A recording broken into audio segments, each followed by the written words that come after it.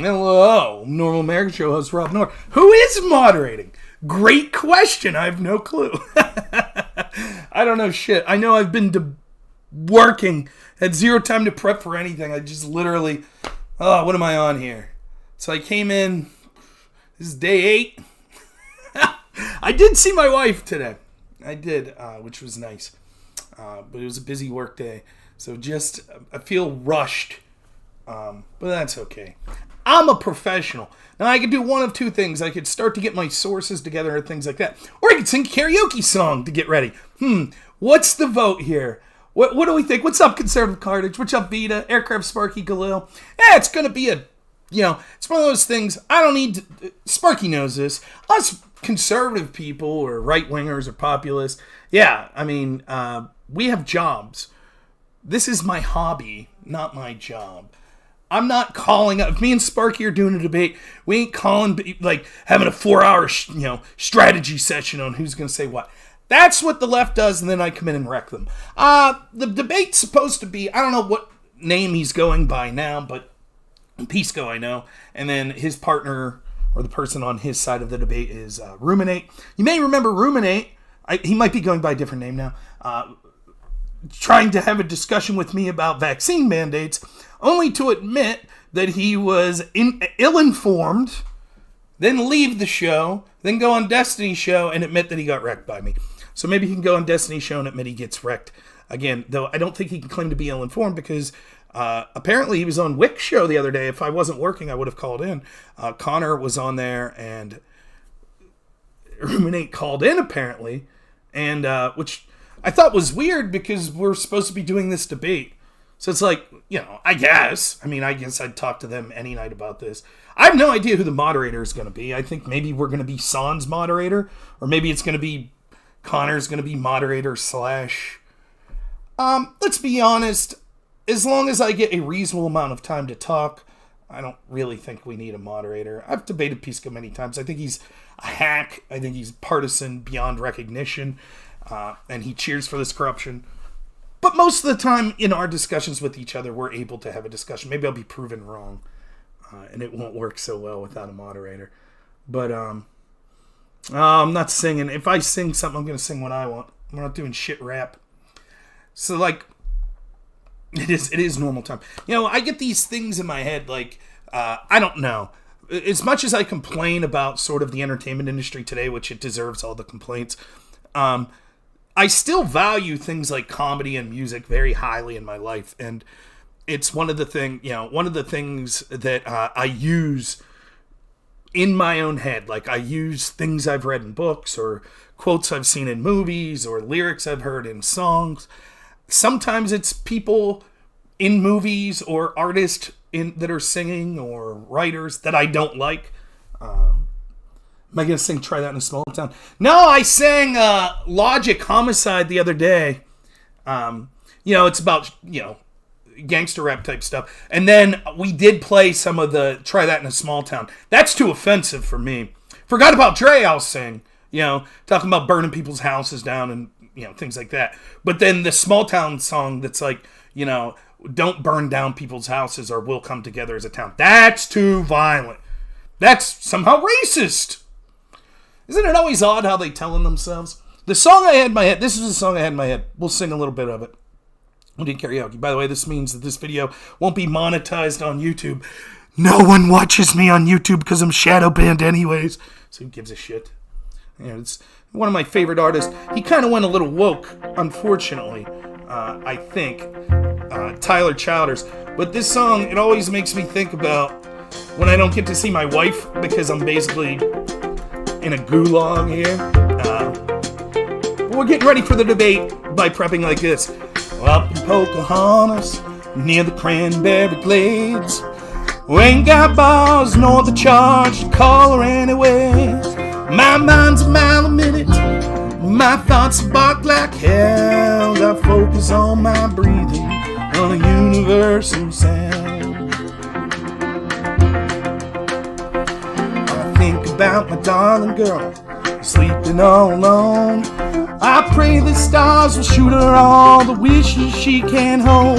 On the day that I return, Well, I aim to lay down, but right now I'm focused on the universal sound. I assume this song's racist too. Anything, right, that's pseudo country or bluegrass is racist, right? Oh, the next lyric talks about tobacco. I think about tobacco juice, mason jars of shine.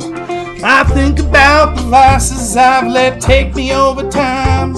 I recall when I was a baby, I didn't need nothing around but a little baby rapper and the universal sound. Oh yeah. I close my eyes.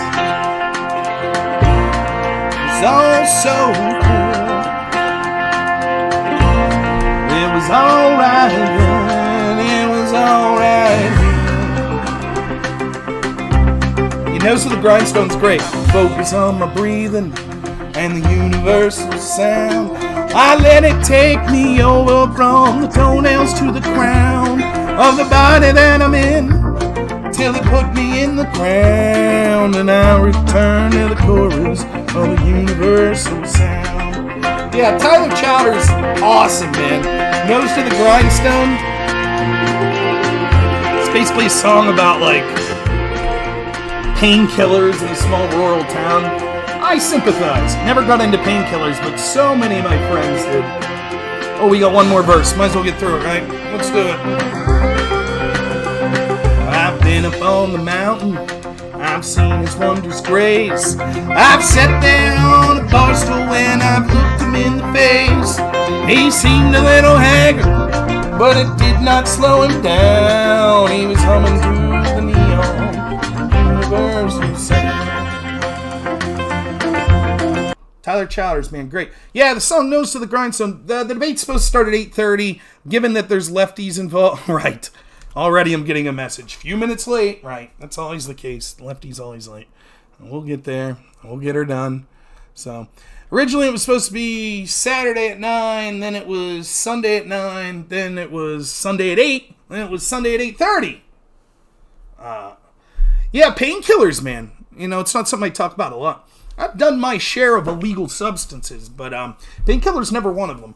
I was more of an uppers, dabbled in some psychotropic stuff, but alcohol was my drug of choice. I was an alcoholic, but I wasn't ever huge into illegal drugs. It wasn't even like marijuana, weed and stuff.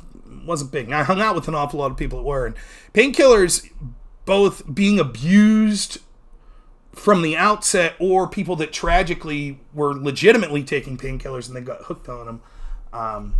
You know, I saw a lot of that. I did. It's big in rural areas like this. I saw this video the other day this guy did on YouTube.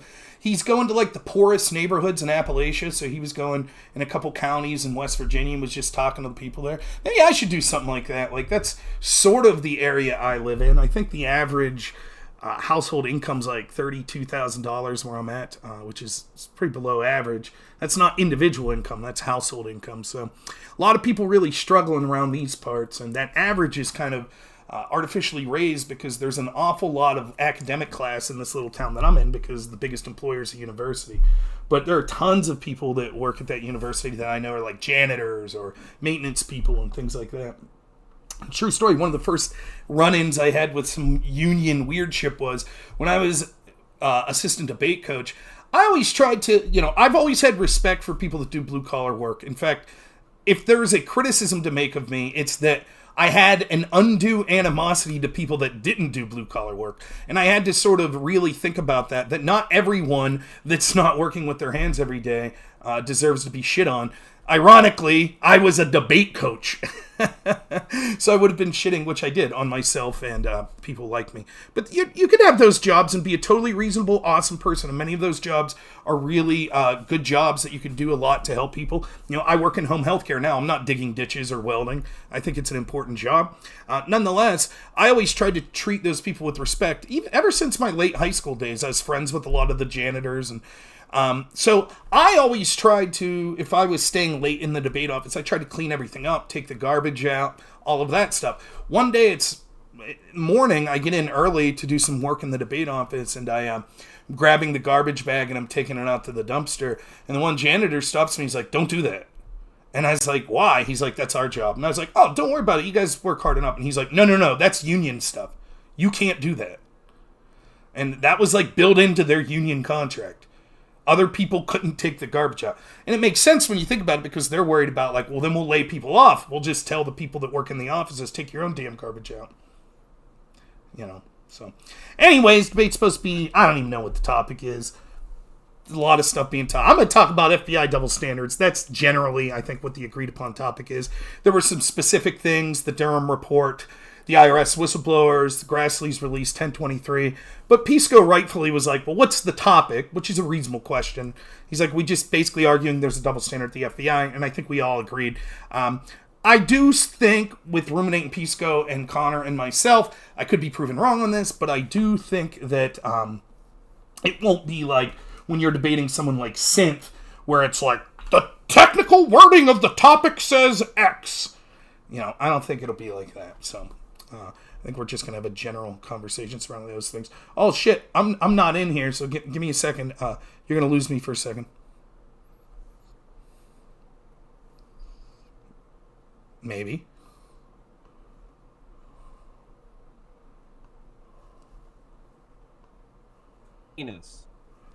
Sorry. I saw Pisco's message and thought we were starting at 9. I'm sorry. I'm good.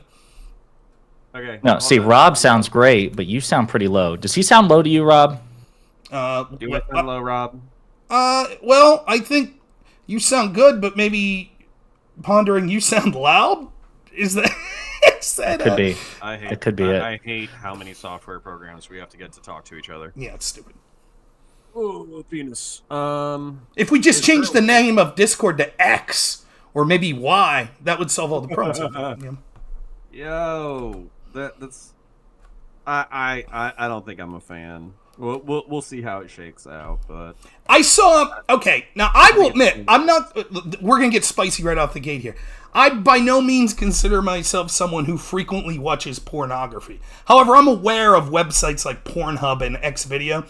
So I see the Xvideos trending on Twitter today, and I'm like, uh-oh, did they get sued or something? And I click it, and everyone's like, oh, so if we change the name of Twitter to X, then all the videos on there are Xvideo? Like, ugh. Yeah, no, 100%. I had a good DMX pun earlier. I said that since they're rebranding to X, they're going to rebrand tweets to go and give it to you. That way it's going to be X. That's actually Yeah. good. It could be good. I'm here all night, folks. I'm here all night. Actually, no. In all seriousness, I don't know about you all. When do you all have a hard stop? Because I've got 2 hours and then I've got a dip. No, I would say not. I typically run for like 60 minutes to 90 minutes. I would say if we still have good momentum, we could run for 90. So like we could just clear out at it's 8:30, 9, 10. We could clear out at 10 p.m. EST, and then if we still got fuel in the tank and we feel like we're fighting, we can run it until you literally have to run out the door. Yeah, I'm good unless a work thing comes up. So I mean, I don't sleep anyway. So. Are you at work right now? I didn't realize. Like, no shit. Yeah, I do home health care. So the way it works is, it's weird. If you talk to all my coworkers, they think it's horseshit that we have to be here even when we're off the clock in case an emergency comes up. So what happened was we're down to 2 employees at my house, and the other one had a medical emergency. So I've been here. This is my 7th day in a row that I haven't been home. Dude. Which I basically have 3 days of laundry with me, so I've been wearing the same 3 shirts all damn week. But I'm off the clock, but there's always the chance that something could happen. Like if a fire starts or if there's a medical emergency. It never has happened, but, you know, it is what it is. How much do they pay you? Just out of curiosity, how much? I get paid. My wage right now is $20.25 an hour. Man, I keep wanting to switch jobs, but I get paid so good to do almost nothing. It's almost impossible for me to leave. I make good. This field, you make shit money in the healthcare field, but because what I normally do is blocks. So normally I come in Sunday night and then I leave Wednesday at 2. So it allows you, if you're like someone who doesn't have kids, if you're a younger person that doesn't give a shit, you could work all the overtime you would ever want. I mean, I had a month, and there's like weird rules. Like if you don't get at least 5 consecutive hours of sleep a night, they have to pay you the whole night. back in 2008 when I started this line of work, the month of July 2008, I literally worked every hour but 2 hours because I was with someone that was manic and wasn't sleeping. So it was like I was making $11 an hour, and I walked out that month with like $30,000, and I wasn't spending any money because you're not, at that point I was an alcoholic, but I was not paying for groceries, so I gave all the money to a band I was friends with. Man, what a fucking genius, a financial planner there. Hey, whatever. I'm sure the band appreciated it. They did. I went and toured with them afterwards. I roadied for them. And they told every venue I went to, they told them my name was Bob Dog and that I was the former manager for Savage Garden, which I had no idea they were going to tell people that. And so then all these like bar venues are like, what was Savage Garden like? And I'd be like, oh, the chick was cool, but the guy was an asshole. And then when I got home, my girlfriend, now wife, was like, there's no chick in Savage Garden, you dumb shit. And I was like, no one called me. Can you show off your Savage Garden bona fides by singing Truly, Madly, Deeply? You want to go I don't, karaoke? You know what? I know the other one better. Every time I close my eyes and chicken cherry cola. That's all I know. I didn't know that was Savage Garden. Yeah. Shit. That's like the only one I know. I want you. Yeah, that's it. Know if I need... Yeah, all right. All right, Pisco, Mike. How you doing? You guys hear me? Oh, you're real loud. I can hear you good. Oh, damn. I'll turn Sorry you down. about that. No, you're. Yeah. It might be mine. Yes. So. How's everyone doing? I'm gonna start streaming on my end. Pretty good. Cool. Pretty I've good. started. My bad. No, that's all good. I think we all assume in the pre-show that like somebody's streaming, Recording, so somebody can say some wild shit. But anyways, so I'm starting on my end for posterity. I guess I'm kind of responsible for putting this together, so I'll lead us off. Rob and I think are kindred spirits in some regards, and not totally kindred spirits in some regards. But my frustration is it feels like a lot of information is coming out in regards to the IRS whistleblowers, in reference to the Twitter files, in reference to the procedural issues, the Durham report, and all that kind of stuff.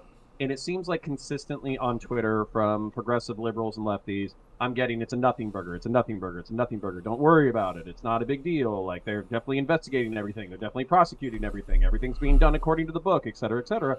And that kind of flies in the face of what I view as contradictory evidence. And so I respect, while I understand that we might not see eye to eye and it might get a little bit spicy and maybe we'll get frustrated with each other, I respect Pisco's intelligence. I respect Pondering's intelligence. And I think they're capable of at least contesting with some of my frustrations. And then Rob is, of course, like the other person on, I kind of want to say on my side, who's been tracking this thing for the past couple of years and knows almost has like an encyclopedic knowledge of all of the, minutia of the proceedings and all that kind of stuff. So I wanted to bring us together, see if we could hash it. If it gets spicy, it gets spicy. If it's boring and procedural, it's boring and procedural. But either way, I wanted to put four brains together and pick it apart. So I was thinking we should probably do this relatively chronologically. We are talking about Hunter Biden, and we're talking about the Trump investigation. Where do you guys want to start? Because technically we could start with like Hunter Biden graduates college and becomes a consultant lawyer. Or we could start with the Trump investigation kicks off because of the Australian guy. Like, where do you guys want to start? I was hoping we might have like a minute or so or something to give kind of an overview of our approaches. And I think that'd be great. That could be helpful to see where we're coming from and like why this conversation is important. Because I agree with Rob, counterpoints, and I'm sure Ruminate, that this conversation is important and that the allegations of corruption or double standards merit being addressed. And so I thought that might be a good way to start. Sure, please. Especially if you have something prepared, Pisco, if you want to lead us off, and then we'll all have an opportunity to do some level of introduction and thought vomit. Yeah, I'm going to be real brief. I'm not going to get into the facts of any particular because I know we're going to get in the weeds there. Nothing prepared, just sort of my view on this whole era or species of arguments. So I agree that one of the most important things that any country can have is institutions that are strong and non-corrupt. Nobody wants to think that the most powerful investigatory force in the history of the entire world is out for some political agenda or some corrupt purpose.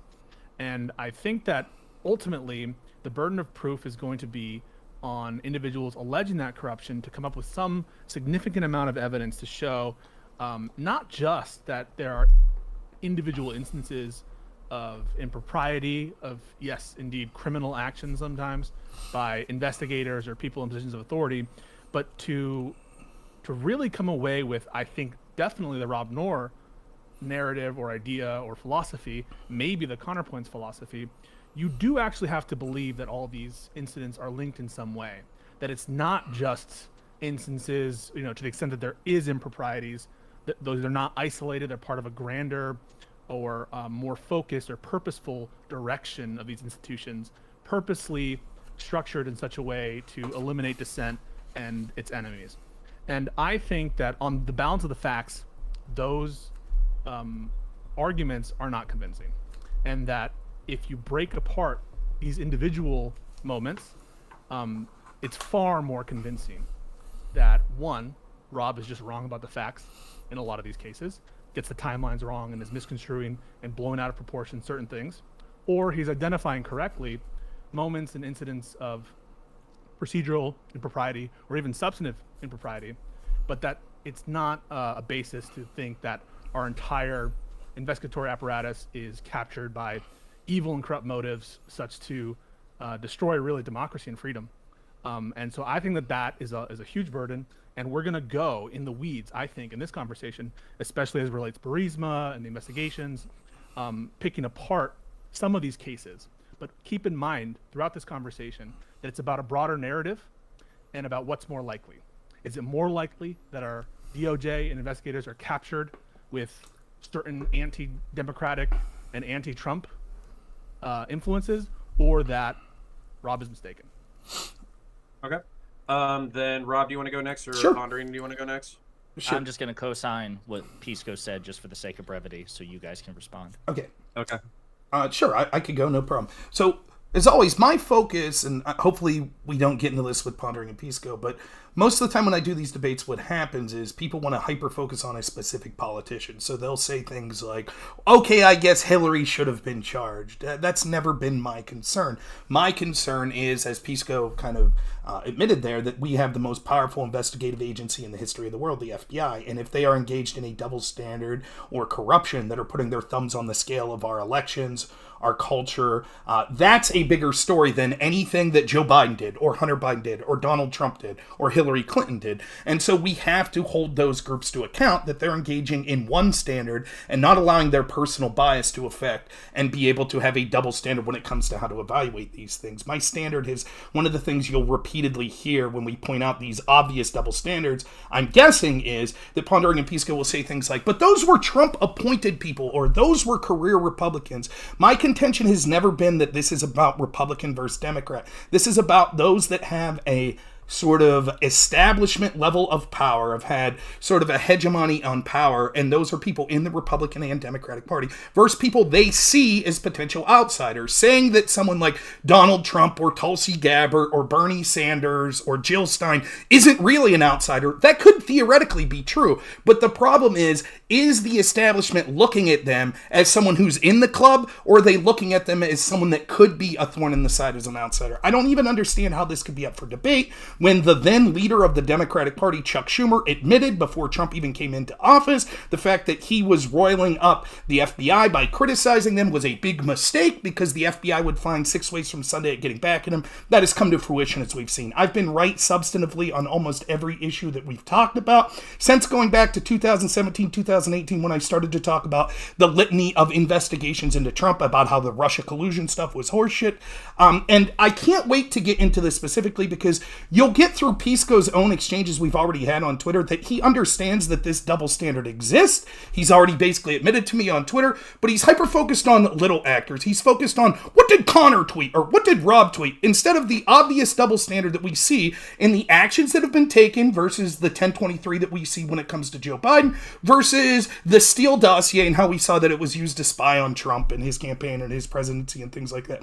Pisco's going to be ultimately fine with that and get to learn this word, prosecutorial discretion, because every time Pisco is hammered down on the fact that there is a clear double standard, he will fall into this and say, technically, prosecutors can use their discretion. And it just always so happens their discretion allows them to go as hard as possible after Trump-connected people, and easier when it comes to people connected to establishment people or the FBI and things like that. So that's basically where this debate will come down to. I can't wait to get into the specifics. Okay, so as always, I'm the fucking centrist. I think Pondering, you said that you wanted to defer to just get into it in the open. Yeah, I was going to co-sign what Pisco said for all intents and purposes, and I was just going to forego any opening statement because I don't think there are major substantive distinctions between his position and mine. I don't know about you and Rob. But... Yeah. So I'll rehash kind of what you guys said in my understanding of it, and I'm not really going to moderate. I'm going to let y'all do whatever you want to do, but I just kind of want to share a rhetorical insight that I've had since kind of I've even started in this space. I try to avoid saying you whenever possible or assigning like positions to other people. I'd rather them just articulate them. If you guys have that built into your rhetorical vocabulary, I don't give a shit. That's fine. You do your own rhetorical thing. But the thing is, I would like to. So, for instance, if Rob presents a factual and then Pisco has a counterfactual, I would rather Pisco just address the counterfactual and instead of guessing what Rob's counter response is going to be, and then we'll just move back and forth. Now, if we can't do that, it's totally fine. This is Twitch and YouTube politics. I don't expect us to be fucking Oxford level debaters, but that's just my personal preference. But anyway, so if I'm going to summarize the perspectives. I think Pisco summarized beautifully why we're even having this conversation is because it's an important national conversation about whether or not the United States federal institutions are corrupt. And we're talking about like wholesale corruption, whether or not they need to be ripped apart and brought back together or defunded or politically attacked or maligned or whatever. And the reason why this is so important, at least the reason why I would say this is so important, is that America is not just responsible for America. We're responsible for a $65 trillion portion of the global economy. We're responsible for our allies. We're responsible for European security. We're responsible for Asian security. We're responsible for countering Russian and Chinese influence in their respective regions, et cetera, et cetera. So it's an incredibly important conversation. I do think that, well, actually, I'll just leave that for Rob's section. So I heard you say that it's not just conflicts of interest or individual criminal actions, but a purpose behind each of these things that coheres a criminal or interested parties that act consistently within a framework that like speaks to conspiracy rather than individual actors acting in a certain way. I think I'll address that. Then you brought up anti-democratic or anti-Trump. What's actually interesting to me is that when I view the actions of the people here, I don't view them as anti-American. I don't view them as anti-Republican. I don't view them as anti-democratic. I think that they view Trump as a unique rhetorical and political populist threat who hijacks the popular sentiment of the population for nefarious ends. And as a result, they feel like they need to check his influence and power. Because let's face it, if Trump was appointed dictator, I think that he would accept that position. Also, I think we would have been withdrawn from NATO. Also, I think we would have an isolationist foreign policy. Also, I think that we would have a completely different economy. Also, I think we would have yanked back jobs from overseas. Also, I think that we probably, no offense, Rob, I think we'd probably be entering a recession because of our, tattered relationships with all the countries as a result of this. So it's not like their fear of Trump is misplaced. It's just whether or not procedurally that's acceptable within our democratic frame. So I view them as probably, quote unquote, trying to save democracy, not trying to destroy it with their actions. To address Rob's stuff, and then I promise I'll try not to rant for too long.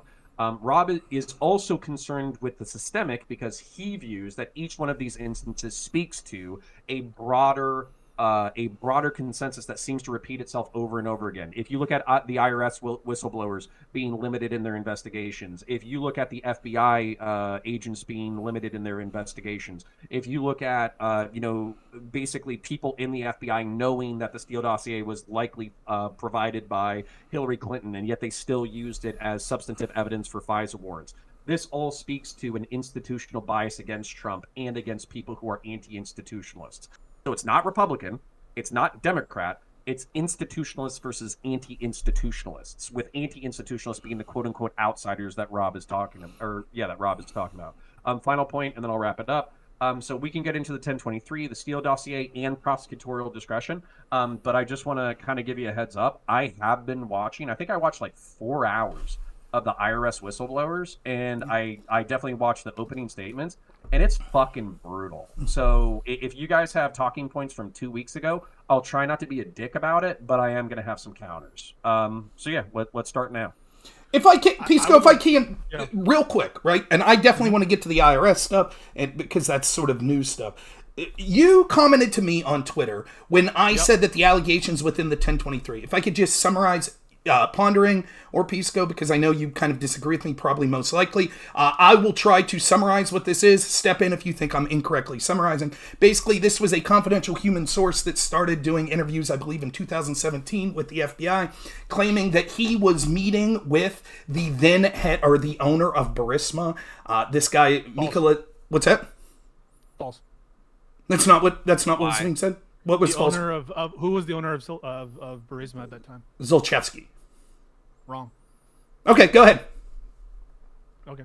Go ahead. Who was the owner? Go ahead. Go ahead. So Do we want? Actually, I want to ask a question. We can. He told me we to can stop do it. this. Go ahead. No, we can do this now. I just want to ask: do we have a whole bunch of people at home? Like I got 30 people in my chat. More people are coming in. Do we want to kind of set the stage a little bit, like narratively? Do we want to kind of like tell them what? Well, that's with the 1020 with the 1023. That's what I was just, because that specifically is what Pisco is saying that I'm being a hypocrite about.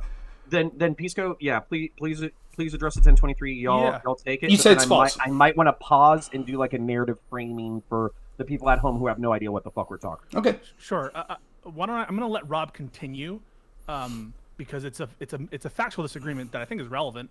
But I'm putting a flag that, in my opinion, who is the owner? What was Zolchevsky's position? Igor Danchenko, in 2012, right around there, took a controlling ownership interest in Burisma. So Zolchevsky was the founder, had a minority controlling owner interest, but he gave away his outstanding shares to this magnate from Ukraine. Nonetheless, he was the person that the Biden administration and the Obama-Biden administration was saying was corrupt. There was all these conversations that he was a corrupt oligarch that siphoned all this money out of Ukraine. With this natural gas company, he hires Hunter Biden to be on the board of directors. Everyone knows Hunter wasn't qualified. Hunter Biden's getting various numbers, but around... Am I going too fast? Sorry, continue, but I want to go after you. Yeah, he's getting like $100,000 a month. And so is Devin Archer, who I believe is related to John Kerry, his son or something of that nature. And basically, there was a quid pro quo that was admitted. We have phone calls. Biden admitted that he used $1 billion of our tax dollars to force the firing of the Ukrainian prosecutor that on paper was investigating Burisma and Zolchevsky. And he forced the firing of this prosecutor. This is beyond dispute. We know it's also beyond dispute that Poroshenko, the president at the time, that was an ally of the Obama administration, told Joe Biden that they didn't have evidence of Zolchevsky's corruption, but complying with the request of Biden, he did end up firing him. And Biden says, great, we'll get you your money now. We could go forward with giving that money. We know that investigation was kicked to the National Anti-Corruption Bureau of Ukraine, which was basically was created with help of funding of the Obama-Biden State Department and was considered an ally of the Obama-Biden State Department. We know that they promptly let Zolchevsky go with just a small fine, and there was never any investigation further into Burisma. We know that the lawyers for Burisma contacted the Obama-Biden State Department in an email to talk about this and basically said, hey, Hunter Biden works here. We'd like to talk to you about this corruption. We know within a couple weeks that's when this quid pro quo was offered and finalized. So we know all that's true. The argument has been back and forth. Well, but there were reasons that the world wanted this prosecutor, Viktor Shokin, fired. And so the quid pro quo is okay. You can't prove intent of Biden, even though it could have ipso facto benefited his son. You can't prove the intent, and therefore it was all good. Now this 1023 from Grassley shows that a confidential human source that the FBI apparently had trusted was talking as early as 2017 and then re-talked to the FBI several times afterwards, that he personally met with Zolchevsky, who said that he paid $5 million to Hunter Biden and $5 million to Joe Biden in order to ensure the firing of that prosecutor, Viktor Shokin. Is that a fair summary? No, I think that your timeline is fucked. And Go ahead. I think that the conclusions you draw from it are equally fucked, and the implications are fucked. And that your lack of command of the facts shows both in, like, trivial ways. In like, they didn't send lawyers in the February meeting to the State Department. They sent a consultancy group called Blue Star Strategies. The lawyers. But real quick, factually, were those consultancy groups attorneys? Were they Burisma's lawyers? No. Were they attorneys? No. So hold on, Were they attorneys? So You're telling me that Novelli from Blue Star Strategies is not an attorney? I'm telling you that they were Blue Star's I want to pause. consultant. Okay, yeah, I want to pause real quick, and the reason why I want to pause is because we are micro-focusing, which is totally fine. I have no problems fighting over the minutia, and I also have no problems with Pisco presenting a counter-narrative, counter-timeline that combats Rob's perspective. But I also think that we're kind of we're assuming something here that I kind of want to ask about, because this might be where we're like completely morally talking past each other, and I want to see if there's like a moral bridge that we need to or a moral gap that we need to bridge. So for instance, I think that there's a national interest. I think the United States has a public interest separate from the private interests of its citizens. And I know that we work in like a globalist world, and so it's okay for private citizens to engage in private businesses that reaps them tons of reward. What scares me is when it seems like the public and private interest are married, and it seems like private members of politicians' families are reaping incredible rewards for being properly placed through cronyism and nepotism. So I have a moral objection, if not a legal objection, to this would be, even in an ideal scenario, this would be my understanding of the situation. Hunter gets a law degree. He travels internationally. He meets corrupt shitbags. He advocates on behalf of them towards private and public entities back home. He secures them some undisclosed or vaguely articulated benefit, and he reaps millions of dollars over the past couple of decades. So I'm just kind of asking Pondering and Pisco, do you think there is a problem with that dynamic? I reject your premise, which is what everything you said leading up to it. As then please Hunter enlighten Biden me with the narrative. Yeah, sure. Well, that's what I was doing. Okay. Let's keep in mind what this accusation is from Rob and friends. It's that Joe Biden abused his office. He abused his position to both, I think, from what I'm hearing, stop an investigation into his son, Hunter Biden, to stop it, right? And to also get $10 million. I don't know which one is, overdoing which other one. Maybe they're both at play. He both wants $10 million, and they want to stop the investigation into him. So, like, that narrative, I'm not 100% sure about. But that's the story, right? And that entire story is premised on some facts. And without those facts, the story falls apart. Fact number one that is essential to the story being even coherent is that there was an active investigation into Burisma at the time. That is required. If you don't have an active investigation into Burisma at the time the request is made by Joe Biden and others, then everyone should agree this story has no legs. That's not true. And Okay, hold on. Let's let him paint the narrative. And the overwhelming amount of evidence shows that the investigation had no legs. Also not true. Anywhere. Also not true. You go to the start of 2015. I mean, this investigation starts in 2014. At the start of 2015, the Obama administration is already admonishing the Prosecutor General's office for not specifically investigating Burisma. Already, in direct letters. In September of that same year, you have already the ambassador to Ukraine from the United States publicly in a speech excoriating the Prosecutor General's office for not going after specifically Burisma. The actions by President Biden take place in late fall in 2015. That's when Biden joins everyone else and starts being the go-to person in Ukraine and calling for greater scrutiny of the Prosecutor General's office for this specific purpose, for rooting out corruption. Those talks happened in December. Now Rob's timeline is all fucked. He can't point to a single. I'd love a chance to respond. He can't point to a single prosecutorial action taken by Shokin in that timeline that shows that this investigation was active. The U.S. State Department was making why commit themselves to this position? They were criticizing the Prosecutor General's office for not assisting the UK investigation, which started in 2014, which UK were pissed about, and they were asking, where is this stuff on Burisma?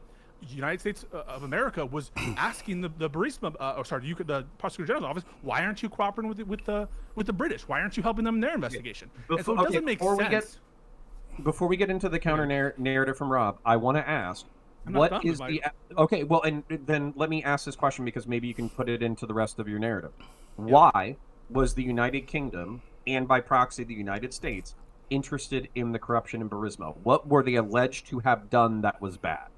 So Zlochevsky, who was the founder of Burisma, was accused was being investigated for like money laundering and giving away contracts to his cronies and a laundry list of like bad shit with finances and stuff, which of course is of great interest to the United States post the revolution, which wants to take a bigger stake in Ukraine and wants to promote Western Ukrainian alliance. They're of course interested in one of the major energy conglomerates there, holding company really, but they what was the timeline for the revolution again? Was it? That's 2014.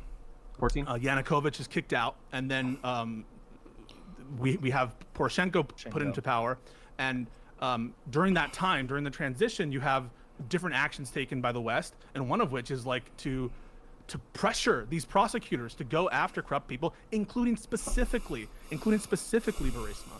And so why is the UK and USA doing this? Why are they stoking up this antipathy towards Burisma? Why are they publicly calling on the Ukraine prosecutor's office to directly go after and investigate Burisma?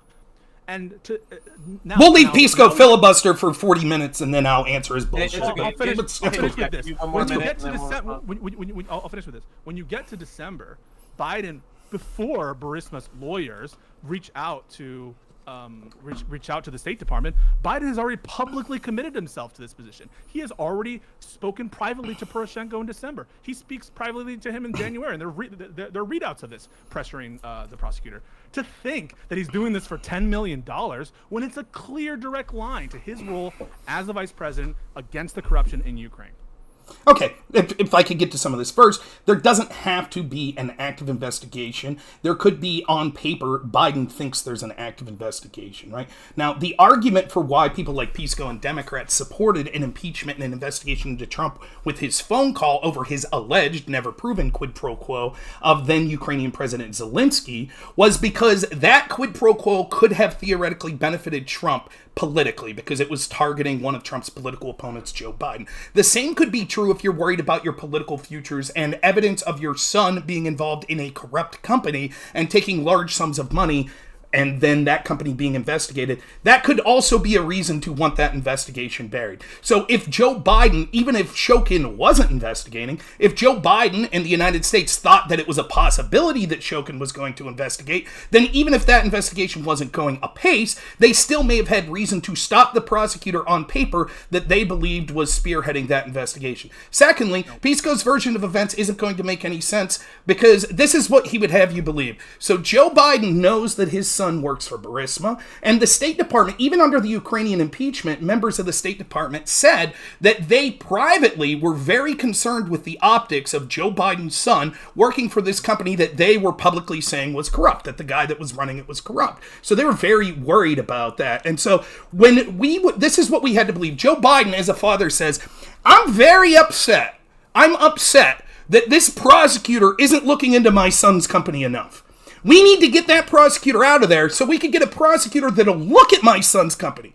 And then they get their wish. So finally, and we're told, well, that's okay. We had to withhold that $1 billion because we don't want to send money to a country where their head prosecutor's corrupt and leaving people like Burisma and the people Zlochevsky that are running it off the hook. We don't want that. So it gets kicked to the NABU, which, Pisco, do you deny that the NABU was founded in part by the U.S. State Department with money from the U.S. State Department and was considered an ally of the U.S. State Department, correct? Well, it's an internal Ukrainian special investigatory unit that was absolutely partially funded by the West and promoted by the West, as were many anti-corruption. Sure, that's right. And not only that. Yes. When you get a second, I've got a question for Rob. Sure. So let me finish this point real quick, and then I'll take your question. Right. Not only that, we see that State Department officials that were working in the Biden State Department, such as George Kent, even though he testified that the rumors were untrue, that they worked with the NABU recommending who they prosecute and not. We could see through an email of his that that's actually not true. That George Kent was actually emailing the NABU saying, hey, we recommend you drop charges against certain NGOs because we think they're good people. That's the type of relationship that the NABU had with the Obama State Department. The Obama State Department actually gave them advice on who they should prosecute and who they should stop investigating. So what we're led to believe by Pisco is this. This is what we're led to... Go ahead. Go ahead. You're going to dig a hole for you. Go ahead. Are you aware that on February 2nd, George Kent sends a communique has a meeting with the Prosecutor General's office specifically admonishing them for not going after Burisma? Yeah, I'm aware that he... but so let me finish. Pondering has a question, and I do too, but... if I could just finish this point real quick. I don't think I went as long as Pisco. So what we're to believe is this. Joe Biden wanted his son's company investigated harder, right? So they finally get the prosecutor out that wasn't investigating his son, and they're like, now we could give this money because now we know that the prosecutors will go after Burisma. And yet they promptly bury the investigation. It just serendipitously. And it's like, shucks, the Obama-Biden are like, shoot, we withheld $1 billion because this prosecutor wasn't looking into Burisma. And then it went to our allies after we gave the money. Shucks, what can we do? Why is the UK starting this? Why is the United States starting this tirade against Burisma? Because they were they didn't like Burisma. They thought they were corrupt.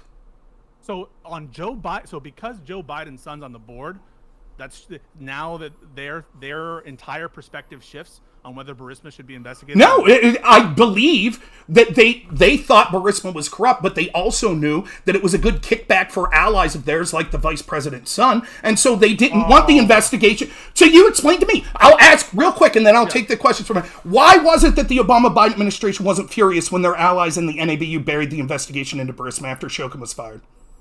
Well, number one, the premise of the question is that this entire change in the prosecutor's office has to do with exclusively Burisma. Burisma is but one test case about Viktor Shokin not going after corrupt people in Ukraine. Why weren't they furious? I mean, maybe the investigation was fruitless. We don't know. So let me. So if I could just. Hang on. Also, like I don't want to take the Rob and Pisco hour. I do want us to get in here. Zlochevsky was at the time during 2016 in this relevant period. He wasn't even in the country, and that remember the investigation was primarily focused on his particular misconduct. And he returns to Ukraine in 2018. Zlochevsky, yeah. But yeah. So to answer your question. Like, why weren't they furious? First of all, what they wanted was an investigation. They wanted the prosecutors to actually take investigatory measures, and none of that is inconsistent with their position prior, which is consistent. 10 seconds here, real quick. God, okay. Oh god damn it. Okay, yes, sure, but I do want to hear Pondering's interjection. I want him to be able to go down his tangent, and then I have my own line of questioning that I want to do. So okay, 10 seconds. Pisco just got done telling you that they were actually sending literal emails to Ukraine about this investigation about Burisma, and yet he has no evidence once it went to their allies in the NABU that they ever voiced their displeasure again. Okay, so my two questions for Rob are, and this was based on some stuff you said, 5 to 10 minutes ago. So if I mischaracterize you, just let me know. But the first thing I had is that you offered, I guess, a theory as to why then Vice President Biden was pressuring Ukraine to fire Viktor Shokin, and the reason you offer is because Hunter Biden was employed by Burisma, which was the subject, at least on paper, of an investigation. But my understanding is the conduct that was being investigated pertaining to Burisma occurred for a 2-year period, 2010 and 2012, 2 years before Hunter Biden was employed by Burisma. So why would... Two reasons, right? One, because if there was conduct of that company that was engaged in fallacious things or felonious things... I don't know what the word would be in Ukraine, to be honest. From 2010, 2012, there's a chance that could turn up things such as failing to register as a foreign lobbyist when it came to Hunter Biden, or money laundering that was going to Hunter Biden and things like that. Any potential crime that occurred with this money that all four of us here could admit that it's pretty shady. It's quite obvious that it was the reason that they hired Hunter Biden was they wanted to have some influence in the United States. Now, that's not necessarily illegal. There are ways that you could do that legally, but seeing as how Hunter didn't register as a foreign lobbyist, it could be quite evident that the Biden administration or the Obama-Biden administration could be quite worried that it would look very bad for them politically. Secondly, even if there was no crime, this is still millions of dollars that's going into Democrat families, right? And so if it was Trump, right, if Trump, and everyone knows this, everyone who's being reasonably honest, my stance is quite simple. If a huge politician in this country uses our tax dollars to force the firing of a prosecutor that's looking into a family member's company or a company that their family members on the board of directors, there needs to be an immediate independent investigation because the optics there look so bad. If it was Trump, you all and the Democrats would be losing your fucking head. You wouldn't say, "Oh, well, Trump's family stood." Such a liar. Like you would believe. Sorry, wait. Like you would believe anything coming out of the DOJ. Like you would believe any kind of investigation. You know, when we had investigations from the DOJ, internal investigations, releasing reports, like you're gonna buy it. Like you're gonna not find some reason to discount it. Rob. Furthermore, and also this was investigated by Bill Barr, who you now say is corrupt. I always have. Who Donald Trump picked specifically Trump picked poorly because of his animosity to the Russia investigation. You're not satisfied with his investigation of Hunter Biden. Sure. Stop pretending that what you want is a more thorough DOJ investigation. What you want is the I DOJ said to be independent. disbanded. You want the FBI to be disbanded. Listen. You don't give a shit. I said independent. That's not About who DOJ. you want to Rob, investigate it. I'm asking you to that's stop. right. We're all adults. I'm asking you to stop. The reason why I'm asking you to stop is because obviously Rob and Pisco are very passionately at each other's throats, but I want to ask some pointed questions. Wait a minute. Oh, can I get some clarity on the question that I asked, just so I understand? Absolutely. Yeah. As a matter of fact, I would like it if Pondering finished up his line of questioning, and then if I had an opportunity to do it. Rob, so again, I don't want to mischaracterize you. So you're offering as a potential reason for then Vice President Biden to try to pressure Viktor Shokin to be fired because he's investigating Burisma, even though the investigation into Burisma, if it were active or not, concerned a 2-year period before Hunter Biden was ever on payroll, but that it could potentially lead to additional crimes or additional impropriety, even if it's not crimes, that could implicate Hunter Biden. Two things. One, it could implicate Biden, such as they could have found out that he wasn't claiming money on his taxes or was operating as a foreign lobbyist, both of which are true. And secondly, because even if there wasn't a crime, millions of dollars is still something that people like. And you could want an investigation. Please be quiet. I'm answering his question. And to be real brief here, if stymieing this cash flow, if they would have charged Zlochevsky or Burisma and shut it down, that would stand for Devin Archer related to John Kerry and for Hunter Biden related to Joe Biden to lose tons of money. The FAR thing is so thin. I mean, the FAR thing is Okay, whether or not. I don't want you to. Basically, what's happening is we're having like the Twitter. I don't know if y'all seen the GIF or the meme video or whatever, where it's like the dogs barking at each other and they're right on the other side of the fence. So I'm like the chill dog that's on your side of the fence that's trying to fucking sniff your butt and shit, but you're too busy fucking trying to rip Rob's head off. Pondering / ruminate. Do you have a follow-up question that you want to finish? Yeah, with my only other question, and because I'm gonna ponder, I'm gonna ponder what Rob said with respect to that question. But my second question is, you also said that perhaps the investigation was dormant, but maybe it was active on paper, and Biden didn't know it was dormant. He just knew that it was active on paper, and that could incentivize him to fire Shokin to kill what he believed is an active investigation. And I thought Pisco established during the timeline, by the time that then Vice President Biden was pushing for Shokin to be fired, they knew that the investigation was dormant into Burisma, as well as a number of other investigations. Well, I said that they could still thought even if it wasn't actually going, they could have thought on paper that it was. And secondly, I will be able to prove that the investigation was happening. For example, in early February, they froze the assets. Shokin's office froze the assets of Zlochevsky. That prompted Blue Star Strategy, the lawyers and lobbyists that were working for them, to contact the Biden State Department and say, hey, Hunter Biden works here. Can we have a meeting? They almost promptly got that meeting. Within 2 weeks, they got that meeting. They talked about how we're not really corrupt. Why would they be reaching out if the investigation was dead? Why were the people from Burisma reaching out if nothing was being done on it? But as soon as their assets are froze, then they reach out. Then almost immediately is when Biden issues his final quid pro quo. Rob. Relax. Did they freeze? Wait. Did they freeze Burisma's assets? Damn it. Zlochevsky's. Pisco. I will let you to continue down the narrative, but I want Pondering to finish his fucking line of questioning, and then I have my own that's been cocked and locked for fucking 10 minutes. So I get that you're very passionate, but please just relax for a second. The only thing that I'll say in summation there was Zlochevsky, what was his position at the time that his assets were frozen, and were those assets Were those Burisma's assets or his personal assets? It was his personal assets, and he still had some sort of stake, I believe, in Burisma, but it's sort of irrelevant as to whether or not he had sold his shares or not at that point, because the investigation was into him and crimes he committed while at Burisma, which would mean that if there was no investigation into Burisma, or to Zlochevsky and the investigation into Zlochevsky Burisma, then there would be no reason to be freezing assets of his. So hold on. I want to summarize the scenario before we start ripping each other to shreds, and then hopefully what we can do is, Pisco, you can articulate your perspective on the same timeline, and then maybe we could move forward in the timeline, because I think we've heard both. Yeah, I wanted to get to the 1023. Yeah. No, wait. Yeah, hold on, and I don't want to loop. Not I don't want to loop. And I'm not saying we're done. I'm saying I want to try to summarize what I've heard so far. Then I kind of want to ask a question and push it back to y'all, and then you can do your counter narratives, and then maybe we can understand Rob's narrative and your narrative, and then we can move forward. So my understanding is that we have from 2010 to 2012, we have a corrupt Ukrainian oligarch named Zlochevsky or whatever. He basically is accused of money laundering, corruption. He's taking money left, right, and center. He's doing all sorts of wild shit. In 2014, we have the revolution, and after the revolution, the United States becomes incredibly interested in gaining relationships in Ukraine. For some reason, this is going to be one of my questions later, Hunter Biden decides that it's a good idea to go be an American legal consultant with one of the companies that is accused of corruption, but we are now saying that this is outside of the scope of the investigation of what the United States allegedly cared about, with Zlochevsky being a fucking corrupt piece of shit.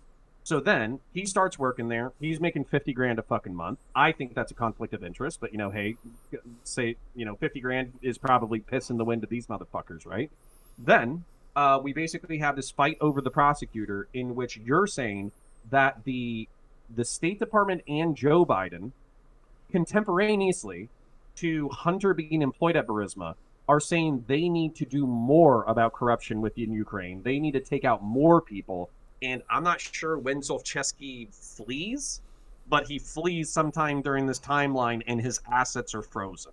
So can we take it? And then actually, let me ask you one question, and then I would love to hear your response.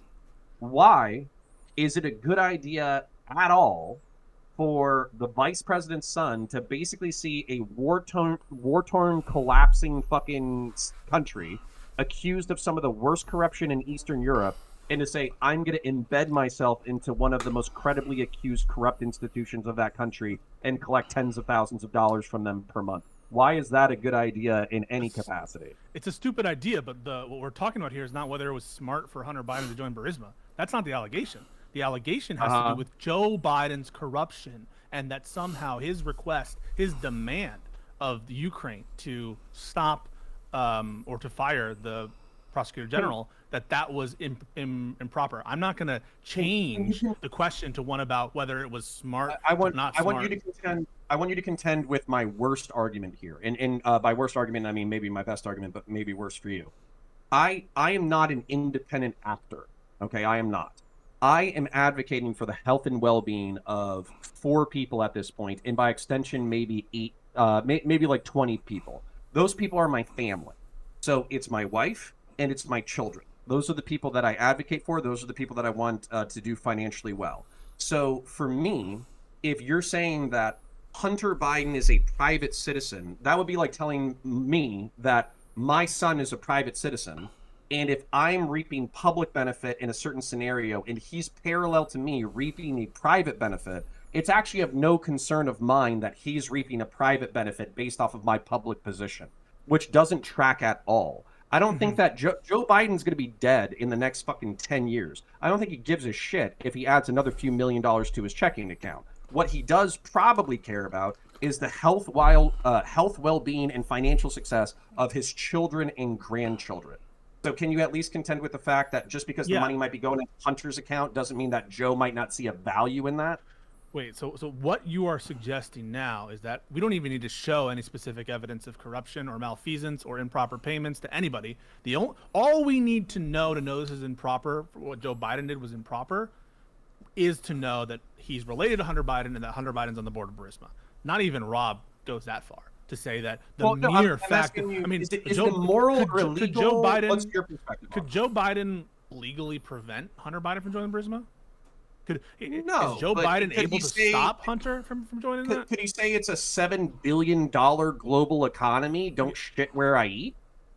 So everyone, I think, at least on our side of the line, acknowledges that Hunter Biden's participation in Burisma is inappropriate, and it shouldn't have been done. And it's a bad look. That's already a bigger concession than I get on Twitter, so that's better.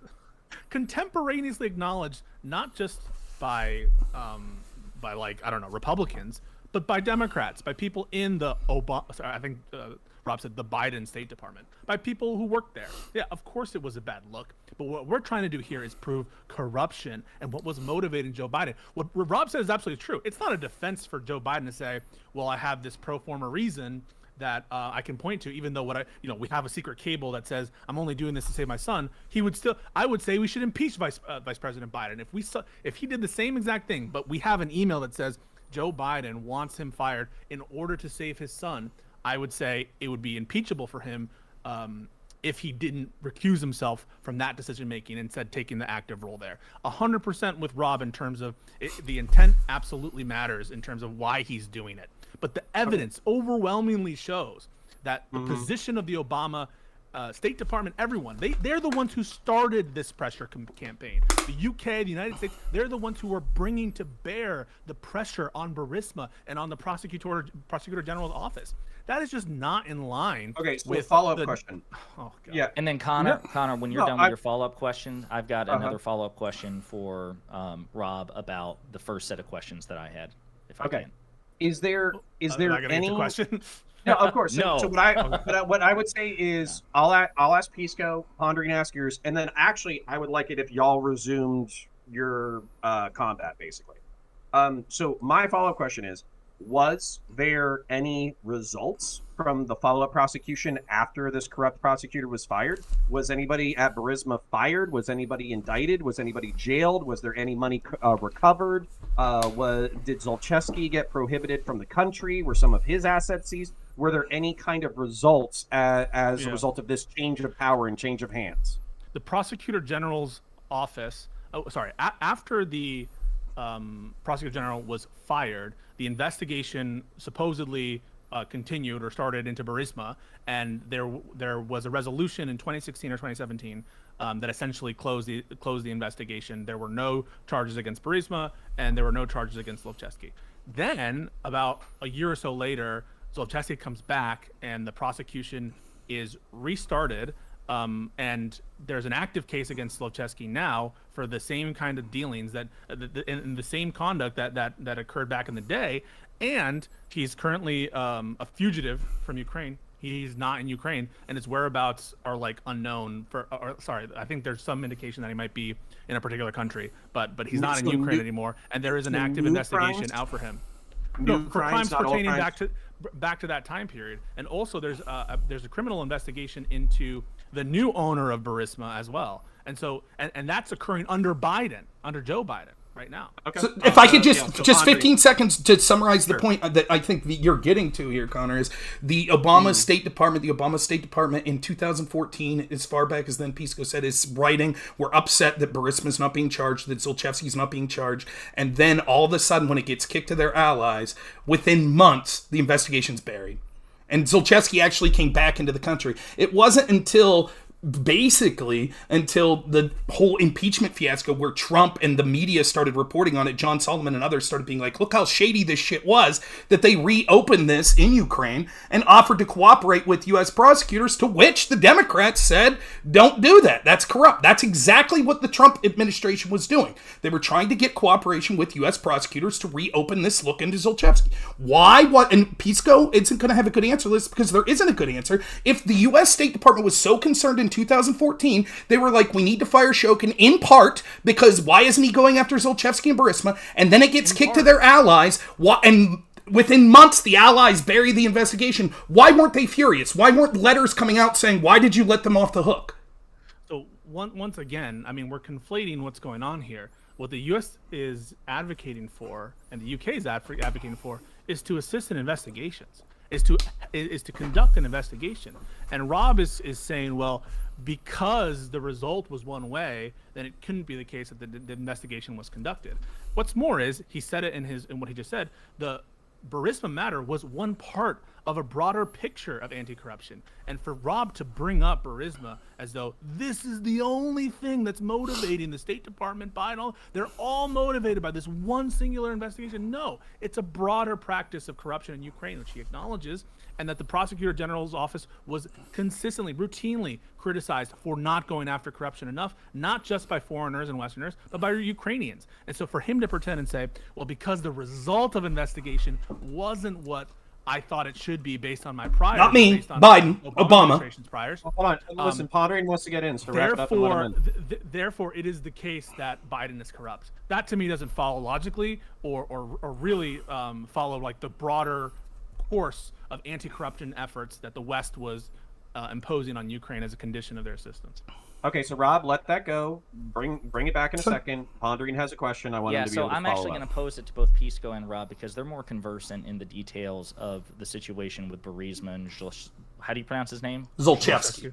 It doesn't matter. We're not going to be anyway than I am. But I'm worried about his pronouns, not his. Yeah. Well, so when I'm doing some research here, like in real time, because I'm trying to wrap my head around this. So his assets, his personal assets, were frozen by the United Kingdom, right? It wasn't Ukraine, right? It was the United Kingdom which froze his assets. They did as well. They did as well, but as did Ukraine. No. Yes. So they seized personal property. $24 million. Yes. They seized personal property that was in the name of Zlochevsky's family, that were like luxury cars and stuff like that. The UK office is the one who froze assets in the traditional sense. This was a property seizure. And Rob, do you know when that property was seized? When the property that you're talking about in Ukraine that was seized, or the UK? Yeah. So the property was originally seized in 2014 or 2015. Then the prosecutorial office, not Shokin, but it went to sort of a different judge who they had changed laws. And so through the changing of the way that the law was interpreted, the assets were unfrozen. And then the Shokin office then in February in 2016 issued a freezing of those assets and froze his property. I think he had a Rolls Royce, other things like that. But nothing to sneeze at, millions of dollars. This clearly was not pleasing to Burisma or to Zlochevsky, because immediately their representation in the United States reached out to the Obama-Biden State Department and then secured a meeting, which then within weeks led to Biden traveling to Ukraine. This is where the narrative breaks apart. This is exactly where the narrative breaks apart. Biden had committed to deep change in the prosecutor's office before this. In December, so he's having private calls with Poroshenko, and he's having private meetings with Poroshenko in January. So if there is anything, what is gained by Burisma in going in February, going to the State Department to get him to not change his position on that the prosecutor should be fired? To clarify, when you said that then Vice President Biden and the Obama State Department had established this position, because again, I'm trying to wrap my head around the time frame, was that before the physical asset seizure in Ukraine and the UK seizure of 24 million pounds or whatever it was? Yes, correct. Both? Yes, okay. Correct. Yeah, okay, yeah. Okay, then there you go. Then that kind of renders my next question. Okay, at the end of the point, just to be clear, the serious crimes fraud office of the UK had conducted their freezing of assets in 2014, and that's when their the freezing of Zlochevsky's assets in UK occurred. And US was at the end of 2014 pissed that the prosecutor's office was not cooperating with the UK, and they're already sending cables and being mad about it into the 2015. Shokin gets into office, I think February 2015, and right. at that time, very quickly by like April, they're already like, he's not taking moves. Yeah, and we have public declarations, commitments by State Department, by Obama officials of all stripes in State Department, in intelligence services, saying this guy's got to go. Biden joins that chorus at the end of 2015, way before. So Rob, to Pisco's question or whatever, to Pisco's question, or to Pisco's recounting there, and to my question. So earlier, to me, you cited the UK seizing or freezing Zlochevsky's assets. No, I cited Ukraine freezing. When did Ukraine seize assets? They originally seized assets in 2014, 2015, then released the assets, and then Viktor Shokin's office refroze those assets in February 2016. This prompted within a week the office of Burisma's U.S. U.S. group to email the Obama. That's not true. I can pull up the email. That's not true. You said this prompted, right? Oh, okay.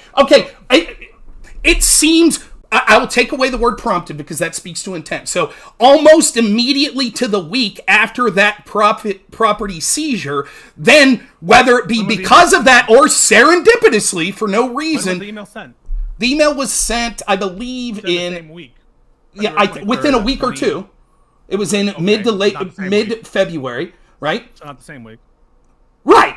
It took like a week. Right. I said within a week or two is what I originally said. Right. So within that time period, they sent an email. And the problem is this isn't going to do good. Like, you're actually building the case against your own argument, because can someone explain to me that if there was no investigation, right? If you're Burisma, okay, I get what you're trying to say on the Biden-Obama portion of this. You're like, well, they're pissed because the whole time they felt there wasn't an investigation. And they really wanted the company that Joe Biden's son was employed by to be investigated harder. They really wanted it. And then when it ends up the investigations... Wait. You just said that sarcastically. Can I just... Why start up this whole mess? If you're saying that sarcastically, say they really wanted him to go after... Hunter Biden joins Burisma when? 2014. Correct. And in 2014... U.S. is starting this rigmarole. Right. Why are they building? And you're because you're trying to hold on. We don't wait, Connor, let me finish this. So he says sarcastically, he goes, "You really think Obama and Biden wanted the company who he's a board of to be investigated harder?" That's literally what happened. You have State Department officials publicly calling for that after Hunter Biden's on the board. How do you explain that? I will happily. We do not. Go ahead, Connor. I'll explain. Yeah, I would say logically, this might be an answer that satisfies nobody, but It's an easy answer. Pondering's been here for an hour and 20 minutes, and I think he has to go. Is it at 10? I've got a hard stop at 10:30. Yeah. 10:30. So he's got 30 minutes. So I wouldn't mind, and we can continue afterwards. That's fine. I can go for about another hour because we started at 8:30. I got to end at 10:30. Right. Yeah. So I just want to make sure that we're efficient with our time, and I don't want to. I'm happy to. We can talk about this more afterwards if you want to move. I'm happy with that. So I don't want to fit. But if I could answer this question in 10 seconds. Well, hold on, but I want to answer it first. Okay. So if we can fit, we don't have to fit a fucking a square peg into a round hole. Okay.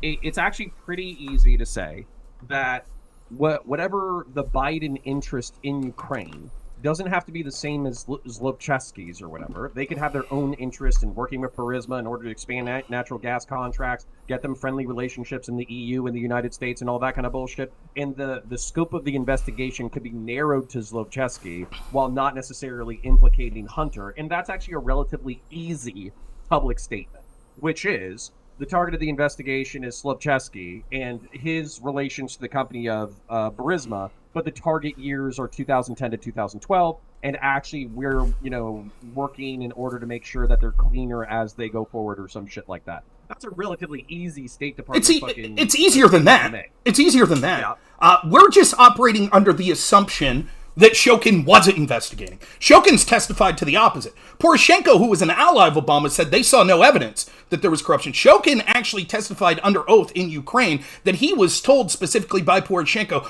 you need to drop looking into Hunter Biden. And he said, no, I'm not going to do that. And he said, then we have to let you go. That's what Shokin has testified to. Now, Pisco and the Democrats will hand wave that away and say, no, Shokin's corrupt. We can't believe anything he says. So when he says, well, Rob's being sarcastic, I'm being sarcastic for a reason, because anyone here have children? I know Conor does. I do. Ponder Pisco. Conor, if your son grows up or daughter, I can't remember, you may have some of each.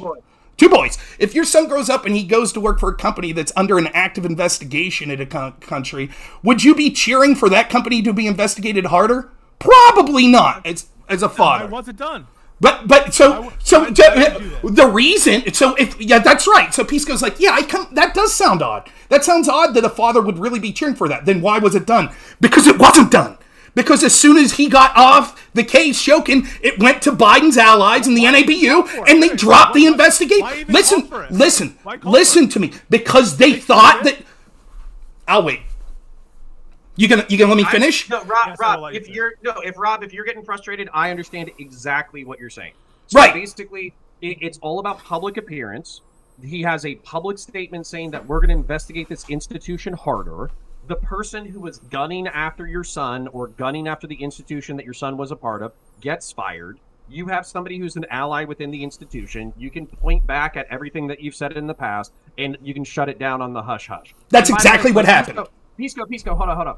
Before you just accuse us of, like, wild conspiracy brain, like, I've worked... That's so Like, stupid. on a small...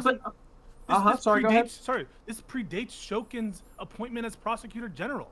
The speech made in September, the pressure on Burisma, the pressure on the prosecutor's office to go after Burisma predates Shokin, right? And in September of 2015, the ambassador, when he's escorting the prosecutor general's office for not going after specifically Burisma, this is September of 2015. He's saying we're willing to work with Shokin. It's like they're putting out a fig leaf and they're saying this needs to change now. They're giving him tons of warning. It's not specific to Shokin. There's other prosecutors that are in power during this time period, and the position is consistent the whole time. You need to investigate. It's not specific to Shokin.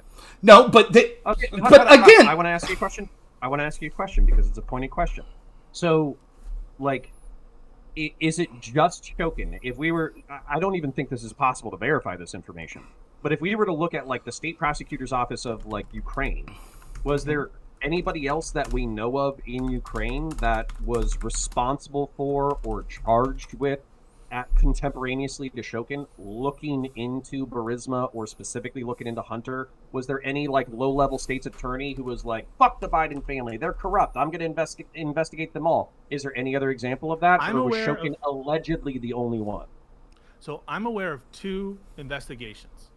One is the UK investigation done by the Serious Fraud Office, or whatever that's called.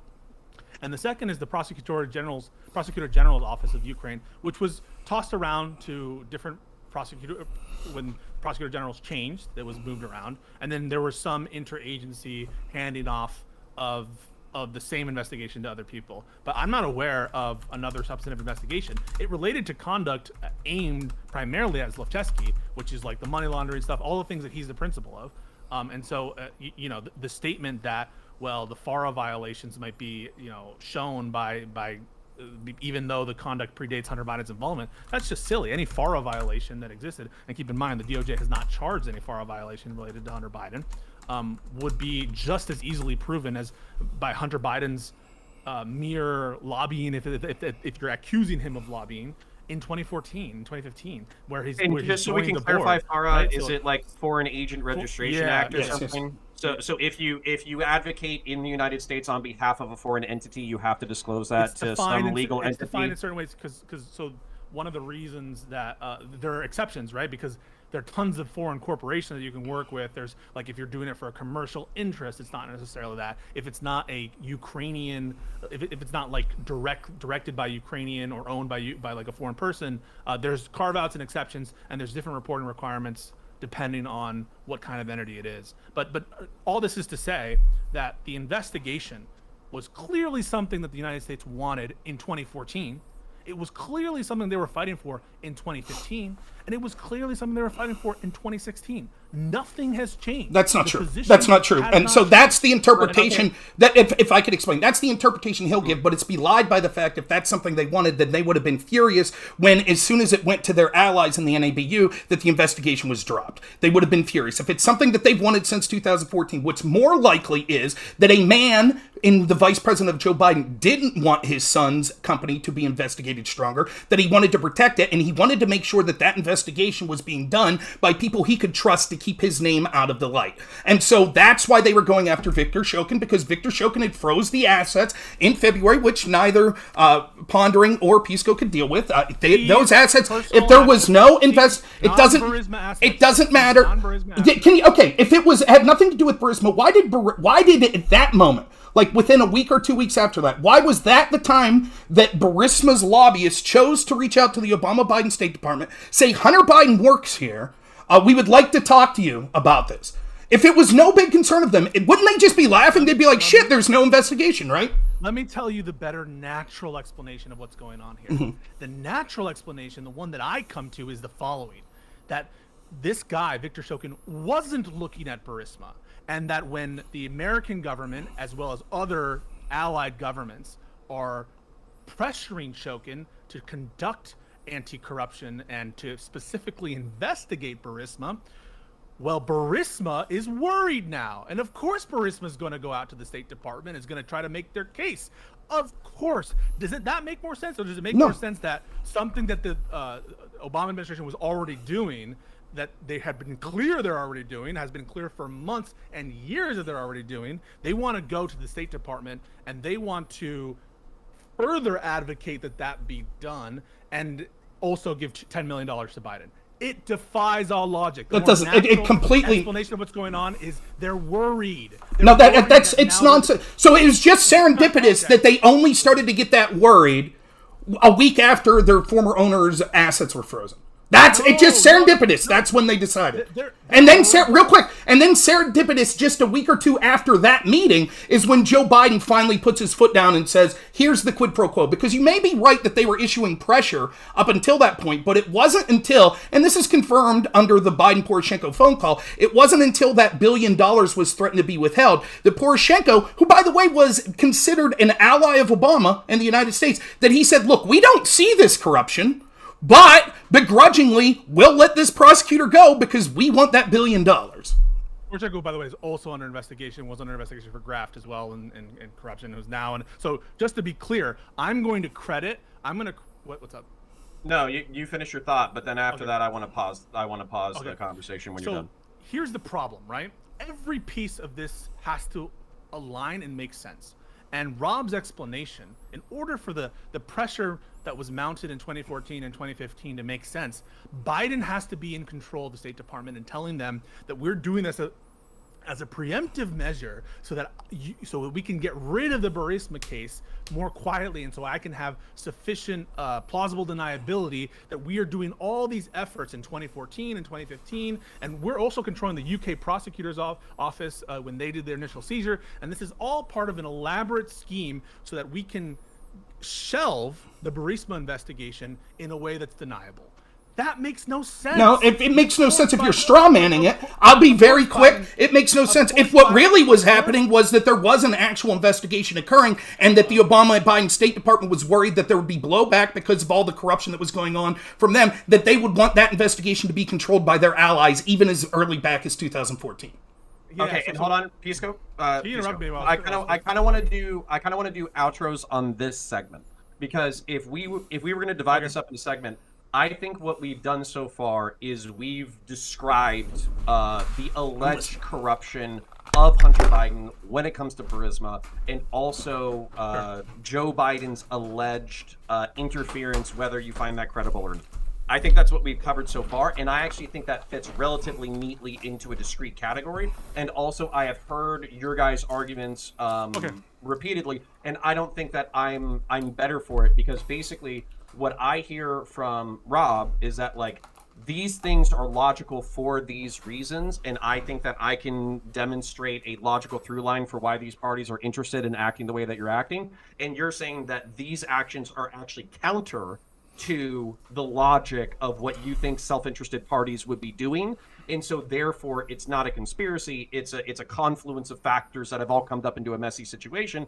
But I already got something from you that, like, I know you're not an idiot, that's part of the reason why you're here, but I already got something from you that other people on Twitter just won't give me, which is like, yeah, it's kind of fucking stupid to have your son working at a allegedly corrupt Ukrainian gas company while they're being investigated for corruption in the immediate wake of a civil war, while you're the diplomatic appointee to that country. It's 2 fucking months stupid. after the UK investigation. Do you have, opens, out of curiosity, Connor, do you have people who not only acknowledge that but fight you on that? Like, I'm confused. Yeah, I had people who are still rabidly accusing me of being like a tinfoil hat conspiracy theorist, pretty much when I assert that there's a conflict of interest here. Like Destiny. And then actually, I want to get to the Hunter Biden investigation, and then I think I would like to move to the Trump investigation after that. That way we can kind of keep it with Hunter, so it's relatively chronological. Because I think that there's some things in the Hunter Biden investigation where you guys will be less charitable to me and will be accusing me of being a conspiracy theorist. But I feel like I have evidence to back up my claims. So what I actually would like to do, to put a bow on this. I want to give Rob kind of like an outro to summarize his perspective. I wanted to give Pisco an outro to summarize his perspective, and then we can kind of put a pin in it and move to the next section, which I think would be the Hunter Biden investigation. So, Rob, if you want to lead us out. If we could admit that it was a very bad look optically, my stance has always been from the get-go that the impeachment of Trump in Ukraine was nonsensical because it was entirely reasonable to demand an independent investigation if we see that a vice president is withholding $1 billion to force the firing of a prosecutor that, at least on paper, is supposed to be looking into his son's company. When it comes to the specifics, we could see that these assets were frozen. What we're supposed to believe, there's two versions of events here. There's the version of events that the Obama State Department and Biden really wanted this company that Joe Biden and John Kerry's kids were working for to be investigated harder. And so they really pushed for it. But somehow, even though they are writing all these letters in 2014, et cetera, it's within months of it going to their allies in the NABU, all of a sudden they lost their veracity for it. And Pisco's only explanation for this is, oh, they just wanted an investigation. And the NABU were like, okay, now we're doing the investigation. And within 2 and 3 months, they're like, oh, we investigated, there was nothing here. But now they've reopened the investigation later about corruption. Isn't that odd? But for some reason, the Biden-Obama administration and no one in the, Democrats elsewise that were in office, senators, etc., all of a sudden they were uncurious. All of a sudden the people in the UK, they're uncurious. Once it went to the NABU and the NABU said, nothing to see here. Or the version of events, which is that there was all sorts of corruption going on in Ukraine. There always has been. And there was corruption in Obama State Department that was sending money to them. And there was corruption in their children that was working at these institutions. And they didn't want that to come out because it would be bad optically and it could be bad criminally and it would be bad financially for them. And so they wanted this investigation to be taken out of the hands of prosecutors that they didn't know if they were able to control. And that Viktor Shokin's telling the truth. And that's backed up by Poroshenko seemingly like, look, we don't think Shokin did anything wrong. That backs up Shokin's version of events where he was like, I was told specifically by Poroshenko that I was let go because I refused to commit to not investigating Hunter Biden. And regardless of what version of events you believe between me or Pisco, at the end of the day, we have a 1023 from a confidential human source that was trusted by the FBI that is literally saying that Zlochevsky said, I paid $5 million to Hunter Biden, I paid $5 million to Joe Biden to force the firing of this prosecutor. And as bad as it is, that, and I hope we get to this part, that the whole reason this conversation started with me and Pisco was because he says that me thinking that that's damning is a double standard, and I'm being a hypocrite because I was against the Steele dossier being used for a FISA warrant. But what Pisco has acknowledged by saying that is Pisco's clearly more worried about my double standard than the obvious double standard at the FBI. He's drawing comparisons to that 1023 being opposition research that's unverified compared to the Steele dossier as opposition research that was unverified. But he's absolutely fine that was used to spy on the president of the United States when it came to Trump. But when it came to Biden, as the whistleblowers have said another thing, it was all covered up. They held on to it for years and years and years. There were no FISA warrants, no raids of lawyers and things like that. I hope that's where we move. No? It's a great transition because Rob brings up the fact that the impeachment inquiry, and of course it's a legitimate reason for Donald Trump to ask for an investigation that he thinks wasn't being done correctly. Can you imagine, after everything that's come out and what we'll talk about on this IRS investigation and the whistleblowers, that if Joe Biden had a similar call with either a foreign dignitary, a foreign leader, or his own administration and said, hey, listen, I want you to look into to Trump. I think there's a lot of bad things going on. You imagine how they lose their minds? To put a bow on what's going on in the Ukraine investigation, his version of events just make no sense. He scoffs and says, how could it be possible that John Kerry and Obama are going to want their own children investigated, as though the investigation is of their children and not of Zlochevsky primarily and Burisma as an entity that, predating the conduct of their children, as though it makes sense that, that's exactly what occurred, right? He cannot explain if it is indeed the incentive structure of the State Department and the Obama administration to protect Hunter Biden and put everything else to the wayside.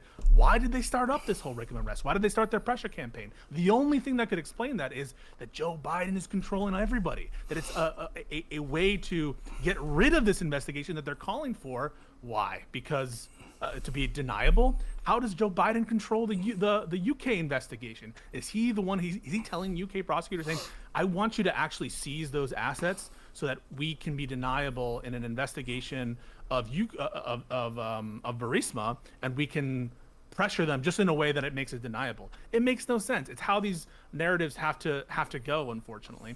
And then finally, Rob makes reference to the fact, well, if I'm making comparisons to the Steele dossier and to this hearsay allegation contained in the FBI report or the FBI conversation.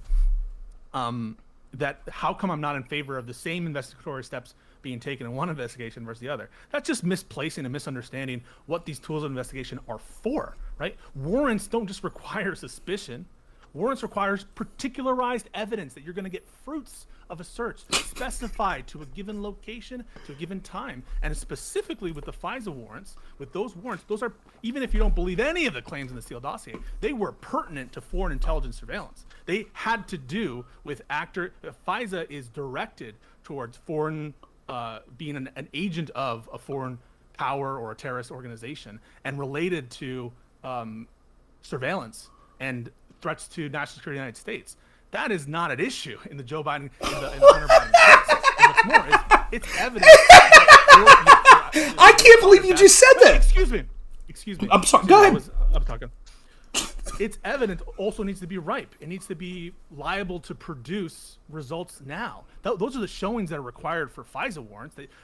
And you have to have a conversation ongoing. Is there any evidence that even if you can make a colorable allegation that Hunter Biden is acting as a spy for the Ukrainian government, keeping in mind that's in contradiction with what's being said about Poroshenko being in support of this investigation and Shokin being in charge of this investigation, that would seem to cut off the ties between Burisma and the foreign power of Ukraine. Even if you could make a colorable accusation that Hunter Biden, when he's on the board of Burisma, is acting as a foreign agent, as the FISA laws comprehend that definition. Those investigations pertain to ripe evidence. You're acting as it now, domestic surveillance. Wrap it up, B. And so warrants, of course, require additional threshold evidence beyond the start of an investigation, and that evidence must be, and unfortunately, Kashake said all he wants, particularized to times and places and the fruits of evidence. Cool. We're gonna do intros, and we're gonna let the people who aren't talking as much talk, because I have a feeling that we're gonna rip right into it. But I'll address, you and I might be psychically linked, because I think we might have the same perspective. So you tell me if I'm gonna say exactly what you're gonna say. I feel like for the sake of having a narrative coherency to this entire conversation for people who are not autistically studying the series of events, I feel like we need to move into the IRS whistleblower stuff in the investigation of Hunter Biden. That way we can keep it with a single theme. But what you just said, Pisco, almost all of that was like the crux of Durham. It was like the absolute crux of the issues with the FISA warrants process, with the Steele dossier, with the basically people knowing like what they knew, when they knew it, where the source was, whether or not they were able to corroborate it, at what the timelines they were able to corroborate it. Pretty much like, well, the problem is that's kind of like the third thing I want to talk about, and I want to talk about the second thing, so it's chronologically makes sense. But pretty much everything that you said was like almost verbatim. Like, it was actually the reason why my eyes got bug-eyed is because I could have sworn to God that if you were a middle-aged man with a fucking like white-haired goatee, bald, like testifying to Capitol Hill, you could have been articulating Durham's arguments word for word about why the Carter Page fucking warrants process was completely improper, about why he was able to secure a felony conviction against a fucking FBI agent, and why he felt like the launching of the FBI investigation was kind of fucked up to begin with. So it was kind of amazing. Yeah, I stand by everything I just said, and I can. No, I think you're absolutely correct. I just think that he's partisan though. He's partisan. He can't understand that everything. Like the entire argument is this, we right? Don't like know that they yet. said that. Well, listen. Bring him the Durham information, and maybe he'll be like, yeah, that makes sense. I don't even need to get into Durham. It's quite simple because I've had this debate with Pisco going back to 2018. Right. The first question I ever asked him about this was, does the FBI have to verify information before they use it to get a FISA warrant? He was unable to give me a succinct answer. He hemmed and hawed for 8 minutes or so. We now know that the FBI never did attempt to verify the information that was the criminal allegations in the Steele dossier. If we just focus on what he said here real quick, if you give me a minute, right? First off, if we take what we know about this 1023, there is an actual allegation. Notice he just says Hunter Biden being a foreign agent. Dude, the confidential human source also said Joe Biden used $5 million bribe to force the firing of a prosecutor. We know the quid pro quo happened, right? And the other thing is, what's that? Is that a FISA accusation? Yes, that would be that he is operating as, why not? You don't think that would qualify as operating as an agent of a foreign government?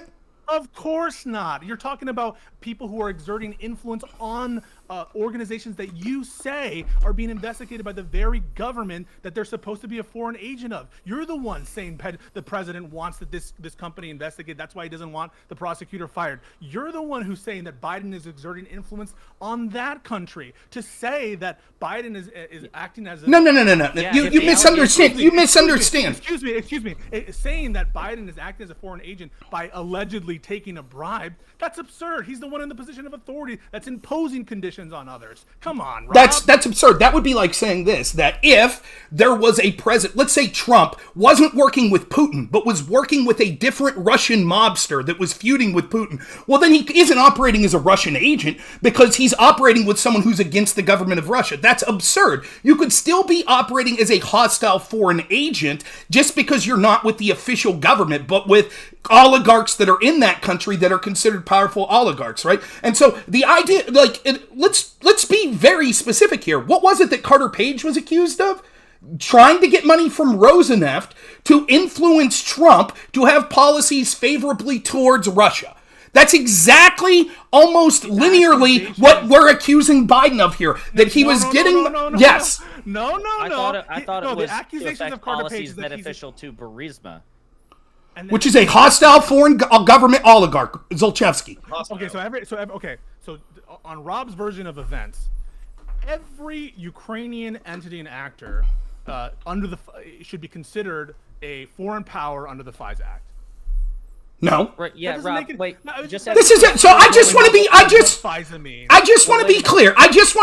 If it would have came out, let's say this FISA warrant was legitimate in Carter Page, and if they would have found out, like, oh shit, it's Putin's rivals that went to Carter Page. It's Russians that don't like Putin that are offering. You're saying that they would have dropped it immediately and said, oh, that's not Russian government.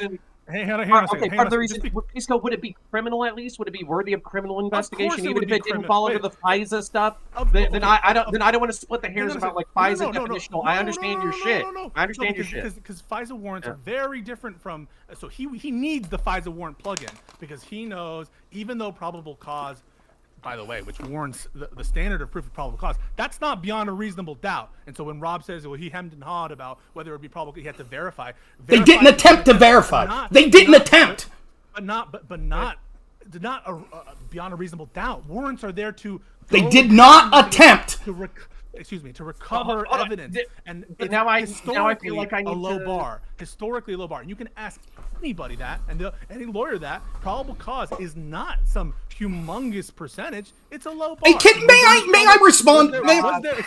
Was there misconduct in the FISA application process that Conor referenced and Rob referenced? Of course there was. That was outlined both by the Inspector General and Durham. It's nothing new. We know that. We know. No big deal. Move on. Yep.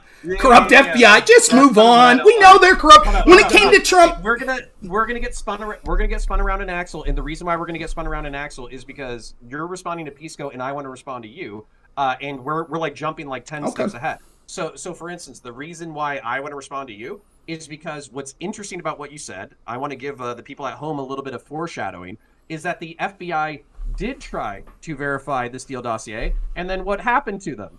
They got reassigned from the fucking case when they tried to go talk to Peter Dolan, fucking Danchenko's fucking boy, half of whom the intel was reliant on for the fucking Steele dossier. A agent kept pressing to go talk to Peter Dolan, who's boys with the Clintons, and then she got reassigned from the fucking case because she kept pressing to try to verify the Steele dossier content. But that's the Trump investigation. That is not the Hunter Biden investigation in the IRS one. So I want to make it chronologically relatively understandable for the folks at home. That way, if they're not artistically focused following this, then they can do it. So what I would like to do, because no offense, Pisco and Rob, you guys are titans. You're napalm. You suck the oxygen out of a fucking room. So I want to give myself an intro. I want to give fucking Pondering an intro in reference to the Hunter Biden investigation. If he has to dip sometime in the next 30 minutes, let us know. And then we're going to let y'all go. And honestly, I'm probably just going to try to referee it, guide it for another half hour to an hour, and then we'll move into the Trump investigation.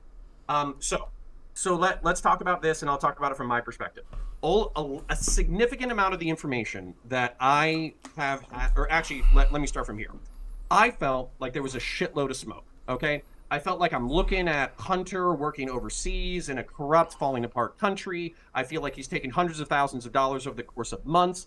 There's allegedly like misreporting of his taxes and finances, and it seems like the FBI is not being aggressive about the investigation into the Biden family. As a matter of fact, it kind of seems like he's committing a litany of offenses, like felony possession of drugs, improperly obtaining a firearm. He's, evading taxes, banging whores, doing all this kind of shit. And when I see somebody who's doing hard drugs and banging prostitutes in international hotels, I don't exactly think of them as like the most astute manager of finances. So I'm assuming on some level that he's got his hands on hundreds of thousands or millions of dollars, and he's probably not even keeping track of it.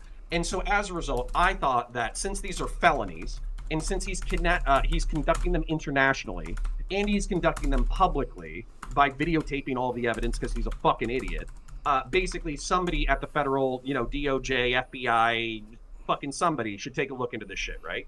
And then I just had my hunch. I go out on my hunch. People fucking pound me in the fucking head saying I'm a conspiracy theorist. There's no cover up. Nobody's limiting the scope of the investigation of federal agencies that are investigating Hunter Biden, et cetera, et cetera. And then what happens within the past 48 to 72 hours is 2 IRS whistleblowers step forward, and I would love to hear the rebuttals to what they have to say. Because effectively what they say is that they were investigating the 2014-2015 years. They, as seasoned prosecutors, these are not like one of them is a fucking. I'm going to mention this. It's a dunk for the people at home. It's not really like something I expect y'all to take seriously. But he's gay and a Democrat. He's fucking gay married, and he was a seasoned 20-year investigator, and then his supervisor is a seasoned 30-year investigator. Both of them say that they're nonpartisan. They're not trying to fuck over the Bidens or the Democrats. What they're trying to do is they're trying to say that they have been uniquely fucked over in the Hunter Biden investigation in ways that they have not seen in their 20 or 30-year career, respectively. That is from both of their statements. And this is Ziegler and Stafley or whatever the fuck their name is. But anyways, the point being that they get a tip that Hunter Biden is doing fucky shit with his taxes and with his revenue from like international holdings. They check out 2014, 2015. They find a whole bunch of undeclared money. Not only do they find a whole bunch of undeclared money and taxes not paid, they find Hunter Biden funneling money through not shell corporations, but basically like external corporations that would not be appropriate for him to claim his own revenue. Then he directs that revenue back to family members, including adult children and adult grandchildren of the Biden family. And because of the limits of what you can talk about in taxable shit, they weren't even able to talk about the money that was directed to the grandchildren. And then, because they're seasoned investigators who are expected to follow up on complex tax investigations, they went to go speak to the adult children of of Hunter Biden, and they were prohibited from speaking with those people. Then they wanted to go speak to the grandchildren. They were denied. They wanted to go to speak to Hunter himself as a part of the investigation in order to document his own shit. And instead of like allowing them to do that, the DOJ tipped off everybody involved. They tipped off the Secret Service, who was responsible for protecting Hunter at the time.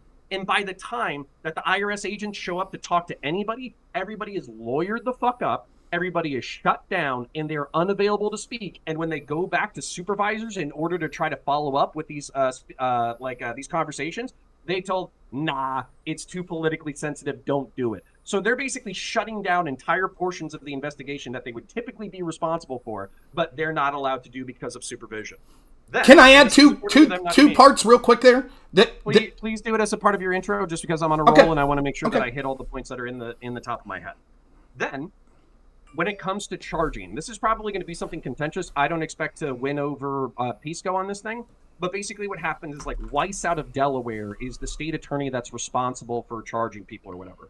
And Merrick Garland, at least according to I'm being a little hyperbolic here, but the IRS agents basically say that they see Merrick Garland and Weiss out of the Delaware State's Attorney's Office jerk each other off in public about how they're both so independent. They're not reliant on Joe Biden for anything. They can make any kind of charging decisions they want. They can do whatever they want whenever they want to. And then in meetings where everybody below Weiss is saying that we have felonies that we can charge Hunter Biden with, Weiss says, this is not my decision. And then he fucking says that, oh, I want to clarify. I have the opportunity to appeal to authority in order to charge people in California. And then if they decline it, I can ask for a special authority in order to decline. Well, what ends up happening is Estrada out of California declines to indict Hunter Biden on felonies. Weiss basically allows the statute of limitations on the 2014 and 2015 charges to expire, which the IRS agents view as intentional. And then the 2017 through 2019 felony charges that still could be charged today are pled down to a fucking misdemeanor. And what, not Shapley, who is the other guy? Ziegler. Yeah, so what Ziegler said is that on the DOJ website right now, there is policy that says that if you see this person commit this crime, you charge it as a felony to avoid perceptions of political bias. And he can't find a contradicting memorandum, a contradicting IRS policy, or a logical contradiction for the prosecution to do besides basically covering up for the fucking Biden family.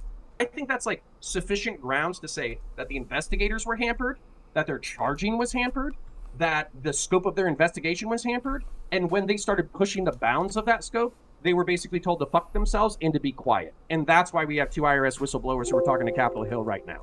So I'll leave it there, pondering if you have anything you want to share with the class before we get into Rob. Yes, I do. Yes, I do. And I'm going to try to blitz through this. So, and again, this is going to be a bit scattershot, but just a couple of things that were said earlier that I just want to note my disagreements with. Number one, I think it's a false equivalence to compare the Trump-Ukraine phone call to then Vice President Biden trying to pressure Shokin to be fired. I feel like there was a false equivalence there. It was official U.S. policy, State Department policy that preceded. I mean, it was like an established, consistent U.S. policy to try to get rid of Shokin, number one. Number two, I understand Rob's argument that you can conceive of a way, in a roundabout way, that it could benefit President Biden or then Vice President Biden politically because Hunter Biden was employed by Burisma, but I don't think that was that those are established facts. I think that I don't want to say conspiracy theory, but that is speculation. Whereas in the case with the Trump-Ukraine phone call, it wasn't like it was official Trump U.S. policy to pressure Ukraine to investigate Burisma. Trump was effectively quiet on the matter until after Joe Biden announced his candidacy for the 2020 election. Then, instead of complying with official U.S. policy, he actually conflicted with congressionally mandated funds for Ukraine. He blocked a payout. He basically contradicted Congress. The two situations are apples and oranges, and we know that the immediate benefit would have been to Trump politically. So he was asking Ukraine to interfere in a domestic political operation. I think these are apples and oranges, number one. Number two, the other false equivalence that I think was made was this idea that that the FISA process would have applied to the FD 1023 form in which Joe and Hunter Biden were alleged to have received bribes. Even if those allegations were true, Burisma is not a government entity. In this situation, the Ukrainian government and Burisma were in conflict. Can I ask you a question real quick? I promise to be super brief. Nope. Openings. The Ukrainian government and Burisma, were in conflict with one another, so I don't think that it applies. Now, again, if the allegations are true, would it have been criminal? Absolutely, but I think it's important to distinguish that from the FISA process. I think they're apples and oranges and false equivalences. So, with respect to the situation with the IRS whistleblowers, the only thing that I would say is that I think that I don't want to say it's nothing burger, but I think so much of this is made up of differences or distinctions without a difference. So when David Weiss, the Trump-appointed U.S. attorney out of Delaware, said that he had the authority to make whatever prosecutorial decisions he wanted, I think that what he meant was, as he later clarified in an interview or in a letter to Lindsey Graham, that he could request that authority for special attorney privilege where he could file charges wherever he wanted, and he was guaranteed that it would be granted if he felt that he needed to bring those charges in D.C. and California if those U.S. attorneys who ran those districts rejected it. They did reject it, but there's no evidence that Weiss felt that he needed to pursue those charges and then tried to get special attorney privilege and was rejected. So I think that the evidence needs, as a matter of fact, in the testimony provided by the whistleblowers, they even concede that that's a possibility. That, okay, what Weiss really meant was, as a normal U.S. attorney, which is what he technically was at the time, he would have to pair with other U.S. attorneys in other districts to bring charges in those districts. But if he wanted to pursue special privileges, he could have, and perhaps he didn't. And then they said in their testimony, it was Shapley's testimony, then Weiss should explain why he didn't pursue those charges So they even make room for the possibility that he just simply of his own volition, without any interference from President Biden or Merrick Garland, just chose not to pursue special attorney privilege, not that he couldn't or he was turned down. As far as their reputation as investigators, again, there's a distinction between investigators and prosecutors. They were not prosecutors. They don't have the burden of meeting with defense attorneys. They're not privy to the 100-page memo that was written by the DOJ's tax department where they reviewed the charging recommendations and then they passed it off as a discretionary decision for the U.S. attorney. They didn't mandate that those charges be pursued. They were like, we have enough issues and reservations with this. We're going to leave it up to Weiss. And so Weiss made the call that he did. And we can get into the nuts and bolts of it there, but those are just some things that were on my mind while we were talking. Rob. And I'm sorry, you know what? And if Rob wants to ask me a question, Sure. Rob, go ahead, buddy. Sure. Is Al-Qaeda or ISIS official government entities?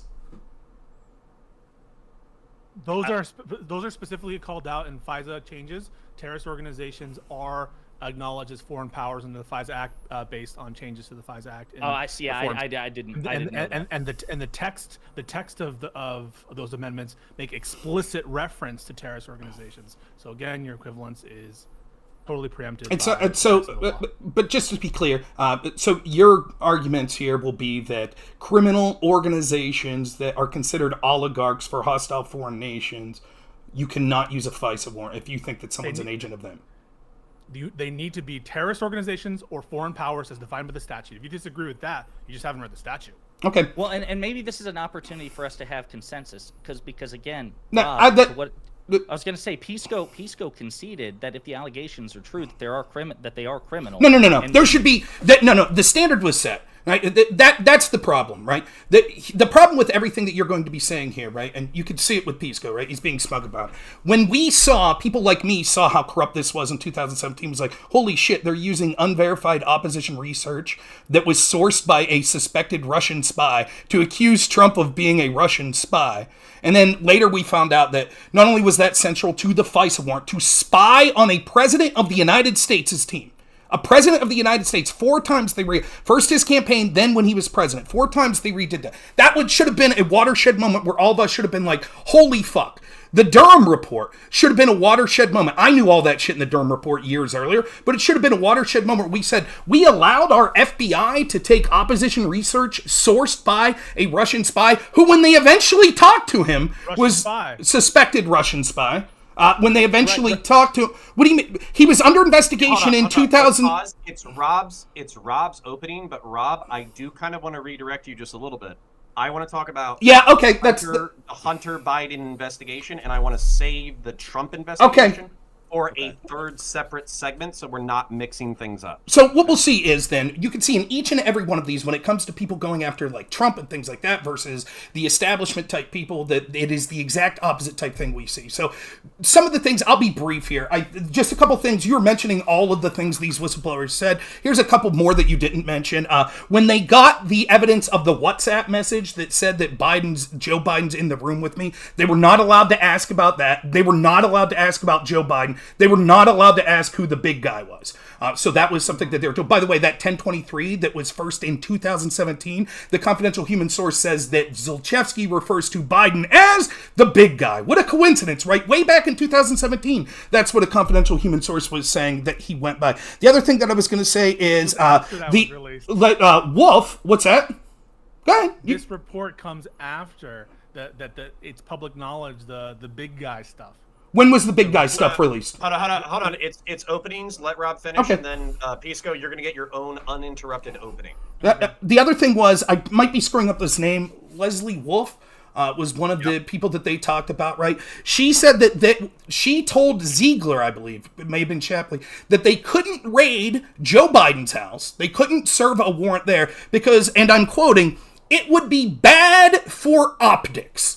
Now, this is from the same agencies that raid Mar-a-Lago, that brought Roger Stone out in his underwear, and that's going to be the problem. What you see constantly is, with each and every one of these things, the people that want to hand wave and say, and you heard Pisco doing it there at the closing, yeah, there were bad things done with FISA, moving on, right? That's what they'll always do. They'll look at things and they'll either say, well, if we just look at this one thing in a vacuum, yeah, maybe the FBI did something a little bad, or maybe, but it was within the bounds of what they're allowed to do. But we're not looking at it in a vacuum. That's not what we should do. We should look at it in totality. And we see how in totality these things almost always go in the same direction. So we're going to spend all of our time talking about Weiss, and I don't mind talking about Weiss, but notice, and we'll see, perhaps Pisco will have more to say, but Ponder didn't have anything to say about them not being allowed to look at the laptop, them not being allowed to, raid or look at the, talk about Joe Biden, them not being allowed to serve as search warrants, the DOJ tipping off. All of these things were things that these career FBI agents say, we have never seen this. Ever, have never seen it once. And this all speaks to that there is a bureaucratic and establishment tendency to protect people in positions of power like the Bidens. That is not given. My only claim is this. I am not stupid. I understand that the law doesn't apply to everyone equally. And that's a shame. As best as possible, it should. But I get it when it comes to like high profile things like if the president of the United States jaywalks, are we charging him like we would some vagrant? Probably not. You could argue whether that's a good or a bad thing, but I understand that. What I can't accept, though, is the massive double standards. So when we see the treatment, the unprecedented treatment of Trump and people surrounding Trump over and over, and I could go through dozens of examples, failing to register as a foreign agent. Paul Manafort does it. He's connected to Trump. He goes to jail. He committed that crime, according to the Mueller report, with the Podesta Group, which was the group founded by Hillary Clinton's campaign manager. They're allowed to retroactively file paperwork. People that supposedly lied to the FBI connected to Trump, they get the book thrown at them. People like Mills and Abedin that lied to the FBI when it came to the Hillary investigation, they're allowed to go. People that connected to Hillary's investigations, they all get immunity. People connected to Trump, they throw the book at them. Even when prosecutors drop the charges like against Flynn, judges say, no, we're going to keep going after them. And so what you see, the IRS, in addition to the FBI whistleblowers that we saw previous to this and the 2023, but I know we're focused on these IRS agents right now, this is damning testimony. And what it'll be is hand waved away as, well, we don't trust these people, it's not proven, and, they just don't understand what prosecutors are up to, and they'll always hand wave away the obvious implications. Now, if these people are lying under oath, throw the book at them, if that's what they're doing. I just wish we had that same thing when it came to whistleblowers or people that are lying when it comes to other situations. The last thing I'll say is, I can't speak to Pisco and Pondering here, but remember when whistleblowers were sacrosanct? Remember that when the media and the Democrats said, oh, whistleblowers, you can't even know their names because they're so brave. Well, these whistleblowers actually are brave, and they talk about retaliatory measures that are being taken against them, and you can see the treatment that's been given against them when it came to the way they were treated on Capitol Hill here. All right, Pisco, please, uninterrupted intro, no cross questions until Pisco is done talking. Yeah, so Rob takes issue with the fact that I think I'm properly scoping my objections to the FISA warrant improprieties as well as law breaking that occurred in Crossfire Hurricane as me hand-waving away just because I don't buy into the grand narrative that he wants to portray. You either buy into the grand narrative, this was absolutely tailored for a political end, political purpose, which is not what any of the investigations, including Durham's investigations, has found, or you're hand waving. So for me, I don't think that human beings and institutions should be construed as these all or nothing, evil or good entities. I think it's more complicated than that, and I don't believe that ultimately the DOJ was out to get Trump in the sense that Rob means. On this particular issue, nothing will satisfy Rob and maybe not even Conor. It is the case that the vast majority of this investigation was done in the previous administration. That just is the case. And you don't like it because it was Bill Barr. And Bill Barr is also part of the plan. He's also been put in there by Trump mistakenly, stupidly, to be a cover for the Department of Justice and to be deniable. That's what happens when results happen that Rob or Conor don't agree with. It is the case that it could be possible that there are substantive irregularities in the charging decision, and that there ought to be an investigation into the charging decision, just as there was an investigation into the charging decision of Hillary Clinton in the email case, of numerous times in the Russia investigation case. I'm not saying that Weiss and Merrick Garland should provide statements and clarity over what happened and if there was a sweetheart deal done for Hunter Biden. That's a useful area of inquiry. I'm at no point lambasting the whistleblowers and saying they're just Trump stooges because they took money from whoever. I'm not just saying like, that they should be excoriated for any particular reason. I'm not saying that. But the maximum, the height of, I think, in a non impartial mind would be to just accept at face value that what's going on here is political bias. Not when by all accounts, the Biden administration is doing everything you would expect them to do, right? In transferring this investigation over. At least from the political, from the Biden perspective, is there any link to Biden or anyone of his appointees doing something improper? They kept on the guy that was appointed by Bill Barr to do it. What are they supposed to do? Get a new guy? Replace him? What did you want Joe Biden to personally do? As I understand it, there's no suggestion, is Merrick Garland lying about why would he do that? Like why openly lie? And why would Weiss go along with that? When, to me, the incentives, it strikes me as an incomplete story and one where we need further clarity from the principles at hand and where I would welcome further talks with Weiss, maybe even for Weiss to come and testify about what occurred. He's agreed to testify. By the way, they're working out a time. But ultimately, until then, I can say, listen, I'm not a tax law expert. I'm not a tax crime expert. I'm not extremely intimately familiar with the charging decisions of tax crimes and what's going on there.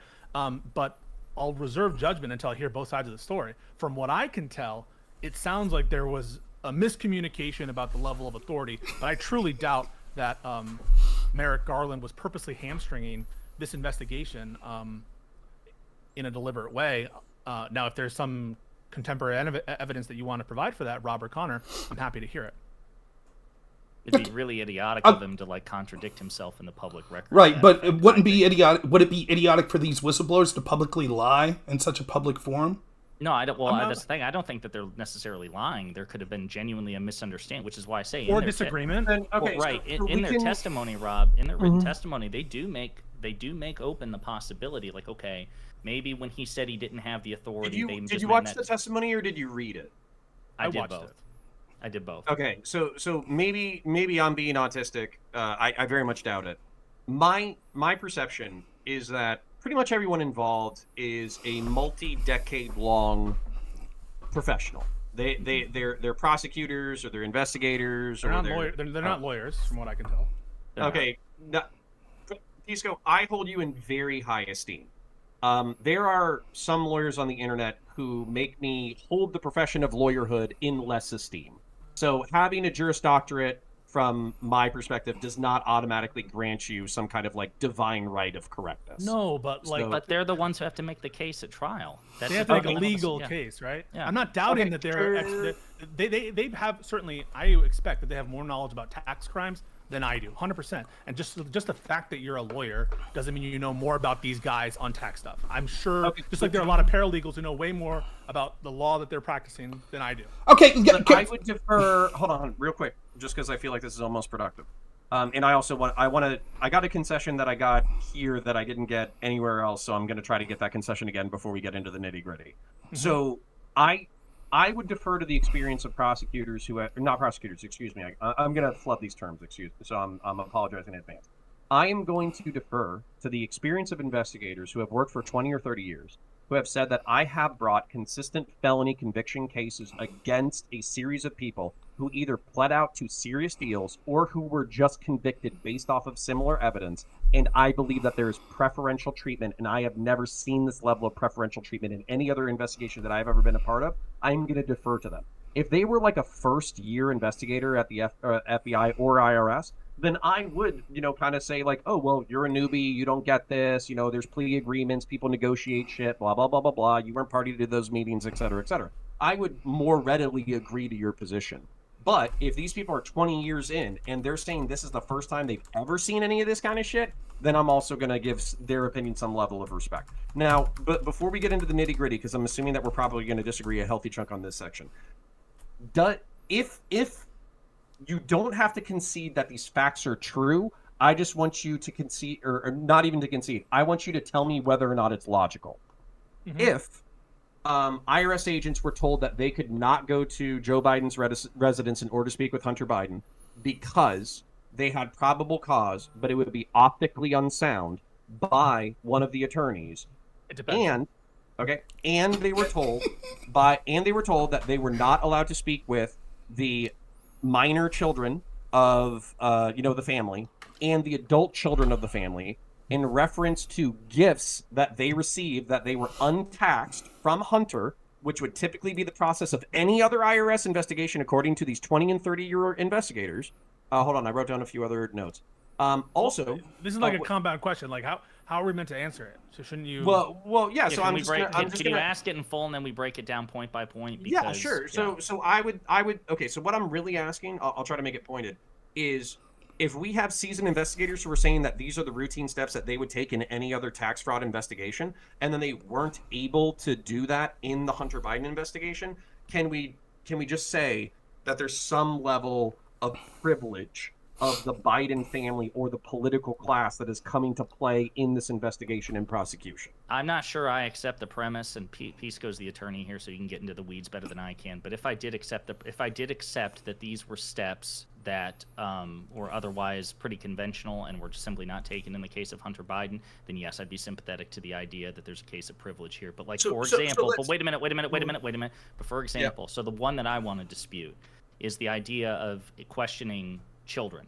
My understanding is that unless there's evidence that the children in question participated in the scheme that the subject of the investigation is alleged to have made, that they're not typically questioned unless there's evidence indicating that they're involved, not just the recipients of, but that are materially involved in the impropriety. And there was no evidence to that effect for the minor or adult children, and so that's why they were cock-blocked effectively from interviewing Hunter Biden's kids. Like, that's one thing that I would dispute. I can't speak to the first one that you said about going to question Hunter Biden, but was told it was politically sensitive. So Pisco, I know, had an objection or the to that. laptop, He might want to take it. Yeah, I'll listen to Pisco's response. Yeah, so Rob scoffed when I said it depends. It does depend. Of course it does. If the timeline of what's happening with the desire not to have an overt investigatory act occurs in the eve of an election, right? That would be different. You're laughing. No, it just stings a little bit because when we get to the Trump thing, your logic is just going to be inverted. That's all. Yep. Why is that? Because, like, for example, are you against? We'll get there. Yep. Mm-hmm. Yeah. Okay, so I think that it's totally. Could you repeat that? I'm sorry. Could you repeat that? I was. No. So he's saying that the logic will be turned on me. That I'll be shown to be a hypocrite when you turn around. I'm not even saying you're a hypocrite because you might just say, "Oh yeah, that makes sense." Like, I don't know. What specifically about Trump? I didn't hear that part. It seems like when it comes, I don't want to jump ahead to the next subject, but I'm just saying I've got to go in about 10 minutes, so I'd prefer like we get as much. Yeah. So to give you the cliff notes, when it comes to the Durham investigation in particular, it seems like certain aspects of the investigation were not shut down, and that they were done in the least optical way possible, and that it was just used to fuck over Trump for as long as possible. So they didn't. Sorry. The overt investigatory steps. What overt? Did we know about the Crossfire hurricane? No, it wasn't announced until after. Yeah, it was inaugurated. That's not true. Harry Reid leaked the details of it a week before the election. Wait. I'm sorry. Are you telling me that there's a public record that shows that Trump's campaign was under an FBI investigation for contacts with Russia? Let me see what Harry Reid specifically said. Sorry, you can go ahead.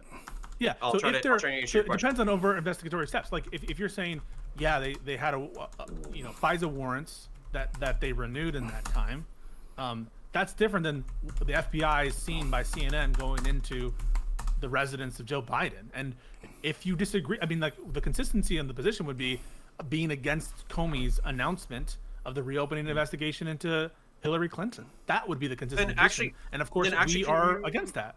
Then can you refresh my memory, perhaps? As a matter of fact, I would love to have my memory refreshed. Bear in mind, we're talking about shit that's now fucking 7 years. Yeah, 7 years old. So maybe I'm blurring timelines.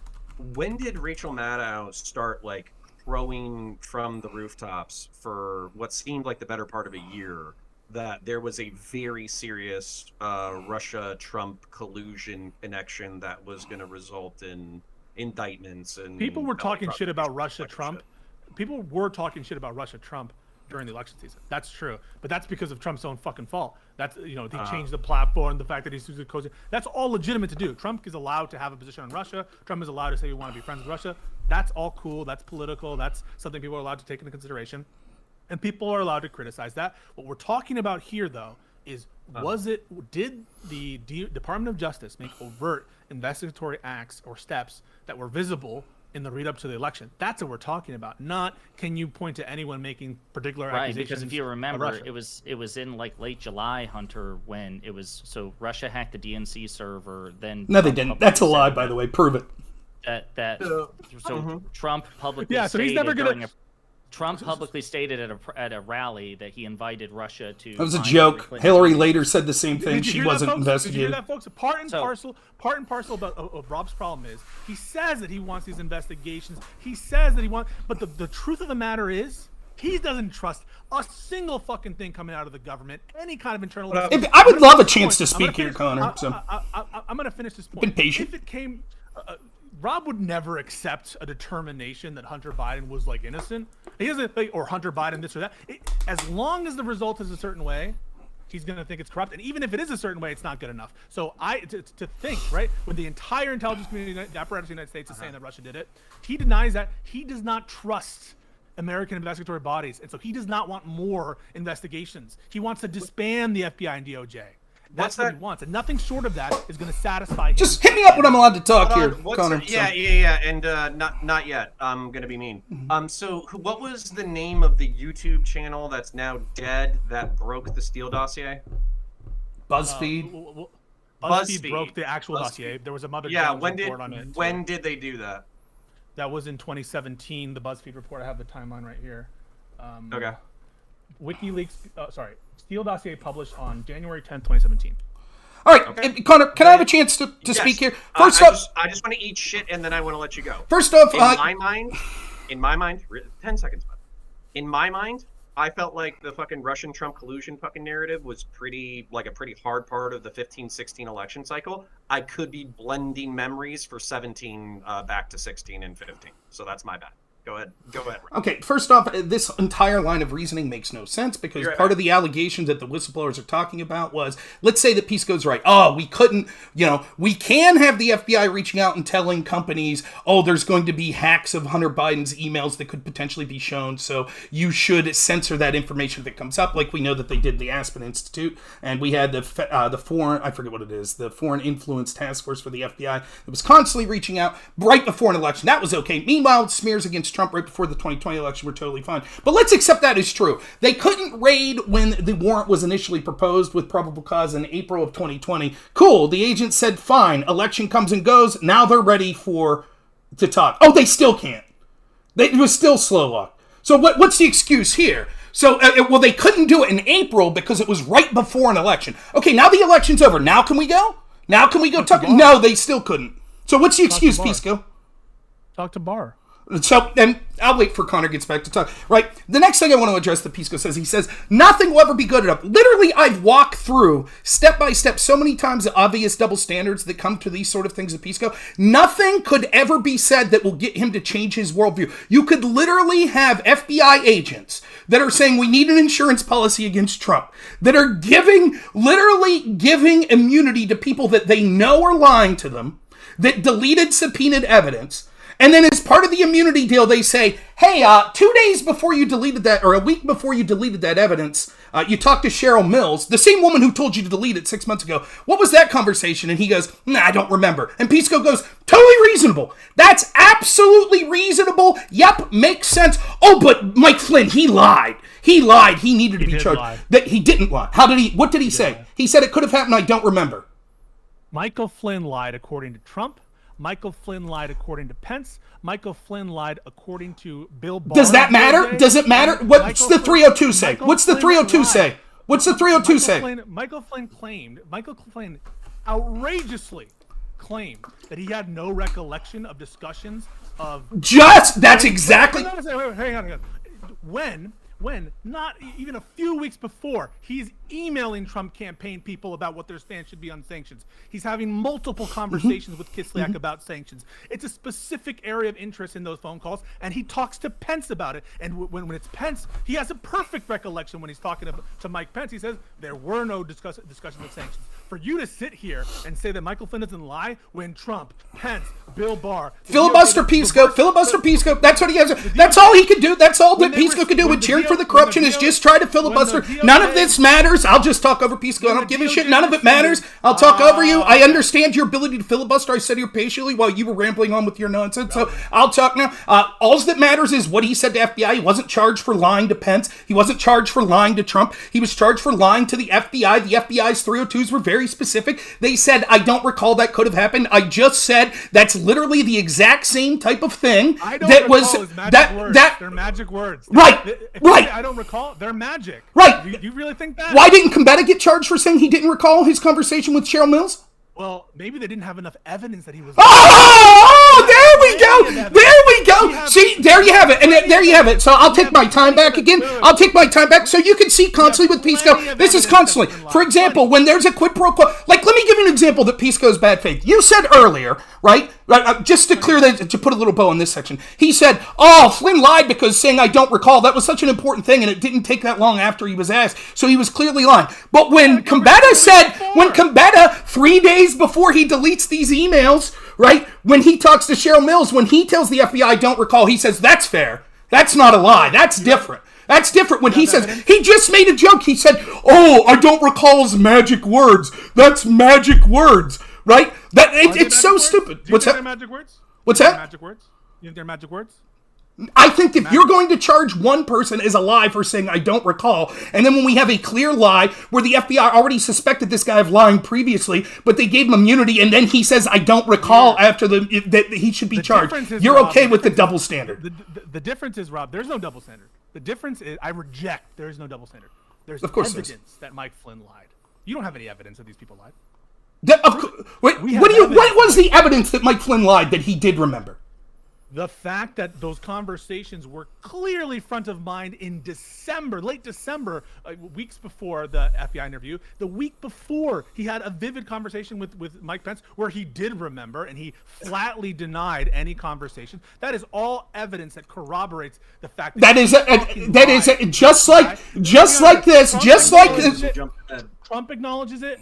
Bill Barr acknowledges it, the DOJ acknowledges it, Pence acknowledges it, but robnoerr denies it, and he thinks he knows better than Trump, Pence, and the DOJ. Now, I think that we could see the clear double standard that they go after people connected to Trump when they say, I don't recall, but when you have someone deleting subpoenaed evidence who says, I recall the conversation I had with Cheryl Mills 6 months ago, but not the one I had 3 days before. I don't recall that. And he says, yeah, that's fine.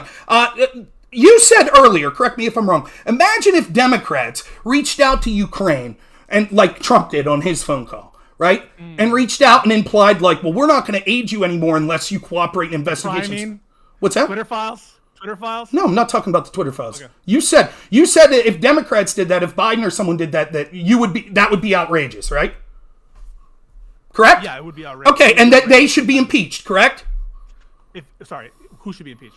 You said if Trump for that call, right to be impeached. And he was right to be impeached for that conduct, and not just the call, the conduct.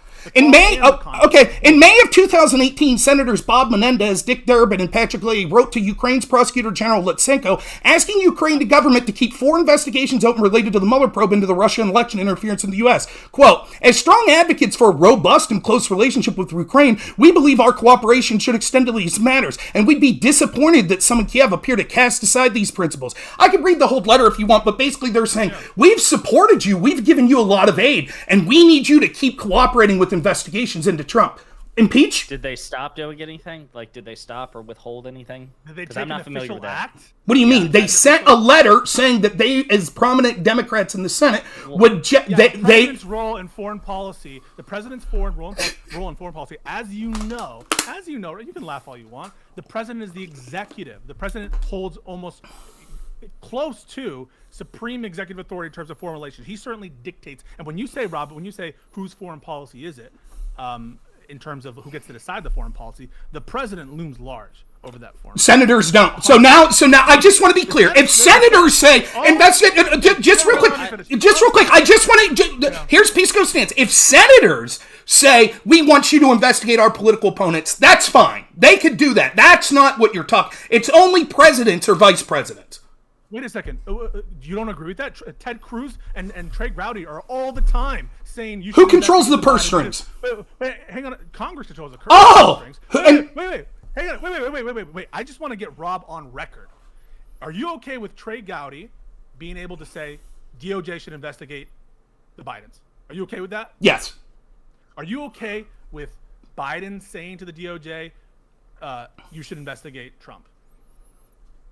It's a little wishier, but I don't have a big... Shut the fuck up. You obviously acknowledge there's a difference between the executive branch and the legislative... But that's not what we're asking! But you bury... Look at the conflation! Look at the conflation! Look at how fucking dishonest Pisco is. So we're talking about going to foreign countries and making objections saying, you have to investigate our opponent, or all that money we're sending you, geez. And he's like, that would be like Biden saying, should they do... No, we're talking about going to a third party, a country. You said that if there were prominent Democrats that did that, if they reached out and had a letter or a phone call, you said phone call, but there's no reason a letter would be materially different, that said, hey, we've given you a lot of aid, and we think it's a shame that you're considering not to continue to investigate our opponent.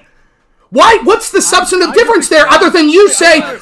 Rob's pretending that he didn't hear what I just said. And he's pretending that we just didn't have a back and forth where I showed him the substantive difference between a senator and how even he would treat the senator and the president differently, especially when it comes to the DOJ, which he's the head of, but also foreign relations. The president has of course, you don't agree that the president has... Pisco, honestly, I have to ask you, are you literally this stupid, or are you just... I just need to finish this point. Are you this stupid, or are you just a partisan hack? The reason that there are potential conflicts between Joe Biden demanding the DOJ do something is because he's the boss of the DOJ. It's an agency beneath him. The reason that a president theoretically talking to a foreign power and saying, we give you money, we want you to investigate my opponent, if that's bad, there is no substantive reason why it wouldn't also be bad for senators to do that. You saying, but it's different if they're telling the DOJ to do something, right, because the senators aren't the boss of the DOJ. But the president and the vice president aren't the boss of Ukraine. The senators aren't the boss of Ukraine. If it's illegitimate for one of them to give veil to threats of quid pro quos and saying, we've helped you, maybe you won't get this money if you don't investigate our opponent, then it would be wrong for both. And the fact that you can't admit that shows that you're a corrupt hack. No, it doesn't follow. And Rob doesn't want to respond to this when I tell you the president of the United States, as was envisioned by the Constitution, is the chief negotiator. The chief person in charge of foreign relation is the head of state of the United States, called the President of the United States. His role in foreign relations is absolutely humongous. Just like he is the head of the executive branch, he is the head of the Foreign Service of the United States. He is in charge of that policy, and he absolutely looms large over potential abuses of the presidential office. Okay, I just want to... Can we sum this up real quick? Last, I'll say this real quick. You would be totally cool if Kevin McCarthy in the House comes out and says, Zelensky, we were going to vote to send you billions of more dollars, but only if you investigate Joe Biden. You'd say that's perfectly reasonable. I would say I'm against the policy substantively. I'm against that policy. But it's legal. Legally, no impeachment. But I wouldn't call it an abuse of office. No. That is fucking nonsense. Connor, do you hear how dumb this is? Do you hear this? Am I wrong as someone who's more centrist how that's the dumbest shit you've ever heard? The reason why, hold on, the reason why I can't jump in with you guys and the reason why I've been kind of passive for the past like 2 to 3 minutes is because did I leave and we reach consensus on Hunter Biden? No, I wanted to wait till you were back to show you what their defense. Okay, I'll talk real quick. Here's their defense. I would love to jump ahead in the fucking Trump investigation shit with you. Okay, I would love to do that. Well, wait a minute. I got to go because I'm 15 minutes over my hard limit. But Rob, I've never heard of that. Can you remind? Because I'd like to look into that. What was it? It's so I have a Federalist article, Can you link it to me? Yep. Just the Discord. Is that cool? Yeah, that'll work. Buddy. Is it? Look, I'm going to put our Discord chat up just because I'm a boomer and I don't know how to do it.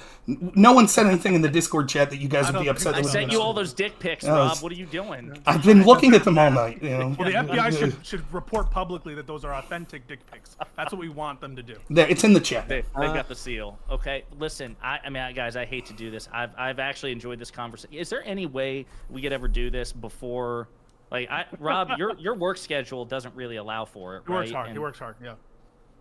I can't do most days. I could do evenings. And then Conor, you've got like a family that you love or whatever, like stupid shit like that. But like when, like a homo. Dumb shit. Yeah. When are you? So when would you? Because there's so many of these things. Like we barely scratched the surface, and it was like 7 different topics, and it was just really hard to like jump around to all these things. But like I'd be open to revisiting it. Sure. Like other stuff in the future, if we could like narrow the focus a bit. Sure. Would you be down for that?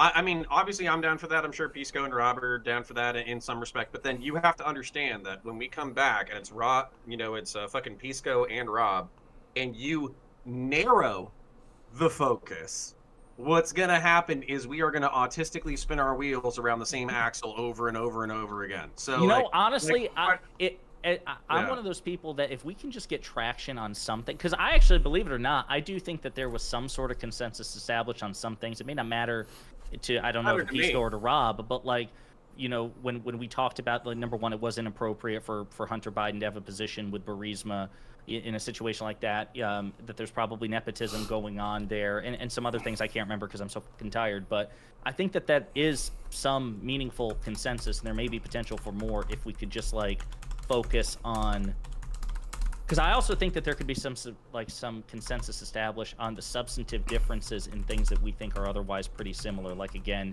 the quid pro quo stuff and FISA stuff. I actually think that we might be able to move in a way that's satisfying to both parties, but I have got to go. So guys, I appreciate this. I'm sorry I didn't jump in more. I'll catch you, buddy. We'll do it again. See you, man. Absolutely. Take it easy. See you guys. You have a good night. Why did he change his name? I wanted to ask him that. So he should have stayed ruminate for sure. I like that. I thought it was clever. I now say ruminate and pondering, so I say his dead name. I didn't know if he was hiding it. I didn't want to leave it slip, but yeah. So let's if y'all don't mind, because I actually, the same way that I had like a fucking 3 or 4 minute rant about my substantive issues with like the IRS allegations is the same way that I have a 3-minute rant about the Durham report and the FBI like allegation shit. So I mean, if y'all want to move there, we can. I would just like to say this. I was waiting for you to get back to say this on the IRS. Notice that I think you tell me if I'm wrong. Our criticism is that the double standard isn't Republican versus Democrat. Our criticism is, right, and Pisco's defense is going to be, but it was Bill Barr. Okay, right? But hold on. I want to point out something. I want to point out something here. I would just let Pisco say that shit if he's going to say that shit. And then I would say that I don't give a fuck. Oh, okay, well then fuck you. That's what I'm saying. He literally said, he was like, the first thing he said. Go ahead, sorry. Yeah, so I want to make this point because I want Pisco to hear it, but I also want the people at home to hear it. I don't think that this is a Republican-Democrat thing. As a matter of fact, if you ask me, why aren't they going hard after the Biden family for these alleged financial misappropriations and misallegations of money and tax shit and all that kind of stuff, is because I think that if you fucking turn over enough rocks in Washington, D.C., you're going to find that a healthy chunk of politicians' families are doing similar shit. Now, maybe it's a little bit cleaner. Maybe they do a little bit less drugs. Maybe they're with more reputable companies. Maybe they declare their taxes a little bit more aggressively. But I think that because it's not specifically legally prohibited for direct family members of politicians to use nepotism and cronyism to get high up in institutions and then collect that cash and then use it for the advancement of their family, I think because that's not prohibited, the reason why they're not going after the Biden family particularly hard is because that could then in turn be used against a healthy chunk of Washington family. Right, and like the idea that to the defense that Pisco was trying to say, his first defense was, well, not defense, but claim on this was, but that happened under Bill Barr. I literally could give 2 shits less. That is not an explanation for any of this corruption or behavior. Can I back up Rob real quick, and then I'll get a Pisco counterpoint. So basically, like, a lot of people, so a lot of people like to use the term Trump appointed, and when I hear that phrase, my balls like crawl up into my body and like kind of shrivel and die.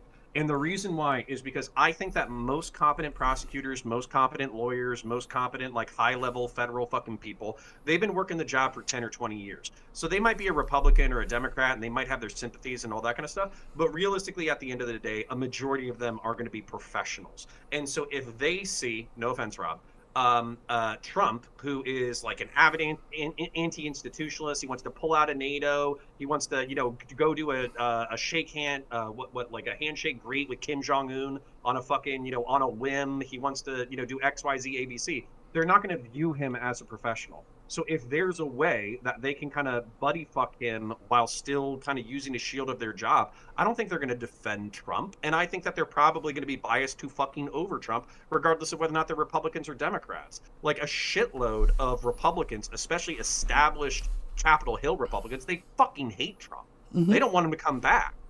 But then the question becomes, that could be justified. It doesn't. It's not justified. It's not you. I wouldn't be in support of that. I mean, Rob says that Pisco acknowledges the double standard. He admits there's a double standard, and he's in favor of the double standard. That he might think that's what I'm internally thinking. Well, you admit to the double standard, but you don't approve of it. That I both admit to the double standard and approve of it because it's for my side. That's my position. If that is my position, that's only my internal position that he's trying to intuit, right? My open position isn't that I'm okay with a double standard. I'm not okay with political bias playing a role in prosecutions. At least not when it's like we don't like Trump because he's going to take us out of NATO. Like it could be a totally legitimate policy objective of a president to get us out of NATO. And it's legitimate for someone to run on a campaign of defund NATO. That's okay. Like there have been plenty of, George Washington famously warned, right, against entangling alliances and going and having a position in Europe and all that stuff. And so unless we think like George, obviously different time, different era, different presidents, but it's not like an illegitimate thing for a president to have different views on U.S. interventionism, especially when I'm not in favor of a lot of U.S. interventions that we've taken place in over the last 3 decades. And so I don't think that it would be legitimate for the intelligence services or the Department of Justice to. But what if they're right? And so this is something that I'll take the centrist position on, and maybe we should just move past Hunter. I'll just say my position real quick. I think that if you look at the whistleblower testimony, and if you look at what they're saying, and I think it contradicts some of what Merrick Garland is saying and what Weiss is saying, and I think that it's at least a classist, if not a political privilege, to do what Hunter Biden did and not catch felony charges. I think the only reason why he didn't catch felony charges is at minimum because he is of the upper middle class, he makes millions of dollars, he's politically connected, et cetera, and maybe if there was a Republican crackhead banging fuck up on the Republican side, maybe they would get similar preferential treatment. Okay, but for me, it's glaring. For me, it's glaringly bad. So for the Trump investigation accusations of impropriety, I can understand that argument because there is a direct connection between putting Trump in jail, right, and his lack of political support. And if he's physically incarcerated for a time, gonna make it difficult to go to fucking debates, gonna make it difficult to campaign. There could be consequences. You can imagine the scenario in which he's convicted but has to serve out a term. Like if he's convicted and serves out a term, I would almost argue that he should be let out of jail if he has a prison term to serve the term and to have that held in like absentia or whatever, right? Because I almost think that's implied by if you elect someone for president, they have to be able to run the country and they have to be out of jail, right? So that said, I can understand those threads of attack of the DOJ because there's a link between stopping Trump and the conviction of Trump that at least can be drawn, right? Clearly can be drawn, right? And there's the same argument against or like in favor of their slow walking Hillary's investigation. Why? Well, if they hate Trump and they like Hillary, of course they're going to go easy on Hillary Clinton because punishing on Hillary Clinton hurts the Democrats and hurts their political odds. I don't see the connection between how, other than like if the DOJ wanted to help Joe Biden and wanted to hurt Donald Trump, why give a sweetheart deal to Hunter Biden? It's an easy. What's the logic? It's easy because right. Isn't it just I could incorporate both these worldviews. Connor, I couldn't disagree with you more about the idea of, well, what if Trump is a maniac? Should these unelected bureaucrats take these steps? Is it morally acceptable even if illegal, right? I would say no, because the problem is if we allow these people to make those sorts of declarations, then we basically have authoritarians and our elections don't matter, which is exactly what my position is. I don't think that they go to bed thinking we're evil, right? I don't think that they're like, mwahaha. I think they think, well, we've been running the show for a long time, right? And I think Chuck Schumer said what he said for a reason, because it's known in Washington, the bureaucratic state runs shit. The politicians have some input, but really they're figureheads to what our foreign policy is, our domestic policy is, and that's the bureaucratic state. And so I think they know best, and that us regular folks don't know, and if we vote in a way they don't like, well, fuck all that, we'll still do what we want. And if they rock the boat too much, then we'll use lawfare or whatever we need to do to stop them. But, like, how would this help them? The problem is, you can't leave a crack in that facade up here. So the argument could be made like this. Let me try to steel man your position, Pisco. Well, fuck it. Why protect Biden? Newsom would be a better candidate. Throw him under the bus. Be like, yeah, looks like Biden and Hunter did this shit. Okay. Now we have a more competent candidate. So if it is Trump versus Biden, maybe there's a chance Trump wins, even despite all this shady shit we're doing. But if it's Trump versus Newsom, we think Newsom's younger. We think he can connect with younger people, independents better than Biden. He'll say, oh, I don't have any part of that corruption. Why don't they do that? Because if they do, then people like me are proven right. And all of a sudden, a bunch of independent people were like, holy shit, when it mattered, when the FBI knew this shit going into the 2020 election, they covered it up. They buried it. The media covered it up. They buried it.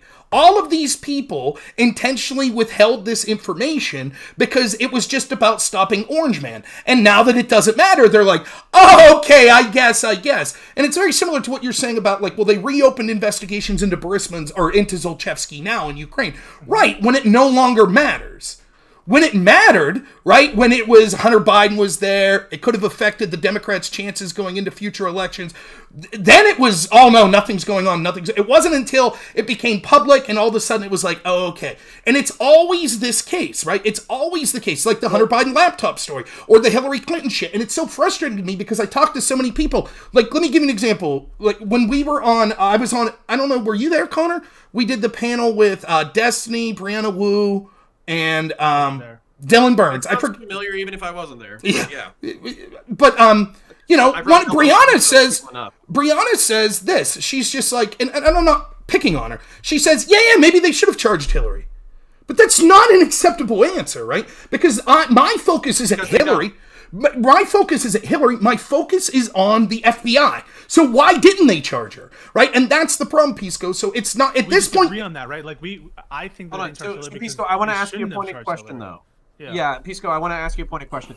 So basically, I heard you articulate like why you could see that some of these actions would be politically motivated, but then you said that you didn't see the political angle I can explain that. Yeah, for going sweetheart on Biden. I can see the logical connection. You can't see the political thing. Yeah. Well, my answer real quick would be if it wasn't political, it would be at least classist, where there's this upper echelon of people who rub elbows with the right people who are rich, who are politically connected, et cetera, et cetera. And it's not particularly aesthetically pleasing to have the president's son serving prison time, physically incarcerated for felony tax evasion, drug use, and prostitution, when he's the sitting president of the United States and he's running for re-election next year. I don't think it's the only argument from that I think you guys can bring is that it's political. Because if it's these prosecutors love going after rich assholes. They cut their teeth on that stuff. They love it. They literally crave. Then why aren't they? With them. Okay, that's what I'm saying is the only argument. So you're saying it's not classist. You're saying it's political. No, I'm not saying it's political. I'm saying if it's going to be, I don't think it's classist 100%. I don't see the motivation for it being classist. But the argument, I don't think that Rob would say it's classist because I think they do go after rich people all the time. They not as much. Rich people can hire lawyers and they can dilute the results in court. So let's move on from classist. You said that you don't, in your opinion, you don't think it's classist. The argument has to be less likely to be classist. Yeah. So if it is political, why don't you see it as political? So I think the argument you have to make is that it's political, and it's politically tied either to the DOJ as an institution or to Merrick Garland and Joe Biden specifically. And the reason why people, the first thing they bring up, why do you shake your head at that, Rob? Because, like, I think this is a misconception that people make. Like, go back, I hate to do this to draw an analogy, but go back to Lois Lerner and the IRS scandal. I don't believe that Barack Obama sat in a room with Lois Lerner, like, sipping cognac and a cigar, is like, now we will target conservative groups, right? It's just, in those circles, there is a firm belief, kind of like what Conor's saying. There are existential threats, groups like these wild Tea Party groups or these wild Trump supporters. And so we all know that the ends justify the means. So I don't need Merrick Garland to come tell me, hey, you have to drop this investigation. We could just have the bureau, and you could see the bureaucracy. Even if you look at something like... Rob, can I back you up real quick? We've seen this with the weaponization of the FBI fucking hearings, where there wasn't any... Hold on. Well, I just want to back him up, and you can tell me why I'm wrong. Like... They actually have said there was no specific mandate that came down where they sat, like Rob's saying, where they sat down with like cognac and a cigar and they said, we're going to target conservatives now. What happened was a bunch of conservatives got pissed off. They went to fucking, student council meetings. January 6th happened. It was it was too big of a fucking threat. And so as a result, they said, hey, these are your priorities and this is who you're going after. And as a result, some very normie motherfuckers got wrapped up in that shit. Some of them are like Catholic Christian conservative groups. Some of them are anti-abortion groups. Some of them, are like 3%er people. Like, which, by the way, like being a 3%er is not illegal. You can say that it's like a politically extremist position, but being for the Constitution and being very pro-gun is not illegal. So I don't think it's illegal to be like a communist or to be a KKK person. I think that's well. Here we disagree, but wait, I'm joking. So I think Rob thinks it should be legal to be a communist and legal to be a KKK person. Sure, it should be. No, but at the same time, like, so my question here is, so if we can admit that there wasn't like a cognac swilling cigar meeting moment where Biden, I guess in this timeline, sat down and said, you have to go after conservatives now and you have to deprioritize all your high level, which by the way this happened, deprioritize all your high level like criminal sex trafficking investigations in order to go after conservatives. If it was just kind of a tone that was set after January 6th of prioritization, why does there have to be this smoking gun when it comes to Merrick Garland and not going after Hunter super hard? If I'm hearing you correctly, and this is, I think, very well said by George Carlin, at least memorable. It's a big by club. You're not in it. That you don't need a formal conspiracy when interests converge. That's essentially what I'm hearing. Sure. That you do not need to have this smoky room, smoking gun, anything smoking. It doesn't mean that the smoking gun doesn't exist, but it's not necessary. Exist, right? Right. That these people, they run the same clubs, they have the same interests.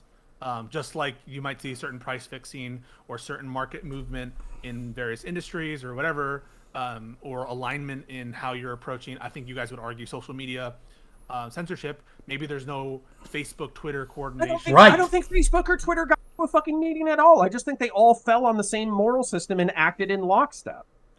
Yeah. So here, I just want to give you what you want.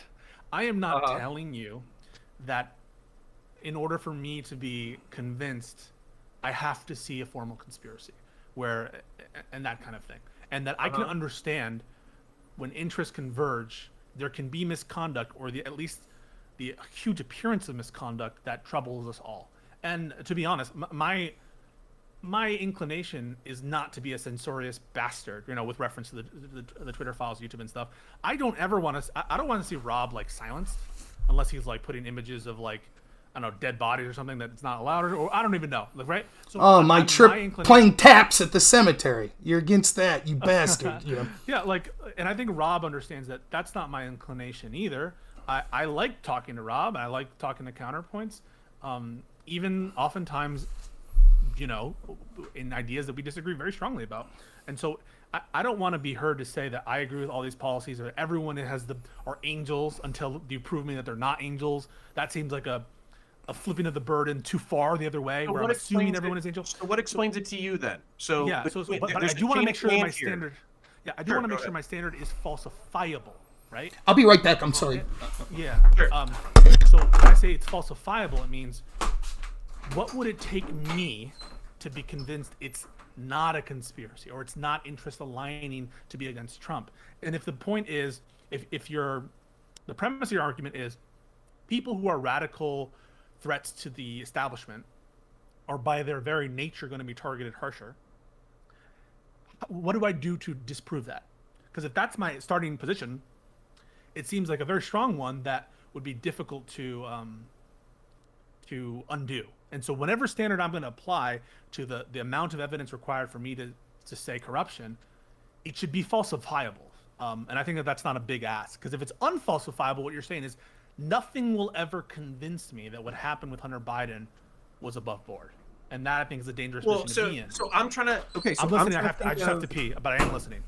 Okay, but I have to... Using your reference that, like, the position has to be falsifiable or whatever, I don't know what to do when I have two multi-decade-long professionals who have said that they've worked in the same industry. And, like, by the way, like here's the other thing. Like, there was smoke that existed prior to this incident. Like, I already felt like, well, and maybe I'm bringing my feelings into this, but I already felt like Hunter Biden going to Ukraine was morally objectionable from the gate. And I'm happy that we at least got that concession tonight. It seemed like that he was collecting hundreds of thousands of dollars, perhaps millions of dollars, from corrupt foreign businessmen, and then there's no articulable rendering of, like, services or products. When it comes to, like, Ivanka Trump and, like, Jared Kushner or whatever, at least they have something that they can say that was delivered to market as a result of their business dealings while they were in public office. Whereas I think with Hunter Biden, the only thing is, like, I made introductions or I rendered some vague legal services or some shit. And oftentimes one of the patterns that we see is, like, when Hunter is accused of, like, taking money from people who are shady, oftentimes, like, the next asterisk in the business deal is, and then the business deal didn't go through. So then it just seems like he's grifting his influence from, you know, rubes, like international corrupt rubes, trading on his dad's name, and then who knows whether or not his dad is involved. Well, but what I have a problem with is we see a drug addicted fiend taking hundreds of thousands or millions of dollars from Fiend? almost You mean the drug fiend? Okay, fiend, yeah, he's addicted. I thought you meant like he's like some devil corrupt guy. Yeah, he like, twirls mustaches. He's he got sips the cognac, lakes tattooed in his crack. back, right? Yeah, but he sprinkles crack cocaine on his cigar. But anyways, so we see this, like, erratic person who is mixing his finances with his family, and my instinct is to say, you know, this is the leader of the free world. This is his fucked up drug addicted son taking millions of dollars from foreigners. He's not declaring his taxes. He's mixing his money with the rest of his family. A financial audit of the Biden family to make sure that there isn't actual corruption going on is a logical next step. And instead, what I get, not from you specifically, but from people who are sympathetic to Democrats and progressives and all that kind of shit, is there's no wrongdoing. The Republicans have already investigated it. The FBI and the IRS has already investigated it. They came up with nothing. Don't worry about it. It's not a big deal. And then when we have these two fucking IRS investigators who are like, we didn't even look into a third of the shit that we were interested in because we were basically told by our bosses, shut up and just do what we told you. And then I see a sweetheart deal 30 seconds later for Hunter. I'm just thinking to myself, it's like, y'all didn't even look.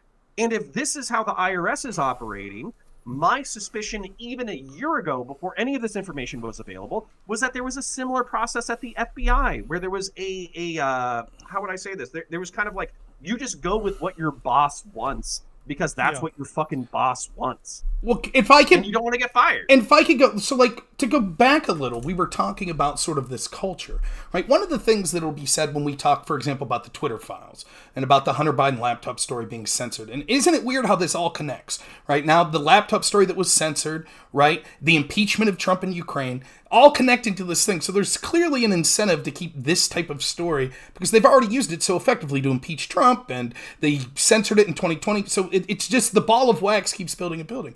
But one of the things people say, sort of rightly, though I disagree, is they'll say, well, the people that said it was Russian disinformation, those were former intel officials, former heads of the CIA, the NSA, etc. But that speaks to what I'm talking about, the culture. Do we really think that that sort of culture didn't exist while they were there? Now, I understand that's like, well, that's not saying that they used their beliefs in order to affect policy, and it's something that I.G. Horowitz talks about. He clearly, in his investigation of Crossfire Hurricane and the mid-year exam, clearly shows that at the top level, on what Florida they always say, like the 6th floor or whatever, there was incredible bias against Trump. The question is he able to prove with a smoking gun that bias affected what he is talking about are sometimes immoral or illegitimate behavior, sometimes just could be mistakes, but they all seem to be going the same direction he's talking about. And the only time he could say that he really can't roll out that he's thinking bias might be is the prioritization of Peter Strzok, who was the agent in charge at the time, prioritizing Crossfire Hurricane over the Hillary Clinton investigation, and which is where we get the whole they sat on the laptop of Anthony Weiner. Go ahead.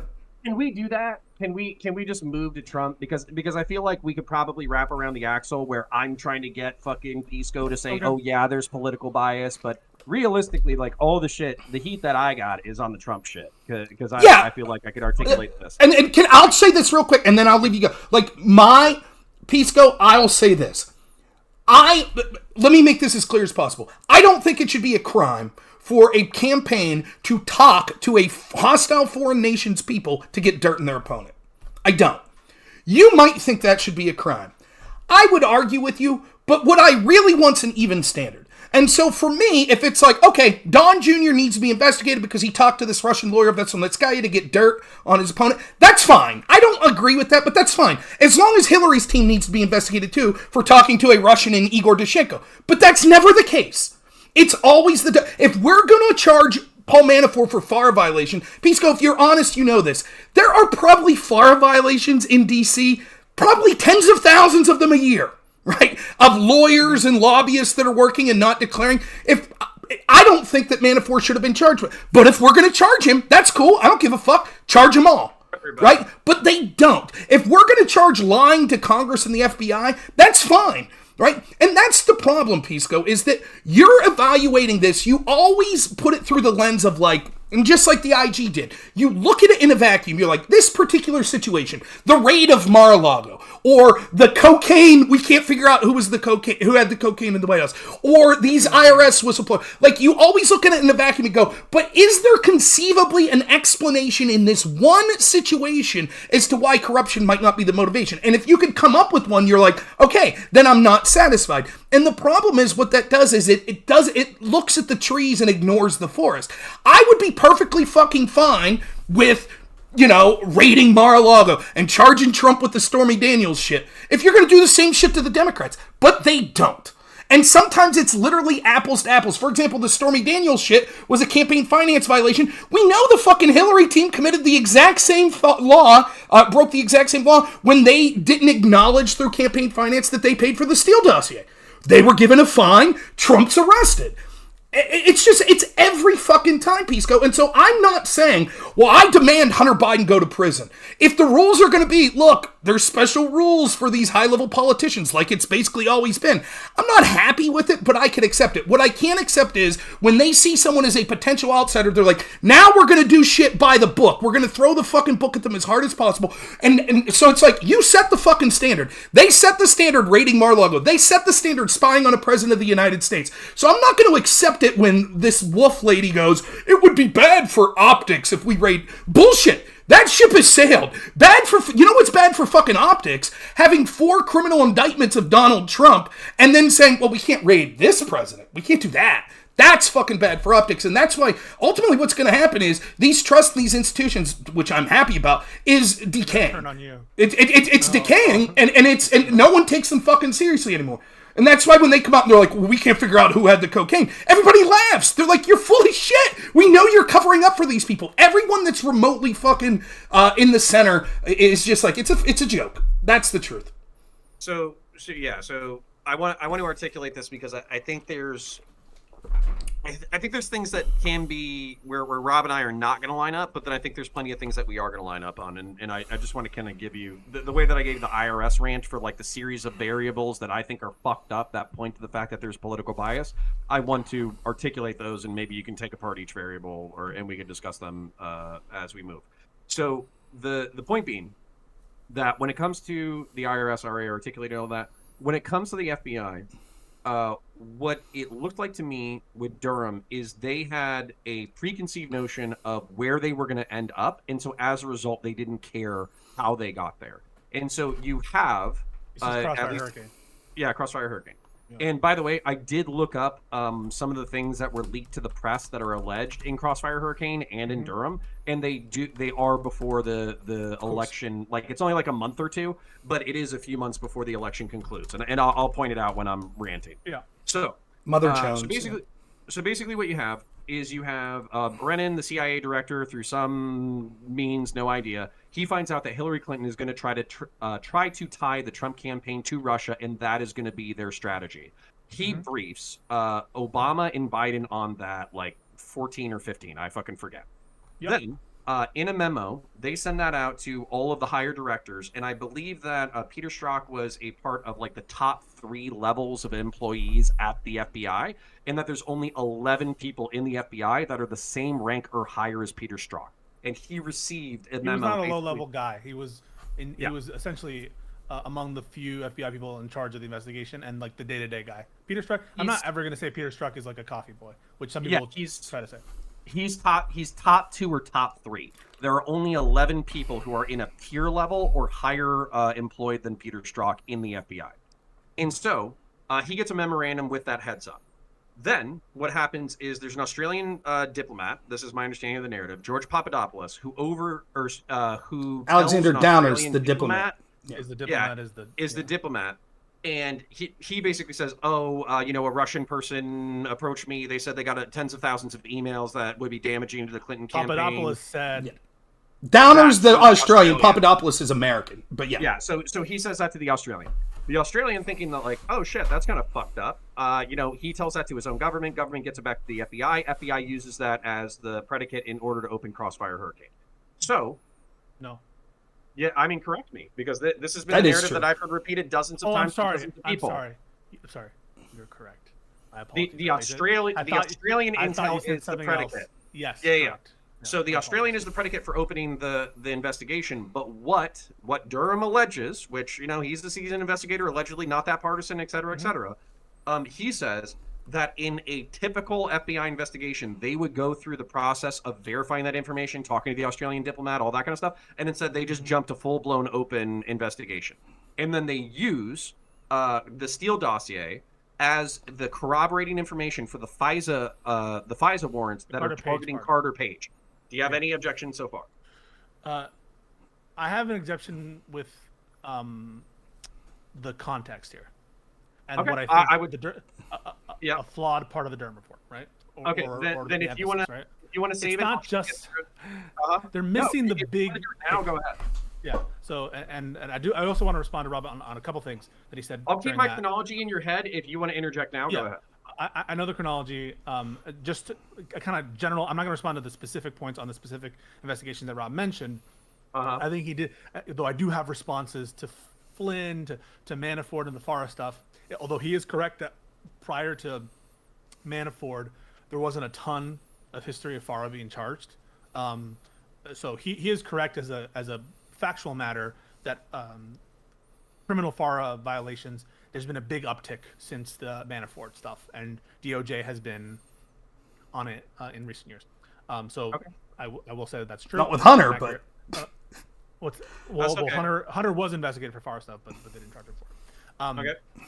Okay. And the other general point about Rob is my standard is there a conceivable rationale in which this is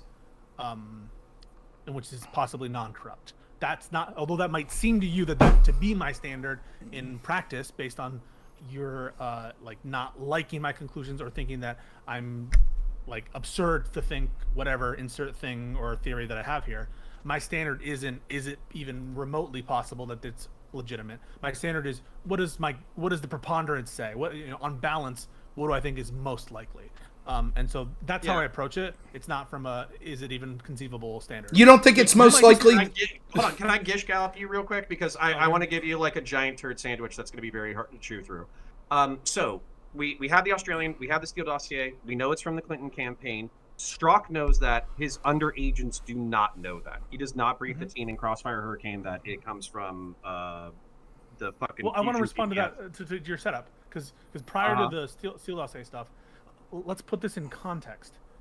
Okay, in 2015, the Russian government is attacking government servers and hacking them. Prove it. I mean, okay, well, I will say the I United don't care. States Let's government, take it granted that we have geopolitical rivals. whether or not they actually did it, I believe they did. And I believe there's strong evidence that they did.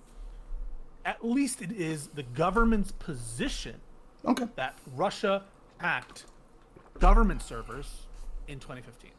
It is furthermore the government's position, that is the intelligence agencies, the relevant actors in the security state apparatus, that Russia hacked the DNC. That's the one I meant. But sorry, go ahead. Oh yeah. In the lead up there, right?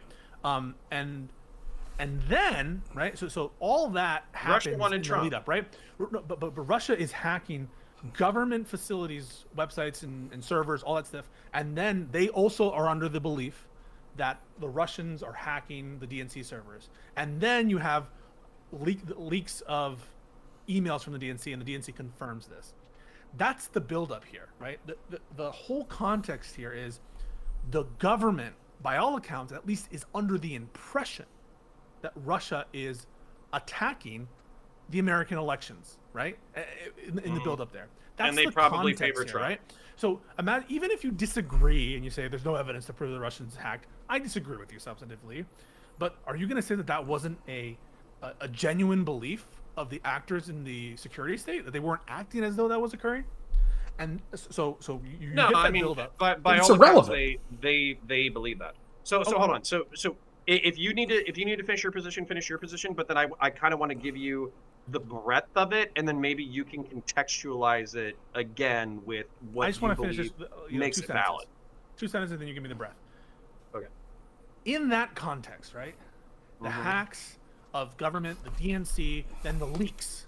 And then when the leaks happen and this information is reported, the cables from Australians telling you, hey, we have some guy who says he spoke with a professor who we think is a Russian, like all that stuff, right?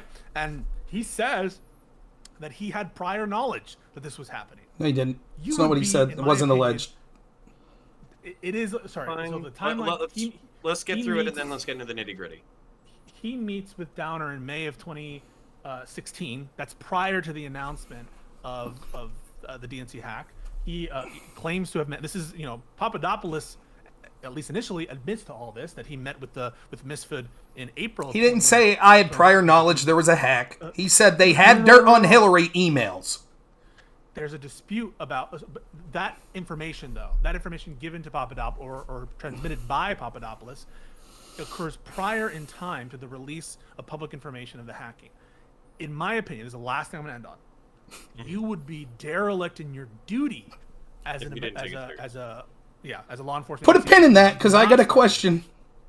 Yeah, okay, actually, Rob, so what I want to do, because, again, this is one of the things where we are all political autists. You, me, fucking Rob, and even Ruminate/Pondering, we're all political autists, so we relatively at least know the broad strokes of this shit. But we keep So our what I wanna names, do- unlike Ruminate, that shithead, but... Yeah, so what I want to do... Liddy now, not 95. Oh. Nice. So what I want to do is I just want to run through the alleged wrongdoing and maybe like a little bit of like context around it for why people are doing what they're doing. So let's just take everything that Pisco said as granted. Even if Rob has contention, he can bring up his contention in a minute. Russia, they're doing an information campaign against or with the United States. They have a preference for Trump over Hillary because Hillary has been antagonistic towards Russians in the past, and Trump has been conciliatory. I think that if you look at public statements by both Trump and Hillary Clinton prior to the 2016 election, Trump was infinitely more conciliatory than fucking Hillary Clinton was, and Hillary Clinton had some pretty shit-talking things to say about Putin. So, let's just assume that Russians are doing their own little thing where they're making Facebook bots in order to trick your boomer dad that fucking Obama's a fucking lizard and hacking Hillary the server. That's a big one. Yeah, and Hillary sacrifices fucking children to Moloch and all that kind of shit, which is all true, by the way, but the Russians don't know that it's true. So, so they have all that information, all the context that Pisco said. But what ends up happening is they get the leak. Brennan tells Obama and all that group, and Biden and the fucking head of the FBI at the time, that Hillary Clinton is going to try to use opposition research in order to try to tie Trump to Russia. And that's just going to be the game plan for the campaign season. Then what happens is Strzok gets that memo saying the same thing to that effect. So it stands to reason that if he reads his memorandums, I didn't read every single one of my memorandums as a law enforcement officer, but if he reads his memorandums, then he probably knew that the Steele dossier I think came it's from established fucking... that he was aware that the Steele dossier was. I would not be sourced. surprised. At least eventually, he was aware that it was sourced through the law firm and through Right. through So, the organization. but That I Steele was part but of. I want to get through it, and I don't want you to color it because I want it to have a certain level of punch, and then you can try to take away the momentum from it through clarification. So, they get the Australian guy's testimony. They use that to launch the investigation. According to Durham, this is not an appropriate use of the level of information that they have at the time. They just go full bore. Then they use the Steele dossier to corroborate the FISA warrants, which are going after Carter Page. They email and they follow up with the CIA because basically they get a note from one of their people in the FBI who says like, hey, listen, we're all about FISA, but somebody said that Carter Page is connected, and if he's a part of the fucking CIA, if he's like a paid informant or whatever the fuck, we can't do FISA on him. So basically what happened is the CIA came back and they said, oh yeah, he is one of our assets, blah, blah, blah, blah, blah, and an FBI agent fucking photoshops the email in order to say that he wasn't an agent so they could still obtain the FISA. Okay, so then after a fucking... And by the way, like, this is not a small deal for me. Like I know that we can say that, like, Manafort got convicted and all these other people got convicted, but this is, like, relatively speaking, like, you took down... Rob's not going to agree with this, but you took down, like, a criminal organization or whatever, but in order to start a portion of the investigation that got you additional information that you then used in context in order to obtain the convictions, you basically planted drugs on somebody, or you fucking lied about it, okay? That's, like, the moral equivalent for me of an FBI agent photoshopping a fucking email in order to obtain a FISA. Sure, yeah.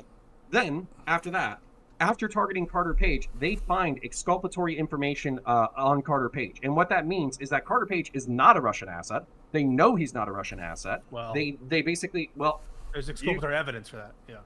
Okay. So there's exculpatory evidence for that. So what Durham alleges, which, you know, I can't corroborate, I wasn't there, but what he says is the combination of the Steele dossier not being able to be corroborated and the fact that there was exculpatory evidence. If they had submitted that to a FISA court, it probably would have been denied like 3 of the 4 times that it was submitted for renewal. And as a result, a healthy chunk of the investigation would have been wrapped up before, basically before it continued. Not sure if I agree with that premise.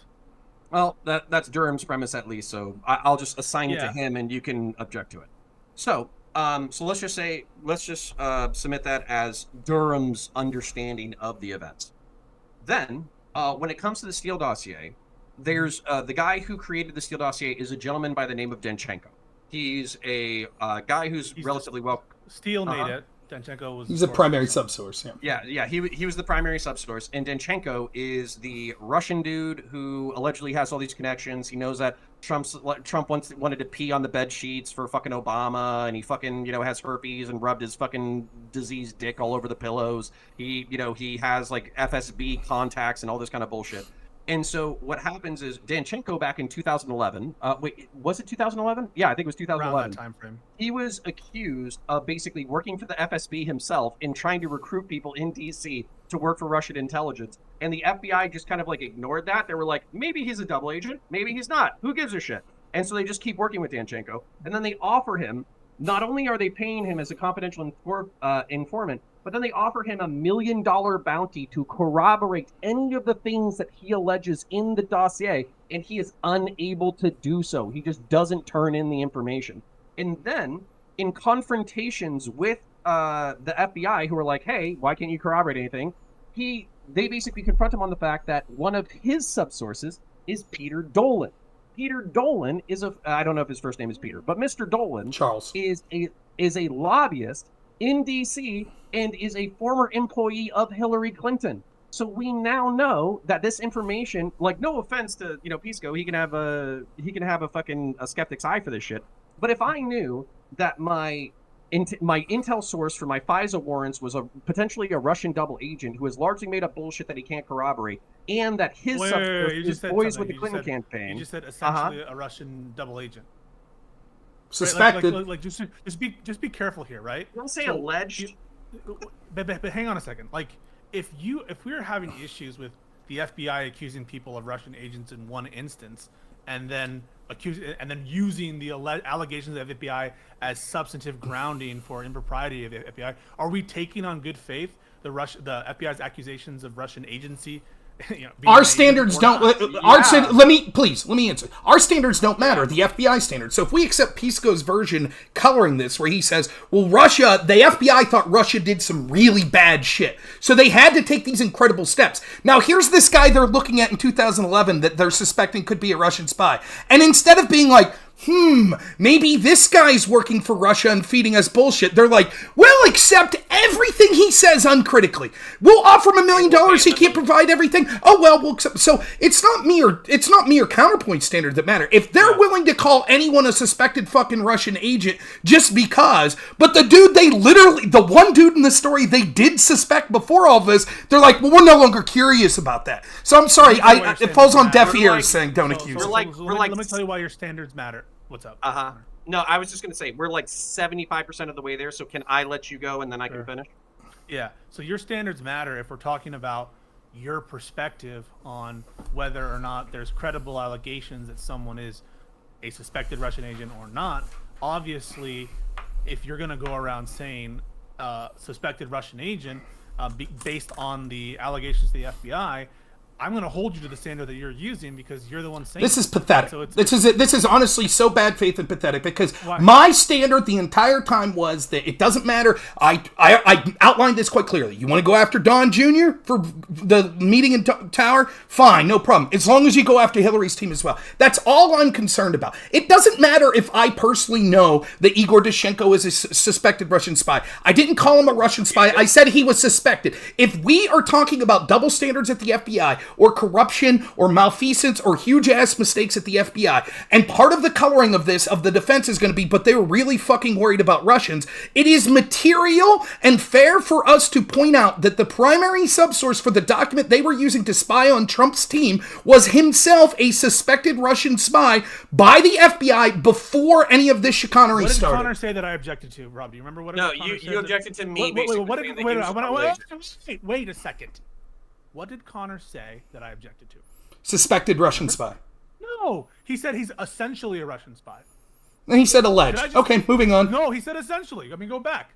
It doesn't matter. I was imprecise with my language. It doesn't matter. But that's why I speak. Like, you're taking issue with me speaking up when he's essentially. So he's coloring for everyone. He's someone who's essentially a Russian spy. I'm like, hold on. Our level of confidence here. Where were you in 2017 when they were accusing all Trump's people? I know. I want to get dragged down. I want to finish the last 25%, okay? I don't want to get dragged down. We can get dragged down literally in the next 2 minutes, okay? So, then, after we have all, like, the Steele dossier cannot be corroborated. We have the FISA warrants that are submitted. We have the lied about fucking photoshopped email and all that kind of shit. We have the exculpatory information that's omitted. Mm-hmm. We also catch, like, Peter Strzok having an affair with his fucking mistress and shit-talking fucking Trump and saying that he's going to prevent Trump from getting fucking elected. And I know that like people can say, no, what? You have a different inference on that? Insurance policy? He did not admit that we're gonna do things to prevent him getting elected. When he's saying we, I think that's a pretty unfair reading to suggest that he's admitting that they're about to commit criminal acts to fuck with Trump's. I'm not even saying that they're going to commit criminal acts. He might literally think he's showing he's showing a personal bias against Trump. He's saying they want. Is this fair? He is saying that he wants an insurance policy to prevent Trump from winning. Okay. Anyways, but it's not the connection between. He says insurance. He says the words insurance policy, and he's related to Trump winning the election.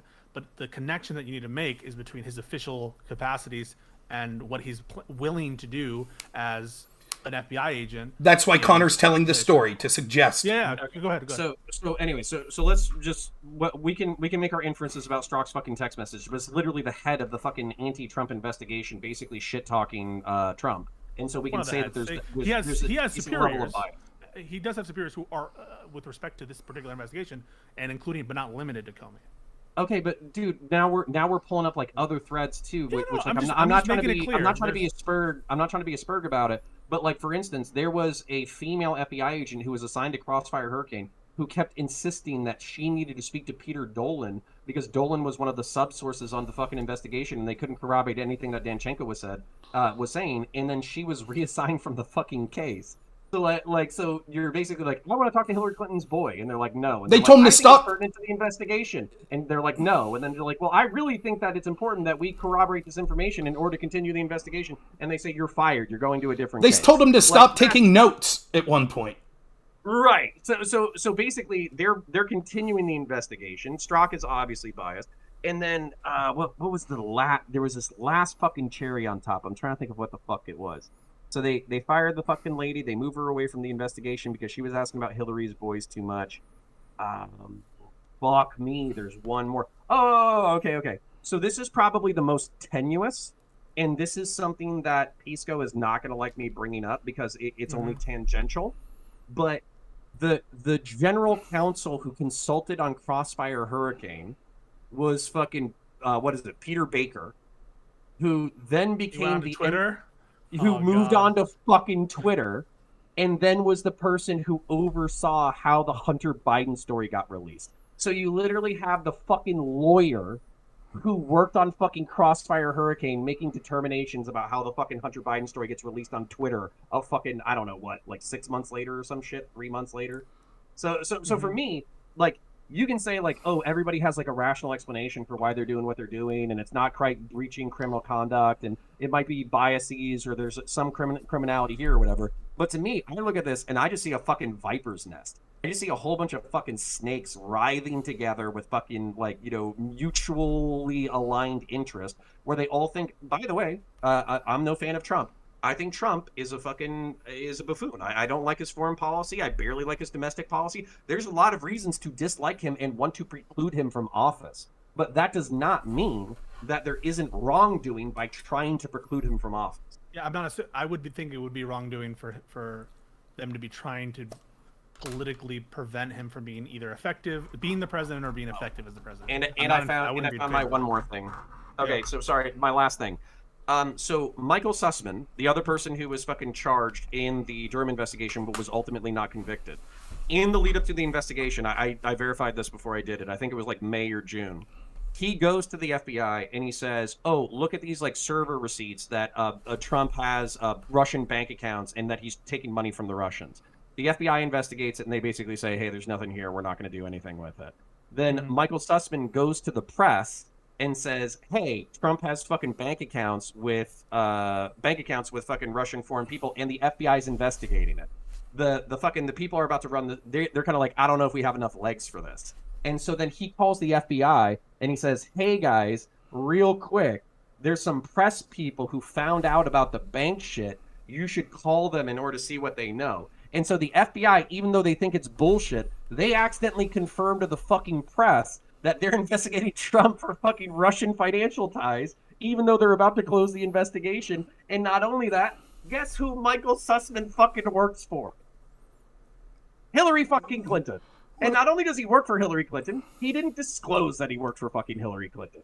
So, and allegedly was asked. And real quick, this was done. Yeah, you go. This was done several times. Michael Isikoff from Yahoo News was cited in the FISA warrant as confirming Steele's story, but his source, Isikoff's source, was Christopher Steele. So Steele was confirming his own story. Then we have the story of how the P dossier made it into CNN in the first place. John Brennan, former head of the CIA who worked for CNN, contacted James Comey, current head of the FBI at the time, and said, hey, CNN has this Steele dossier and there's all these allegations of piss and all this shit, and we're thinking about running it. So James Comey then says, Trump, I need to talk to you about this. Talks to Trump about it, and then CNN runs the story and says, we couldn't run it until we knew it was newsworthy because James Comey talked to Trump about it. Now it's newsworthy. This shit, they constantly use this circular reasoning, using the media in order to verify or to be able to spread these stories. It over and over it happened. Well, in Pisco, real quick, because I know that we gave you like a lot to address potentially and all that kind of stuff. But for me, I would not be surprised if this was the normal business of Washington, D.C., and some of this is illegal, and some of this is skirting on illegal, and some of this is unethical, and some of this is just politics. I would not be surprised if it's nepotism, cronyism, running, elbows with the right and wrong people, and running information ops against your political opposition. I would not be surprised at all. And the only reason why we know that there's this level of unethical behavior is because we're in a new era of the information age in which all this stuff can come to light. Which, by the way, and thank you both of you for your summaries. I understand the facts and allegations I gotta you're get referencing. a bottle. I'll be right back. Yeah, sure. And I appreciate also that you guys are concerned about potential corruption and political, or in Rob's opinion, and I guess both counterpoints' opinion, the confirmed corruption and double standard that's being applied to Trump. I am going to give you guys a 7-minute warning. 11:45. I got to bounce, but to sort of address in substance what's going on, the way I would approach the Russia investigation is take a look at actions taken by the DOJ, in the totality of circumstances, whether each of these actions was justified, right? And whether we can see a role that political bias or misconduct, illegal acts, etc., played a role in what's going on. With respect to the start of the investigation, I think that any objective mind would say that the starting of the investigation was justified. Surely, if this 1030 or whatever, is it 1080? I don't actually know the FBI. The 1023. Yeah, that. I know what you. If that is a basis under which to, supposing that was like the only allegation apart from Burisma's the Burisma employment and the other facts related to that, would that be a basis to start an investigation? Of course. Well, can I stop you there and talk about the difference? I'll just say this real quick. The 1023 alleges a crime by Joe Biden. The Alexander Downer story does not allege a crime by anyone connected to Trump's team. It just says some guy that works for Trump, a low-level guy, heard some Russians say they have emails of Hillary. Let's say that that's true, that was a Russian guy who had hacked Hillary's server, who did tell this guy connected to Trump. There's no criminal allegation in that story that then this guy, George Papadopoulos, committed some crime to get that. In fact, quite the opposite. They withheld exculpatory evidence that said when they looked into this, that they found that Papadopoulos went back and everyone in Trump's team was like, yeah, don't fucking touch that with the 10-foot pole. And that was the end of it. So you saying if the 1023 is reason to start an investigation, then surely this would be. I completely disagree.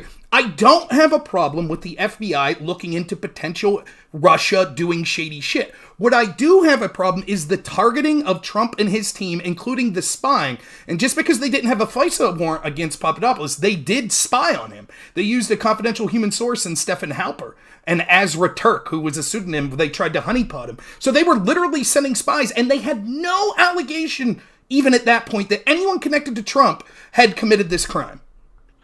Yeah, so just to respond to that, I think that many of the comparisons being made between investigations into the Bidens and Democrats and investigations into Trump, there's a conflation of which investigatory steps are taken and what the standards are for each of them and what kind of evidence we would require for an investigatory agency to conduct their investigation, right?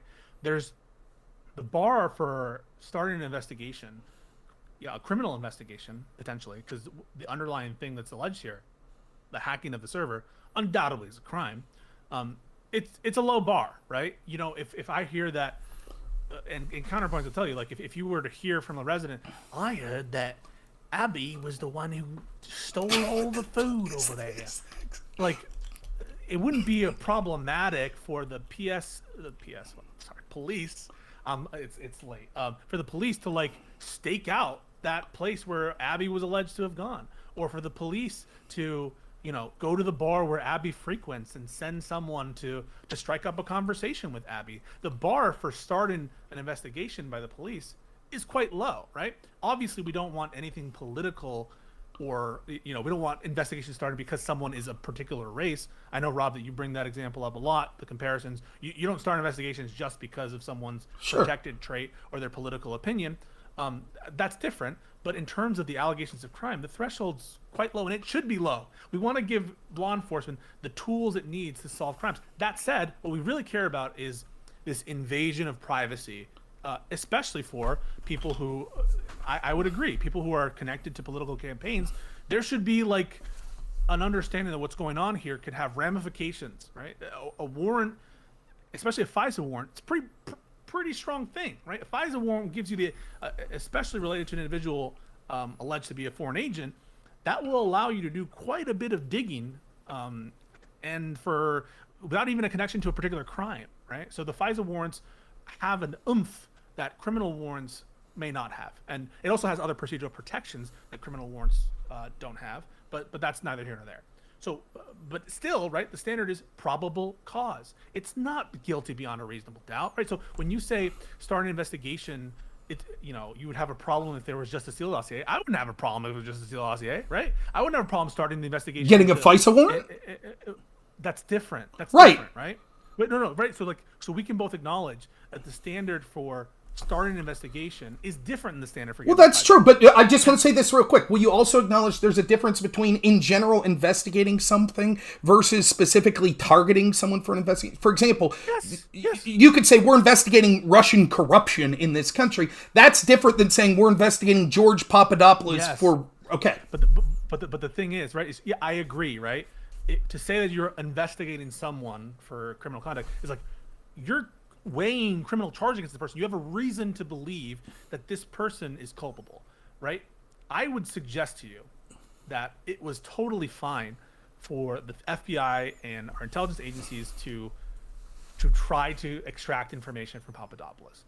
For what they were hearing, assuming that they're being in good faith about their determination that Russia was behind these hacks and determination that Russia was trying to interfere, if that's done in good faith and if it's their genuine belief, I would want, right? Like, think about it. If there was some indication that Biden was, insert your hypothetical here, doing something illegal or trying to taking millions of dollars from Ukrainians in China. Here we go. So here's an example that might be relevant. Let's say that there was some indication. Someone is alleging that someone on the Joe Biden campaign is paying money, surreptitiously in violation of campaign finance laws, to Twitter and Facebook to try to get them to take down damaging information about Biden, right? Suppose that there is someone who's alleging that Joe Biden is directing a member of his campaign to do that activity. If someone comes in with that unverified report, I'm okay with the FBI looking at that report, seeing if there's anything in their minds or like in the public realm that would corroborate aspects of it. You're right. They shouldn't just take it on good full face value and get warrants, but they should look. They should open it. Let's. I don't know why we have. Rob, can I ask it? Can I ask Go ahead. Come on, man. Go ahead. Yeah. So I don't know. In like 2 minutes. I No, swear, I'm not dodging. Let's I all want to hear the leave in 2 minutes. We're very tired. So let's just say hypothetically that Joe Biden's son took like millions of dollars from overseas allegedly corrupt, kleptocratic billionaires, then he was caught funneling hundreds of thousands of dollars into his family without paying taxes. Do you think that would be sufficient grounds in order to launch a tax investigation, but also maybe a corruption investigation that would be like willing and able to audit the entirety of the Biden family, considering they're conflicting all of their fucking revenue together? Considering they're mixing all their fucking revenue together. If there's evidence of that, and specifically, right, like I wouldn't begrudge the FBI searching public records. I know that Biden has released his tax returns. If they have easy access to like banking and institutions, I wouldn't even have a problem with them requesting that information just to make sure everything's above board. Don't have a problem with that. My only thing is the investigation happened. You don't like the steps taken. No. Don't like the results. That's not right. But that the FBI slow walking shit and telling people you can't look at those files and holding it for 6 years. That's massively different than the standard that they took with the Trump investigation. I just want to say these couple things before you leave, real quick. Right, like in this particular scenario, we have far more evidence of potential Biden corruption. So if we're going to use things like FISA warrants and things, you could disagree with that Burisma and Zlochevsky's not a foreign agent, so you couldn't get a FISA warrant. But like I said, Papadopoulos, there was no FISA warrant. Biden's not, right? Well, you said, because the allegation, the reason you said the Steele dossier was legitimate to get a FISA warrant on Page, but that the 1023 wasn't for Biden was because I just want to clarify. I'm not saying that the Steele dossier was a valid basis, enough evidence to get a FISA warrant on Page, given everything you've said, both of you have said about the deliberate, in some cases, withholding of certain information, Okay. the changing of the. So I'm not saying that the Steele dossier was a proper way to get a FISA warrant. What I'm saying is the Steele dossier alleges FISA-related conduct as applying to Carter Page. But what I'm saying is that aside, if that's reason to get a FISA warrant to spy on a president, we have an analogous situation with the 1023 here, where we see that Joe Biden himself is accused. But even if we leave that aside, right, we still have far more credible. For example, there are at least 2 former business associates of Hunter Biden, both who claim Joe Biden personally got money from CFEC. 2 of them. Tony Bobulinski, who went public, he's talked publicly about how he talked to the FBI. They talked to him once, said, we'll get back to you, and then they basically ignored him. And so the evidence here is much stronger. And there's a couple things that Conor didn't focus on as much that I think are important. I'll just get to one of them real quick. The first, I think it should be the bare minimum before you're doing things like sending spies in the Stephen Halper case with Papadopoulos or getting a FISA warrant, that you should attempt to verify before you do those things. They didn't even attempt to verify from the primary subsource when they got the first FISA warrant against Carter Page. Then the IG, and you should know this, Pisco, because you've read the IG report, as bad as the situation is, and I totally agree with you, Conor, changing an email to say the opposite of the truth is really bad. The IG actually says there was something done that was worse than that. And what that was, he said that shocked him, was that they finally got around to talking to Danchenko, right? After like the second warrant. And they're like, okay, all of these allegations, blah, blah, blah. And Danchenko's basically like, look, a lot of this was just bar talk. It was just like, oh yeah, piss stories, ha ha ha. And basically he's like, I can't believe you're using that. And so the FBI... I've heard you say that a lot. I'll send it to you. Yeah, so the FBI goes to the FISA court and says, we talked to the primary subsource. He told the truth. We think he told the truth. And the FISA court's like, great. And then they stop there. They don't say, oh, and what he told the truth about was these were all just rumors and allegations. That would have been the end of it. Even James Comey admitted later, had I known that, I wouldn't have signed off on these FISA warrants. That's despicable. They signed 2 FISA warrants after that. And so when you talk about analogous situations, here's the analogous situation, Pisco, right? How about opposition research, for example, DeSantis or Trump, pay and say, oh, and we found this other document that says Joe Biden likes getting shit on when he's in hotels. And it also says he definitely took that money from China. It says that shit. And you'll say, yeah, but there wasn't a hack. Remember that Chinese spy balloon that flew over? Well, Biden let that shit go because he's really in their back pocket. And that's really serious. That's a threat to our national defense. And so the FBI says, oh, well, shit. Wow, that's terrible. Here's what we'll do. We're not going to attempt to verify any of that shit. We'll just take it in face value. And then we're going to spy on Biden's team. That's what we're going to do. Like, and it seems that you're not... a certain amount of... Yeah. It's the nonchalantness, like, and this is what's frustrating to me. You're like, well, I mean, it just reeks of it. You kind of said it earlier. Yeah, bad things happen. Dude, everything that Russia was accused of doing, if they would have done it all, that's not 1/100th of the amount of influence in our election that the FBI had in the past 2 elections. Like, let me give you an example. You tell me, both of you. What was the biggest... You're muted. I gotta cut you off. So, and the reason why I'm gonna cut you off is because my son is starting to fuss, and I know Pisco was supposed to leave 5 minutes ago on a 2-minute warning. But what I would say is I felt like we covered a healthy chunk of ground. It was a little bit less spicy than I thought it was going to be, while still having some spicy moments. And then I would say if you guys want, obviously pondering wanted to continue. If you wanted to put a pin in it and do it some other time, I would do it. Or if you wanted to wait for more shit to crop up so we have a whole nother thing to address, we could kind of add it in there and roll into it. I don't really care, but I know we might have a hard out because he's starting to yell and fart and burp into my mic Conor, even when I'm go muted. attend to parenting. I'll stay just to finish out Rob's point. Okay. And we can What's his name? I'm gonna dip out, but this is Henry. What a looker, man. Look, My son's name's Hank. How about that? Yeah, little points number 2. So, all right, I'm going to go say goodbye to my chat. I appreciate y'all. Parasocial love to you guys. Have a great night. Thanks. Let me just ask you this, Pisco. What was the most impactful piece of Russian disinformation that affected the election? That affected our democracy? In terms of the actual effect on the election? Because that was that's what we're talking. Well, right, but... the whole investigation, what we've done since the opening of this investigation, you sort of alluded to it, but certainly it's the message that Democrats and the FBI have taken since, is the importance of disinformation, particularly of Russian disinformation, and how it's an attack on our democracy, correct? But it's not just disinformation. I think you're ignoring the one of the worst aspects of it was them hacking and releasing truthful information. Okay, Right? well, even if that's true, the reason they're censoring things... But listen, but that legacy doesn't continue as much as the disinformation. So much of the censorship, including the censoring of the Hunter Biden laptop story, was because the idea of Russia releasing disinformation. That's what the entire FBI task force was, right? So my question is quite simply, hacking stuff aside, what was the most impactful thing, Russian disinformation, that was disseminated in this country? How do I possibly go about answering that question? How would I determine it? Well, I could do it. For me to determine I could do it. You ready? Impactful piece of disinformation. It's easy. You ready? Igor Danchenko. The Steele dossier. Oh, okay. I thought you were genuinely asking me. I am asking you. How is that not the case? Was any of the alleged disinformation that was circulated... So when you say Russian disinformation, what I hear from you is Russian misinformation from the state of the Russian Federation. But what you're saying, you're being cute with Russia, and you're referencing the nationality of an individual who's a subsource. But wait a minute. Wait a minute. Wait a minute. Why is there a material difference here, right? For example, when you said that this was so serious, right, that the George Papadopoulos, they didn't even know who this fucking guy was. He just said, I'm Russian.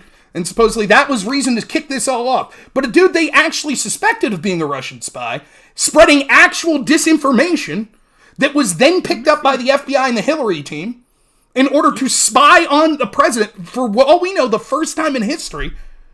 And you're like, well, that guy's just happens to be Russian.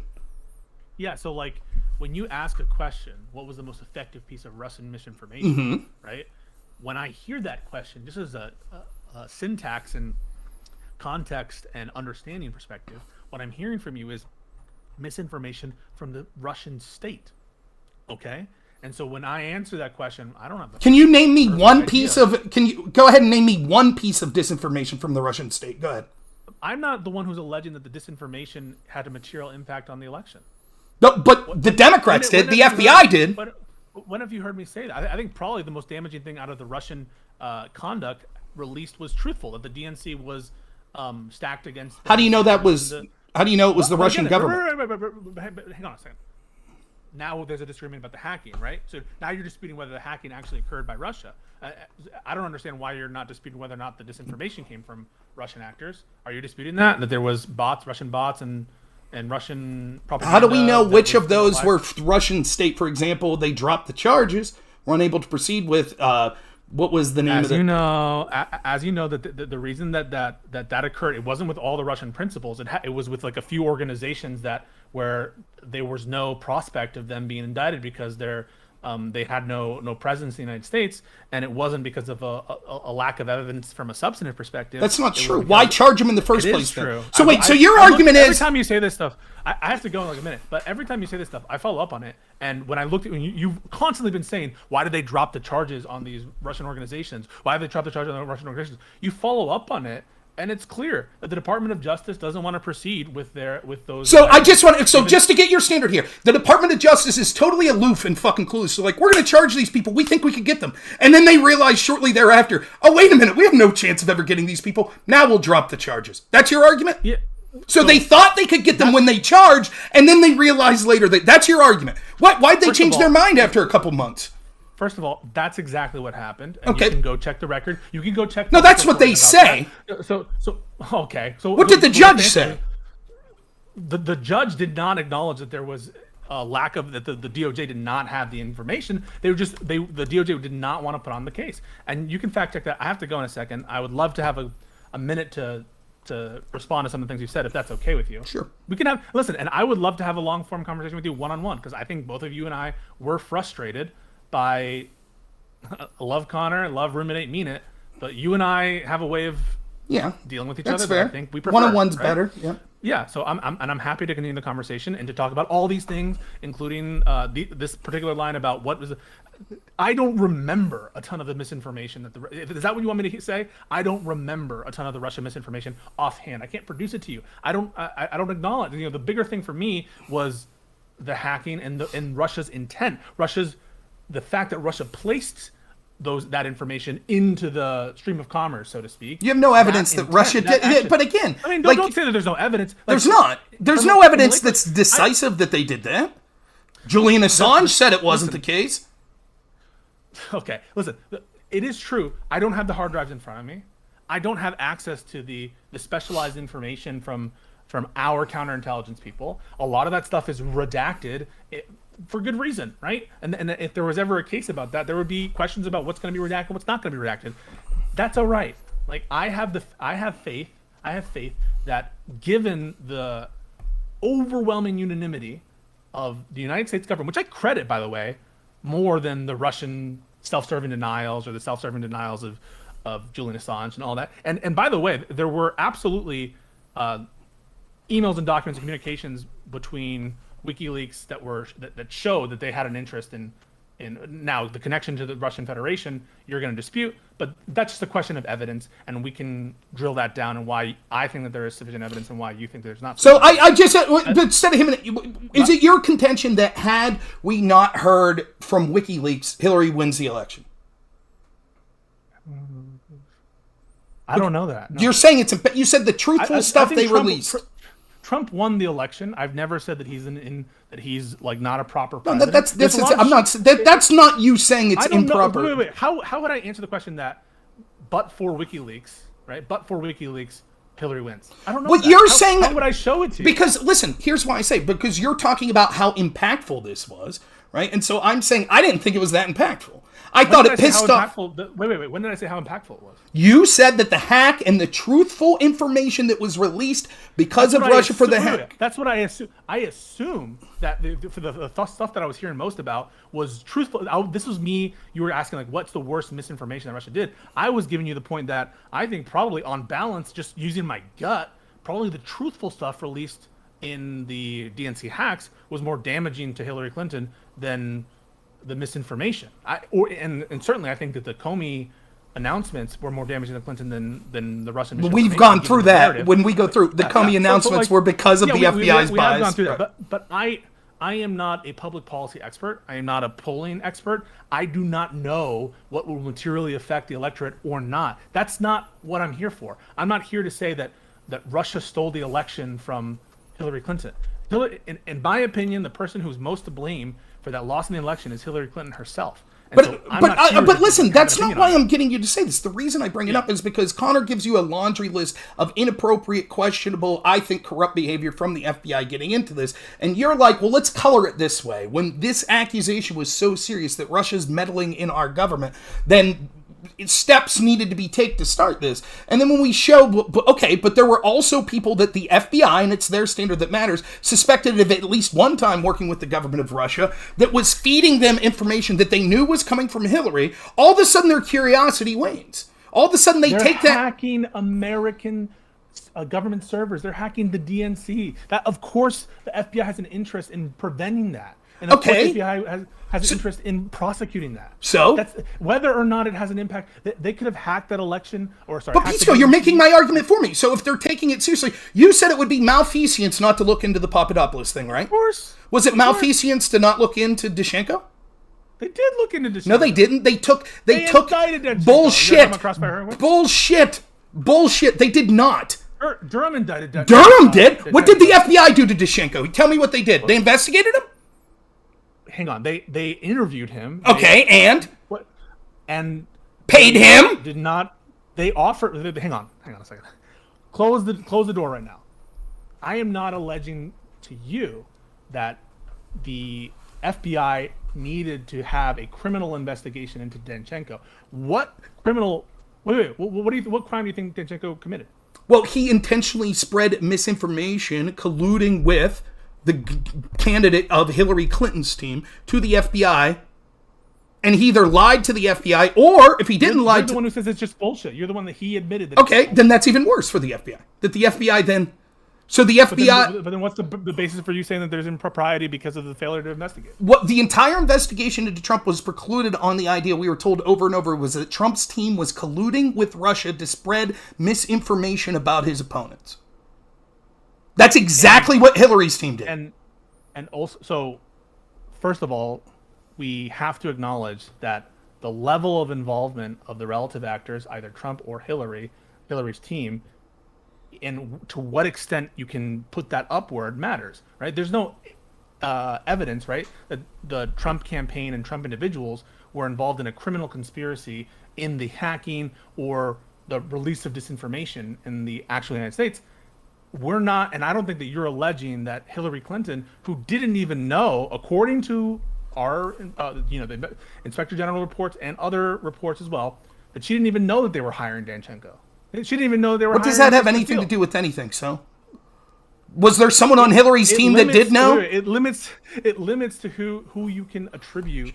Sure. So you get the FISA warrant on Charles. You get the FISA warrant on Dolan. You get the FISA warrant on Sussmann. You get the FISA warrant on what was the guy that ran Glenn Simpson? Do you think there's probable cause to show they're foreign agents? Do you think there was of Carter Page? At the time, as far as the court's concerned, yes. No, now, but given the additional, wait, what do you mean no? There wasn't. What was the probable cause? The probable cause was the report plus the information related to Carter Page that's previously mentioned in the Inspector General's report. I don't have the Inspector General's report in front of me, but there's a list of 5 things. So one of them is the Steele dossier. There's other things. We've gone through it. He talked at a Russian college. I want to give you a word. I have to go soon. Okay. I'm not just dodging. We can reschedule a conversation to talk specifically about the Durham report, specifically about Russian investigation, collusion, all that stuff.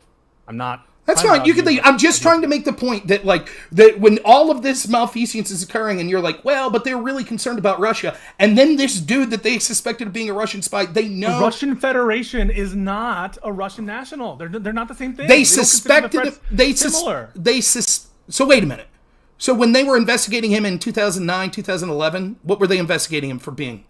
They could, at that time, they thought that he could be a Russian agent. So I'm the FBI. That investigation was not ultimately corroborated. Okay, but because it's funny, right? So when it comes to the 12 Russian nationals, last word. I'm going to give a last word, and then I really truly. Okay, so when it comes to the 12 Russian nationals, they're like, well, you couldn't charge them because they're out of the country. The reason that we're told that the investigation into Danchenko was dropped. They did charge them.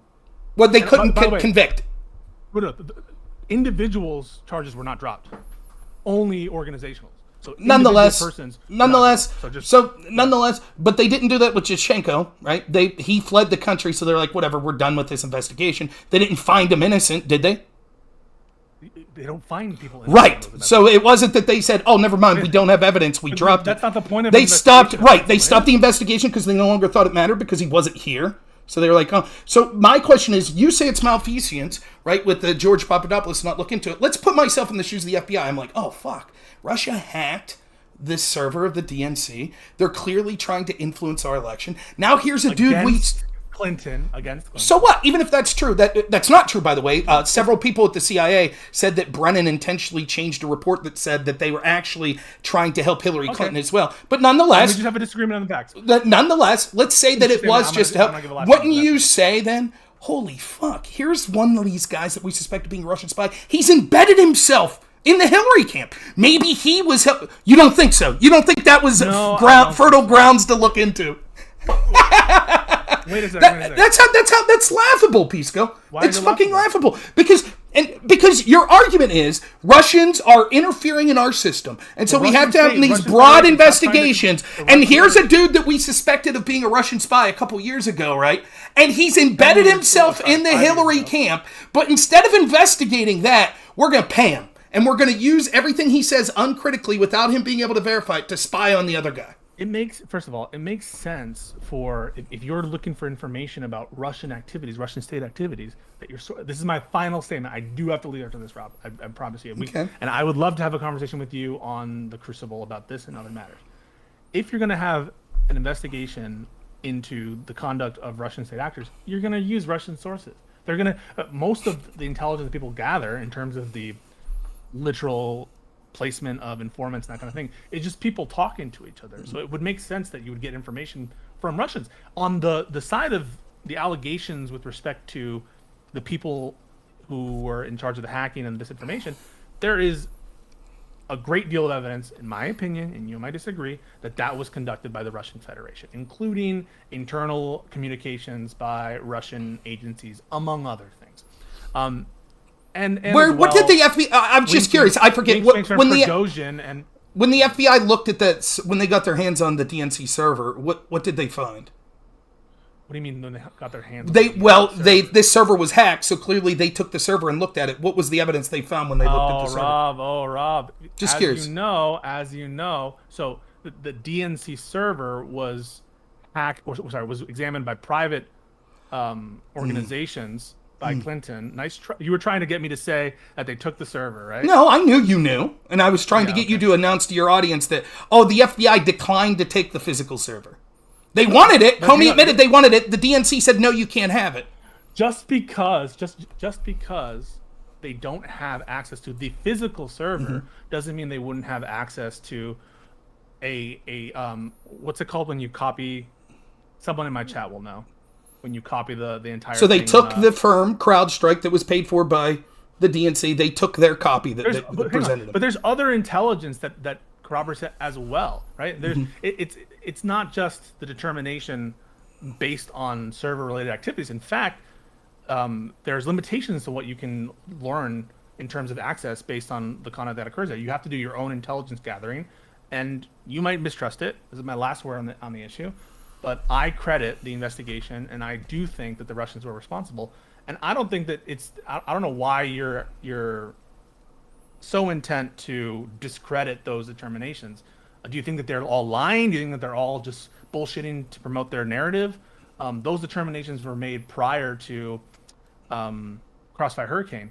So I'm not entirely sure what the purpose would be for the government to lie about those. But that's my last word. All right, it was we'll a pleasure talking to you. Yep, we'll talk soon. Nice talking. Yep. I gotta head to the restroom, my audience. I'm gonna get off of the Discord here, and then I'll come back and I'll talk for a while about the debate. Maybe. Old Boomer Rob trying to figure out how to... Okay, where am I at? Boop, boop, boop. Activate. Oh, there he is. All right, let me go to the restroom. I'll be right back.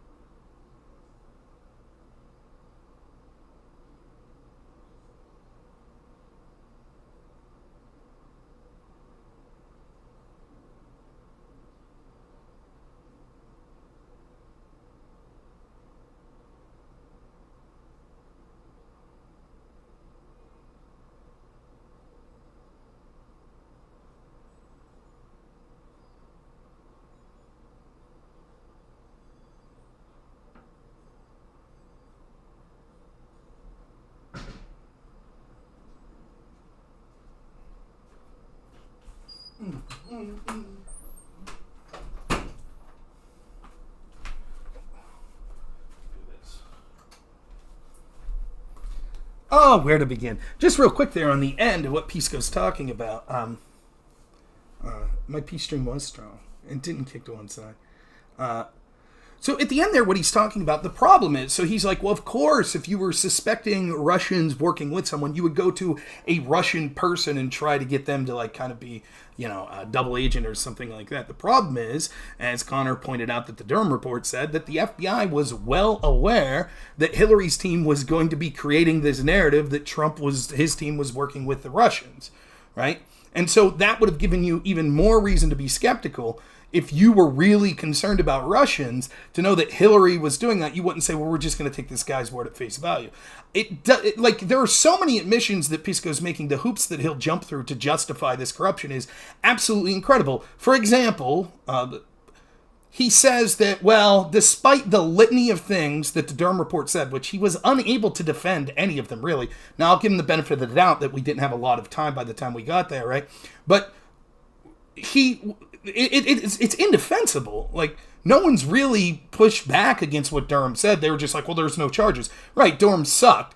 Just like everything, he's out there to show the corruption, and then no one gets charged, and it just continues apace, as it always does, right? I knew that would be the case. No one's going to be held accountable for any of this shit. But nonetheless, no one could dispute what he's saying in there.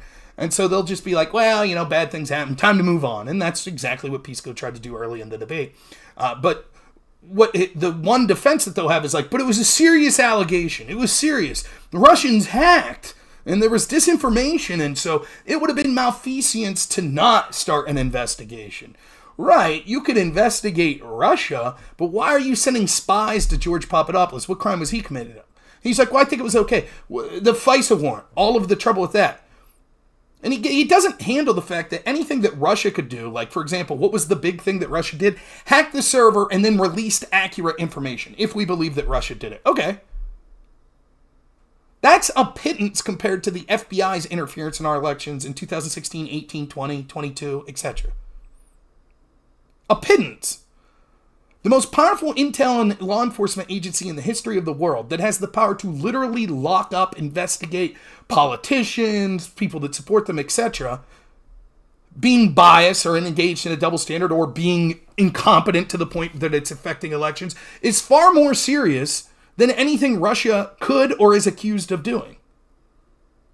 Yeah, the Seth Rich stuff, I don't even have to get into Seth Rich to just say that you knew it was bullshit from the beginning when the FBI chose not to get access to the physical server, instead to take CrowdStrike's opinion. I used to have this information available. CrowdStrike months later accused the same Russians of hacking Ukraine, to which the Ukrainian government actually looked at the servers and came to the conclusion it wasn't Russia. Right? So CrowdStrike was 0 for 1 in that, but we took their word this time. We took their word. They tell us it was a hack. You can't see the evidence. We can't see the evidence. Right? But just take our word for it. The FBI wasn't allowed to see the server. Why wouldn't the FBI insist on the server? Why wouldn't the DNC voluntarily hand the server over? But Rob, a copy of the server is the same thing as a server. Okay, then what's the excuse to not hand the server over? The Democrats literally said this was an attack on our democracy, and they were trying to stop Hillary Clinton. Why wouldn't you provide all the evidence possible? But no, they decided not to. Nonetheless, I'm getting... Yeah, the speed of the transfer of info, it looked like it was from a USB, but I can't speak to that shit because I don't really have the technical chops. Yeah, I don't know, TLS. With the viewer cap limit, I don't know. I don't get a lot of viewers. That's okay. I still enjoy doing this, but I do appreciate all of you that are here. I hope you enjoyed the debate. I wasn't able to see a lot of the comments because I was debating, but nonetheless, right? Like, if it's true that we believe that, why wouldn't you investigate anyone that was even remotely suspected of being a Russian spy? Instead, they knew that this dude was working with Hillary's team, and they didn't say, oh, is this Russia meddling? And remember, not only did Brennan and this, were there people connected to the CIA that said that Brennan covered up. Let me see if I can find this.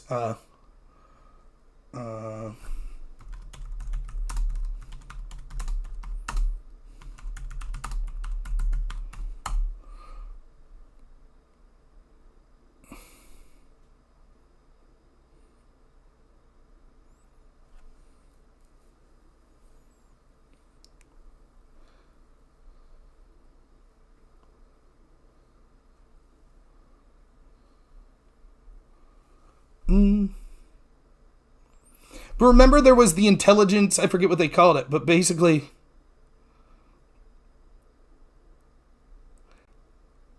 I'll see if I can find it some other day. This might be it.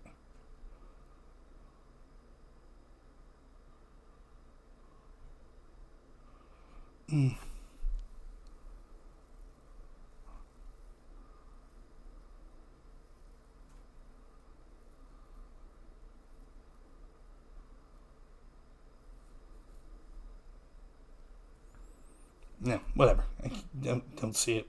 Read notice. But nonetheless, the narrative that we were being told over and over again is, listen, Russia, even they're just meddling. They'll meddle with both sides. But you're not going to investigate the suspected Russian spy. And you can see sort of the bad faith actions of Pisco when he jumps over that. Now, wait a minute. You can't call Danchenko a Russian spy. You can't do that. That's what the FBI called Carter Page. And it's the same thing I showed you the other day, the reason that this whole debate started. The 1023, right? Pisco, I was like that stamming, and Pisco's like, this is hypocrisy. Hypocrisy on Rob's part. Because he thought the Steele dossier was bullshit. But now he thinks the 1023 is damning. The damning part of the 1023 is if the accusations are true, but more importantly, the double standard in the FBI's approaching of that 1023 versus the Steele dossier. That's what's damning. And let's look at the differences. The Steele dossier does not include President Trump as engaged in any malfeasance. The 1023 personally names Joe Biden as committing a crime, of accepting a bribe to affect U.S. foreign policy to get this prosecutor fired to help his son's company. So it goes higher up. The Steele dossier, when they interviewed the primary subsource of Igor Danchenko, he said that it was kind of a joke and blah, blah, blah. The confidential human source, that's the source of the 1023, stands by his reporting as of the last time he talked to the FBI in the report in 2019. And yet, they chose to approach it in the exact opposite way. But instead of Pisco saying, wait a minute, why did the FBI take this one situation, the Steele dossier, and actually use it to spy on Trump's team? But on the other hand, the 1023, they're just like, we're not that interested.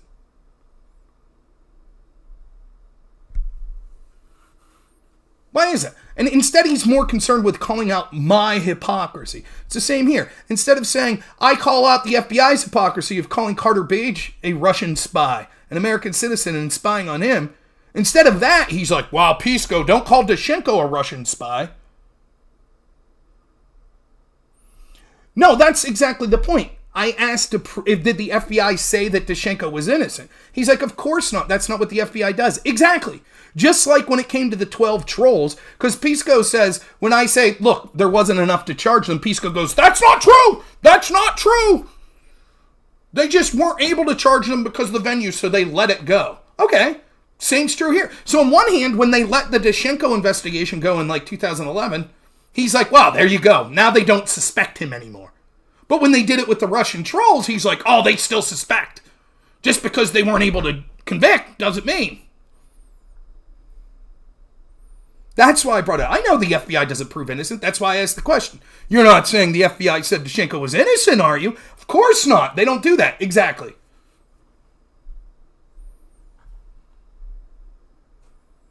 Yeah, of course, Mick Linebacker. It's always been the case. Do the debates, more info comes out, proven correct again. Over and over and over. That's what happens. You know, the most, you could see the little bad faith shit, though, when you really get into it. Like, the idea that Pisco was backed into a corner so much. Like, this happened in this debate. I'm not making this up. I'm literally not making this up. You ready? I asked Pisco the following hypothetical. I said, if Kevin McCarthy, Speaker of the House, Republican, comes out and says, listen, Zelensky, we're going to send you billions of dollars in weapons. That's, as Congress, we have the power to do that. That's what we're going to do. But only if you investigate Joe Biden and the Democrats. Pisco says, I think that's bad policy, but sure, there's nothing illegal about that. They'll be okay with that. That's Pisco's stance.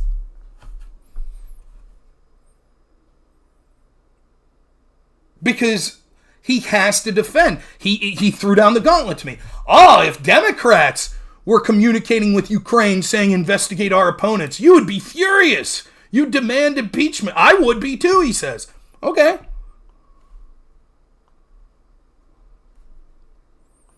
So I mentioned this. Democrats asked Ukraine to investigate Trump in 2018.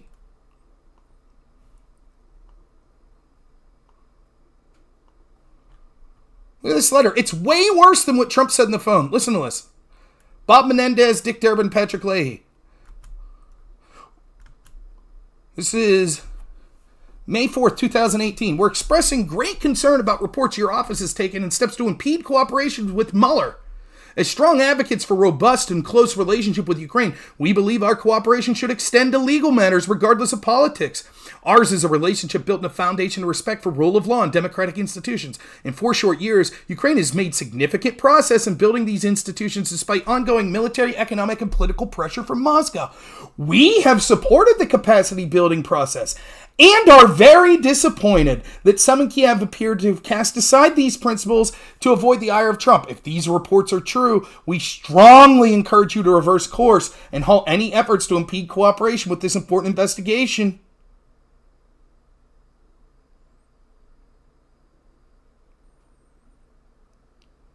This investigation not only has implications for the Mueller probe, but it also speaks critically important investigations into the corrupt practices of Yanukovych, which stole millions of dollars. Blocking cooperation with Mueller cuts off significant opportunity for Ukraine law enforcement.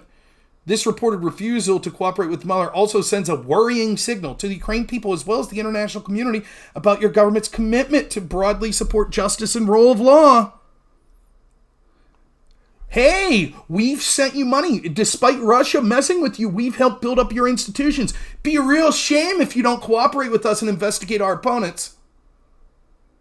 If the president does that, you can't do it. If senators do it, you can, he says. That's his argument.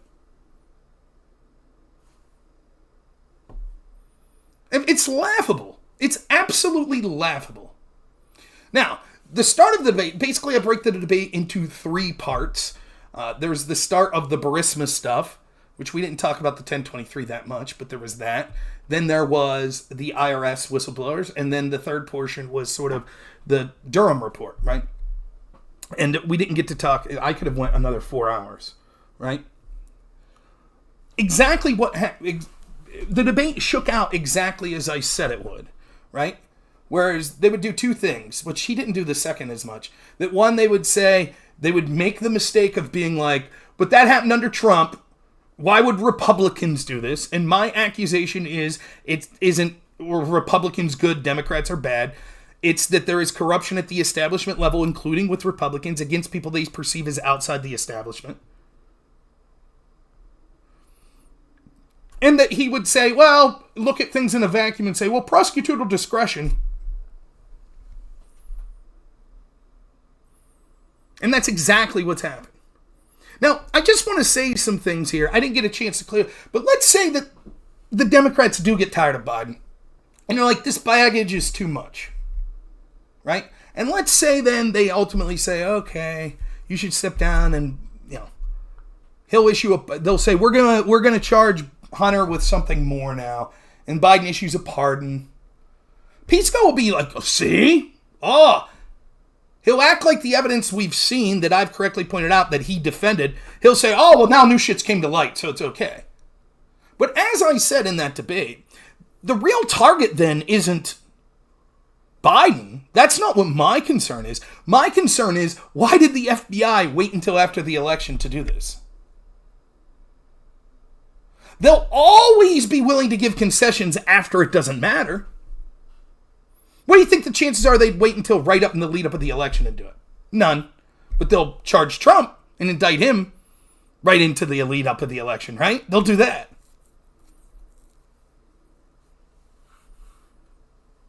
But that's not the case, corporal entity. He says his standard for corruption is so incredibly high, as long as there's conceivably legal explanation, he's satisfied. Unless it's the other way around. Right? If it's Trump and his administration doing something, all of a sudden that charitability goes away. I'll give you an example, an apples-to-apples comparison. Donald Trump was accused of a quid pro quo. Now, he didn't literally say, if you don't help us with looking into Biden, you won't get your money. He was like, well, the stuff we're sending you, we'll see. We're really concerned about this Biden thing and the prosecutor that was fired there. That's not a... Literally, if you want this, you have to do this. Now, the Democrats will argue, well, it was an implied quid pro quo. Maybe, but it's not a definitive one. So it's an alleged quid pro quo. And his alleged quid pro quo, we were told, and we had to be told this because we know that the Obama administration was actively investigating his opponent, which was Donald Trump. Now, he wasn't his literal opponent because Obama no longer had the ability to serve terms, but it was the opposition to his party. And he was investigating him, and he was talking to other world leaders. So we know that that's legitimate because they didn't say impeach Obama, investigate Obama. So they had to say, no. It was because it was for personal gain. It's okay for a president to issue a quid pro quo as long as it's not for personal gain. And so then we have the confirmed quid pro quo of Joe Biden. Right? Pisco and lefties will argue the only reason of Trump's alleged quid pro quo was for personal gain, because it was to help him in the election. It was targeting his opponent just to help him.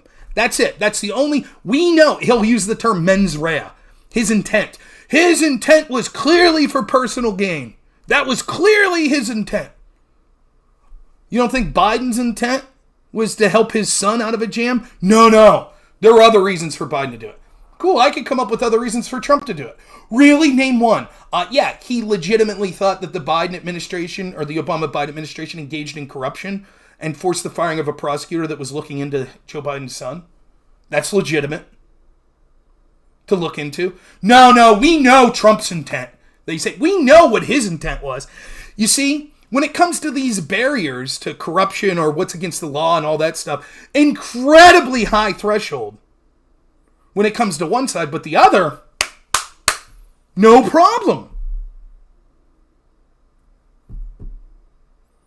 And that's how you can see, again, look how he does it. He focuses on each individual thing, and it's like, well, it's plausible. It's laughable that he says, he doesn't say, well, if there's any possible explanation, then I don't buy it. He goes with the preponderance of evidence. That's horseshit. Is there anyone out here arguing that the preponderance of evidence isn't that Peter Strzok's bias influenced his insane situation? But that's what Pisco believes. He thinks that there's a 51% chance that the actual bias of Peter Strzok, which has been confirmed, talking about an insurance policy to prevent Trump from being elected, the fact that he didn't tell his agents underneath him that the Steele dossier was sourced by Hillary Clinton and they planned to make this thing up. The fact that, all the shit that he did. We go over and over with Peter Strzok and the malfeasance that he had. He's like, well, more than likely that had nothing to do with his bias. Bullshit. Now, I would accept if he says, listen, you have to prove beyond a reasonable doubt before you convict criminally. That's at least a more solid argument. But to say preponderance of the evidence is a fucking joke. Everyone knows it. And if it's preponderance of the evidence, then you have to look at the situation in its entirety. In its entirety. So what is the chances that the treatment of Manafort versus the treatment of the Podesta group? Or the treatment of Flynn and Papadopoulos versus the treatment of Mills and Abedin? Or the treatment of Gambetta versus the treatment of this Nada guy? Or the treatment of people like Roger Stone versus the treatment of James Comey or Andy McCabe? Every single time. The raid of Mar-a-Lago versus how they handled the Biden estate. Hillary's team allowing to retroactively file paperwork for campaign finance while Trump's being indicted. The spying on Trump of being connected to Russia, spying on his team while they knew that Russia was connected to Hillary's team and didn't do anything. All of these situations, over and over. And isn't it weird how my prediction levels are so incredible? They can't even figure out the cocaine in the Biden White House. We don't know. I don't know. We don't know. We're supposed to believe that the most secure building in the country, of the most powerful country in the world, where there's surveillance everywhere, that someone would be able to bring in a mysterious powder that could be lethal to harm our elected officials, our presidential family, and that they would just be fucking clueless. They'd be like, we don't know. We know nothing about it. Nope. Sorry. What's that, Sparky? Now, when it comes to the Burisma shit, why do I bother? I like talking to Pisco, though, because at least he, even though I think he is bad faith on this shit, at least he talks about things and it makes me think about things and it gives me an opportunity. It's better than talking to someone like Brianna Wu that just goes, I don't know nothing about that, but it sounds like a conspiracy theory. What's the utility of that? So I guess I talk to Pisco because it's the best opportunity for someone to trying to engage in the topic. Can you name me a lefty that does better? Bad faith in engaging in the topic is better than fucking just being like, you're a conspiracy theorist. Right, Nachos, right.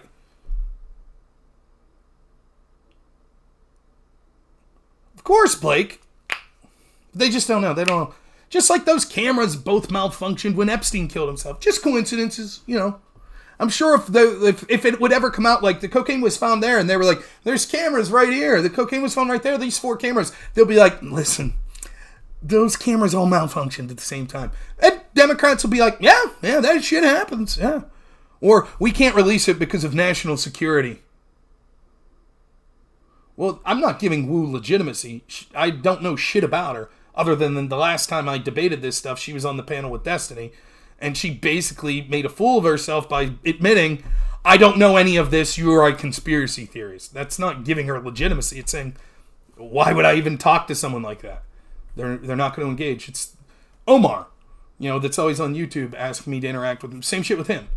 You go into the specifics with the corruption, and he's just like, but Donald Trump, an orange man, bad, and he is really bad, and he's the worst. Okay. At least Pisco, you could talk about the issues. He has bad faith about it, though. Whether he's consciously or unconsciously, but he is bad faith. Right, of course, Sparky, that's always how it goes. There's so much shit that we never talk about. Like, for example, the Mueller team. Now, think about this. This is something I've never heard anyone go into detail about that I find absolutely amazing. So say you're Bob Mueller. I can't really blame... First off, Mueller is like Biden. He's out to lunch. He's an old man. He doesn't know what's going on. But let's take Mueller, right? Let's say that he's trying to be impartial during his report. And basically, IG Horowitz comes to him and says, listen, Strzok and Page, who you have on your team, I just want to let you know that we've launched an investigation into their bias. And we've got cell phones of theirs from their time at the FBI where they're saying some really biased shit. Like they're literally talking about an insurance policy to stop Donald Trump. I don't blame Mueller for hiring Strzok and Page that he should have known that. Now maybe he did. Maybe he talked to them and knew they were biased. But I'll give the benefit of the doubt. He didn't know it was on their fucking phones. Okay, that's legit. I would buy. So I get it. And he basically lets them go because he doesn't want the appearance of bias on his team. Oh, good point, right? That's probably good. But then he deletes their phones that his team gave them. Thank you, Bandit. Thank you for the subscription. How in God's name can you justify that? You know that the IG just told you, we got their phones from when they were at the FBI and there was a bunch of crazy shit on it. So the first thing I would think if I was Mueller's like, okay, we'll let them go. We don't think that they've tainted the investigation, but for appearances, we'll let them go. And we'll collect their devices and make sure that they're kept in case someone needs to investigate this as well. No, they deleted them. Why would you do that?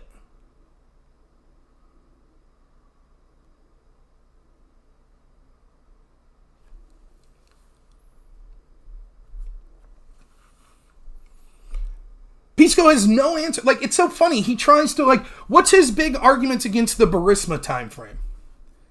Well, Blue Star Strategies weren't their lawyers. They were their lobbyists.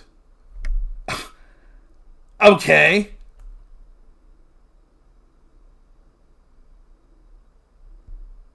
And? Well, in 2014, right? And, when I'm engaging in this, was Shokin corrupt or not? It could be somewhere in between. Maybe he was somewhat corrupt. But the question is, was he corrupt in this investigation of Burisma? Shokin says no. I was looking into Hunter Biden. I was looking into Burisma. But you can't even make that argument. Because what the left and people like Pisco will say is of course he'll say that. He's corrupt. We can't take his word for it. Thank you, Marcus. I appreciate it. Twitch is doing better video quality than YouTube. Not surprised.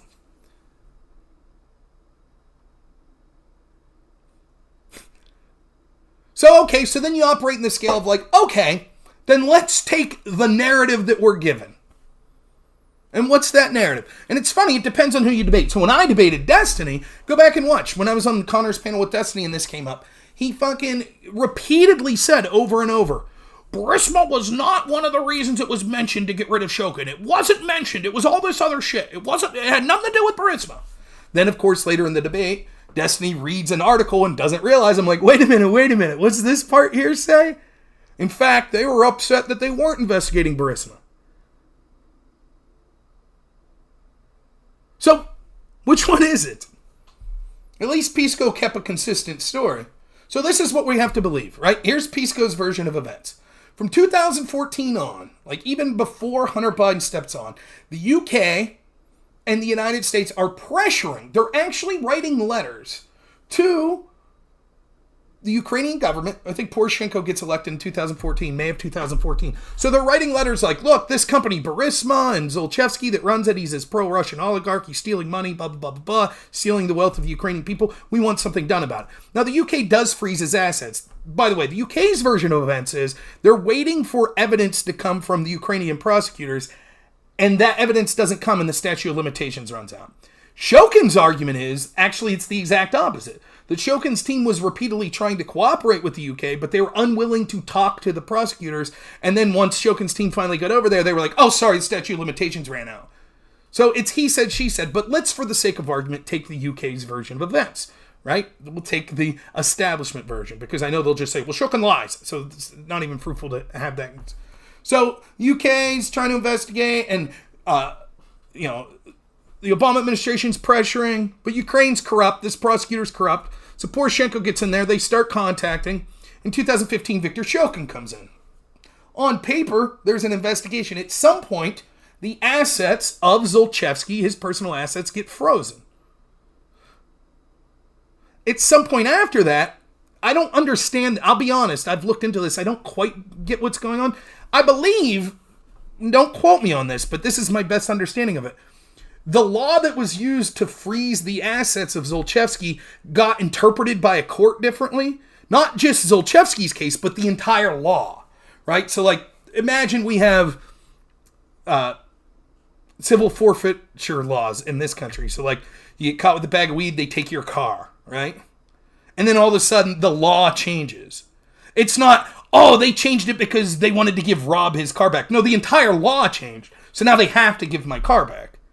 But then later, the law changes back, and they say, okay, we're taking Rob's car back again. That's my understanding of basically what happened. And so Zlochevsky had his assets frozen by some prosecutor. Then it was unfrozen because of the change in the law. And then Shokin decides to refreeze them. His car, his home. That's in February. Now, for years, the narrative was there was no investigation. Shokin wasn't investigating Burisma. Wasn't doing it. Nope, he wasn't taking any steps in the investigation. Then explain the frozen assets.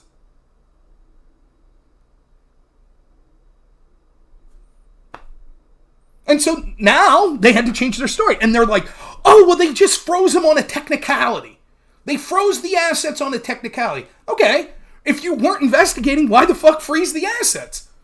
If I'm a corrupt prosecutor and I'm on the take for Zlochevsky, I'm not going to be like, oh, they changed that law back, I'm going to go refreeze your assets. I'd just be like, we're just going to leave well enough alone. We'll say the investigation's over. We didn't see any corruption. Why even keep it on the books? Just say, oh, we looked into it, we didn't see corruption. Good enough, right? But no, they freeze the assets. And then, within a week or two, Burisma's American representation, Blue Star Strategies, reaches out to the Obama-Biden State Department. Hey, Hunter Biden works here. Can we talk to you? And they get that meeting. We don't know what they say in that meeting. But they said they wanted to talk about the corruption allegations of Burisma. And then, a couple weeks after that, Joe Biden's issuing his final quid pro quo. And within a month, but March, Poroshenko's admitting on the phone, okay, we got rid of him, even though we don't think he was corrupt. Give us our money. Okay. Now, Pisco's version of events is as follows. Obama and Biden are pissed off that Zlochevsky and Burisma, a company that John Kerry's son and Joe Biden's son works for, isn't being investigated hard enough. Does that make any sense to you? Man, I wish that my son's company was being investigated more. But Rob, the crimes that were being investigated was before Biden worked there. Right. So what? That doesn't mean they couldn't have discovered crimes like the amount of, even not crimes, the amount of money being made public that Hunter Biden was making. Because then someone might say, oh, wait, what's that? How much was he making a month? Did he claim that in his taxes? Was he lobbying as a foreign agent? Did he claim that? But even if you say, no, okay, they weren't going to find any crimes, which I think is nonsensical, still you're preventing him from getting $70,000, $80,000 a month. You don't think that? Do you have good reason to not want that relationship to end? And that's not to even speak of relationships anyways, of American dollars and European dollars that were going into Ukraine and possibly into the pockets of Zlochevsky.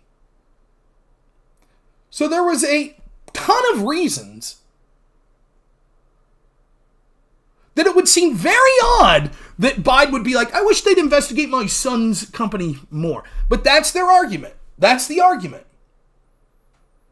And so eventually, they're like, there's nothing happening. There's nothing happening. And then these assets get frozen, and just, we're supposed to believe it's a total coincidence at that point, once the assets are frozen, that then Burisma, because they're like, oh, well, we also think that Joe Biden's getting more pissed off about this, so we better go meet with him. But they wait until the assets were frozen. What's up, Crisco? So they talk to people in the State Department, and then Biden gets on a plane a couple weeks later, and it's like, quid pro quo, get rid of Shokin.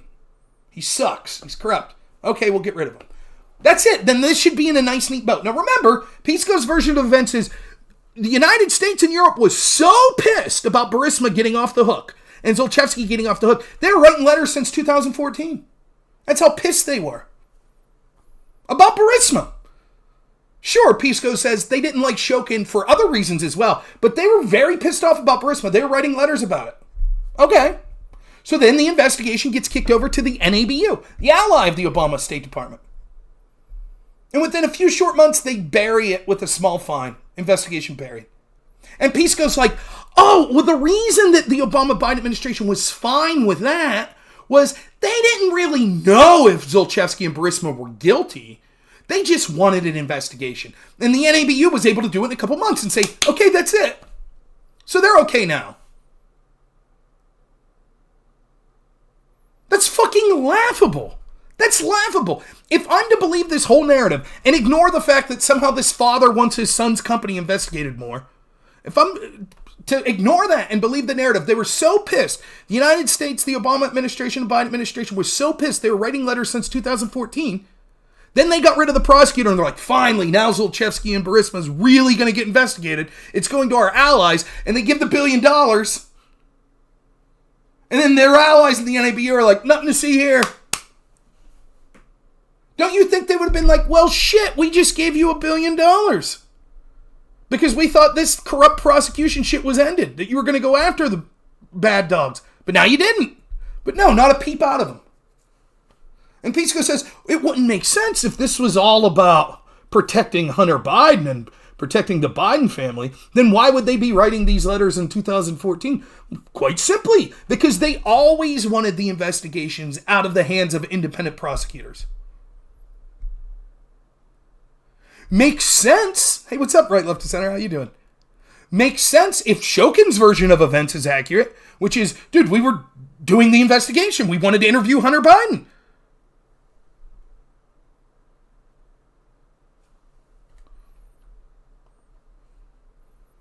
But none of that matters in the grand scheme of what we were talking about today once you get to the 1023.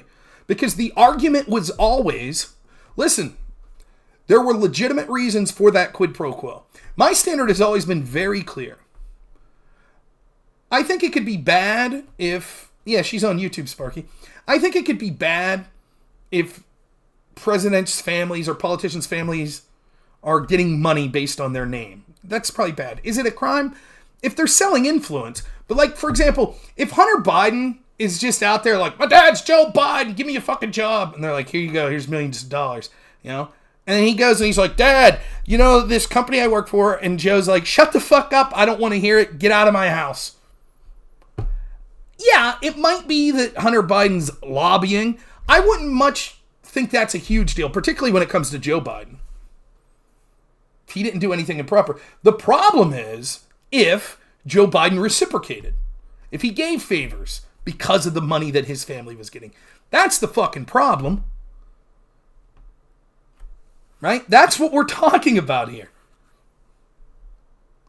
And so the idea of his son getting this money and then him forcing this prosecutor being fired, my stance is quite simple. Anytime a politician takes an action like withholding government monies to ensure the firing of a prosecutor, that his family has some sort of business arrangement in the target of a prosecution, There should be an immediate independent investigation. Not an FBI, not the, Biden runs the FBI, so his FBI investigates him, or Obama's FBI investigates Biden. Fuck all that. Independent. I agree with that, Bandit. I absolutely do. There should be an independent panel just to investigate the executive branch. That they don't have control. You can't trust the employees of the executive branch to investigate the executive branch. That's why they insisted on Bob Mueller as a special counsel. Because if they would have been like, okay, Jeff Sessions is going to investigate Trump, they were like, no way, you can't do that. Now, when it comes to the Biden team, no problem.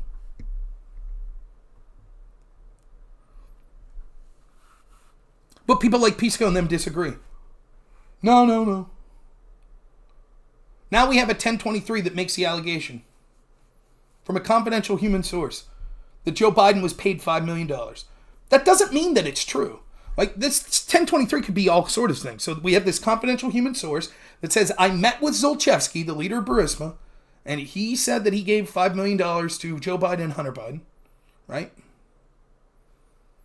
One, the confidential human source could be lying. It's possible. Second, he could be telling the truth, but Zlochevsky lied to him. Or three, it could be truthful.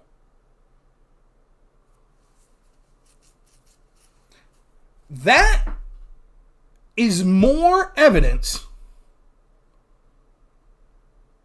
to warrant an investigation of Joe Biden than anything that warranted an investigation of Trump and the Trump-Russia collusion shit that dominated our country for 4 years. There was never an allegation of anything confirmed whatsoever that Donald Trump was personally involved with giving favor, because we know that the favor that was alleged was given. Whether or not it was a favor remains to be seen. But Joe Biden issued the quid pro quo and got the prosecutor fired. And we have a source that's saying Joe Biden personally got money. Doesn't mean Biden's guilty of it. But if that doesn't warrant a serious independent investigation, I don't know what is. What does? And then the problem is, Pisco and them will be like, well, the FBI will look into it. They'll look into it. And then you have whistleblowers coming out like, dude, we couldn't even we couldn't even ask questions of fucking Joe Biden. We couldn't ask questions. We couldn't even see the WhatsApp messages. We couldn't see the laptop. They wouldn't even leave us see it, the investigators. Well, maybe it's all big misunderstanding, they say.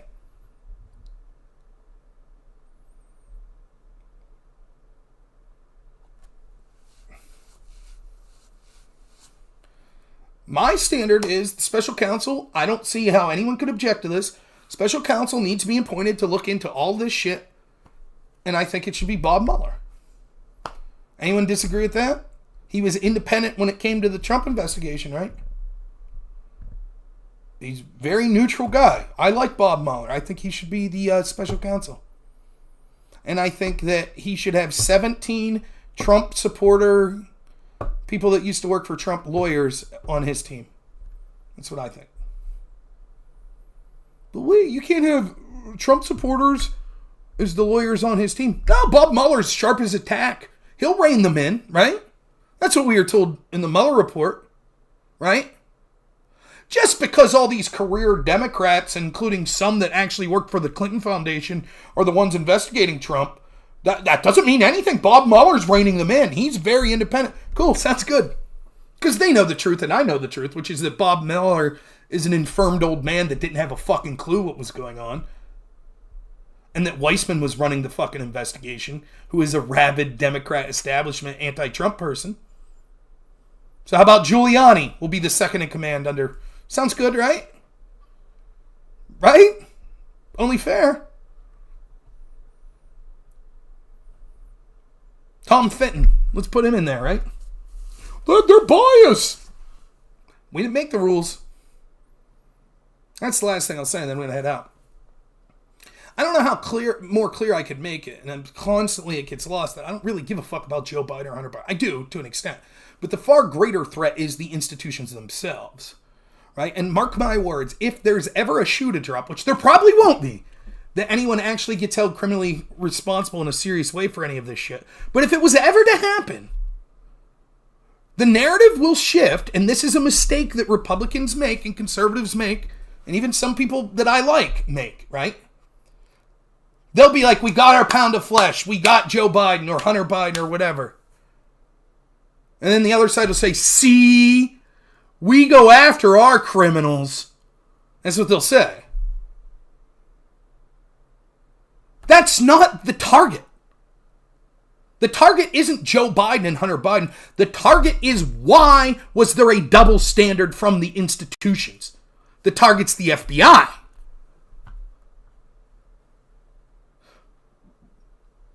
That's the problem. So saying, oh, okay, they finally got Biden after the election.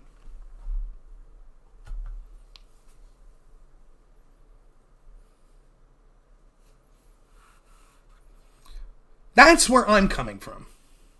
And if you can't see the double standard, not just from our FBI, but our media, our academia, our social media, almost every major institution in this country. Again, Pisco and them just flippantly go, well, it was 51 former intel agents, including former heads of the CIA and the NSA, that said that the laptop was Russian disinformation, or had the hallmarks of Russian disinformation. That further buttresses my argument that there is a, what's the word I'm looking for? There's a culture in these communities to just say this shit's okay. It's okay to do this shit. It's okay to put our thumb on the scale. And that's worse than anything Russia or China or any of those places could do to interfere in our elections. So, you know, at the end of the day, I enjoyed the debate. I wish I had more time to talk. I don't think that Conor did a particularly bad job. I think that I'm a blowhard that talks a lot. I think Pisco is as well. And so I knew the nature of it being 2-on-2 was going to be difficult, just because, you know, we both want to talk a lot. Does anyone have anyone to reckon current poll? Where'd the Coke from? We'll go with Joe. No? Mr. Anyone have anyone they want to raid? I don't see anyone. I think I see Primrose. I don't know, Bandit, if that's true or not. We'll just raid Primrose. I'm not going to lie to you. I have to use the restroom again. I got to pee, so I'm trying to get out of here in a hurry. But we'll leave the poll closed here first. But yeah, I enjoyed it. You know, I'm surprised they didn't have more substantive stuff to say. We got a 3-way tie between Hunter. It's funny. The janitor. Leave that poor guy alone. All right. Well, I appreciated it. I don't know when I'll be back. Like I said, I'll try to do a stream tomorrow night or Tuesday, probably. But then I'm on vacation, and I will be gone. Maybe I'll do a stream from my phone a little bit short when on vacation. But ultimately, I can't wait. This work stretch has been fucking killing me. It's like 11 days without seeing my wife. I did see her today, but like without being there. So, all right. Thank you so much. I appreciate all of you. Hope you enjoyed this. You got any more debates for me? Recommend me to people. I'll debate pretty much anyone. Thanks so much. As always, have a good one.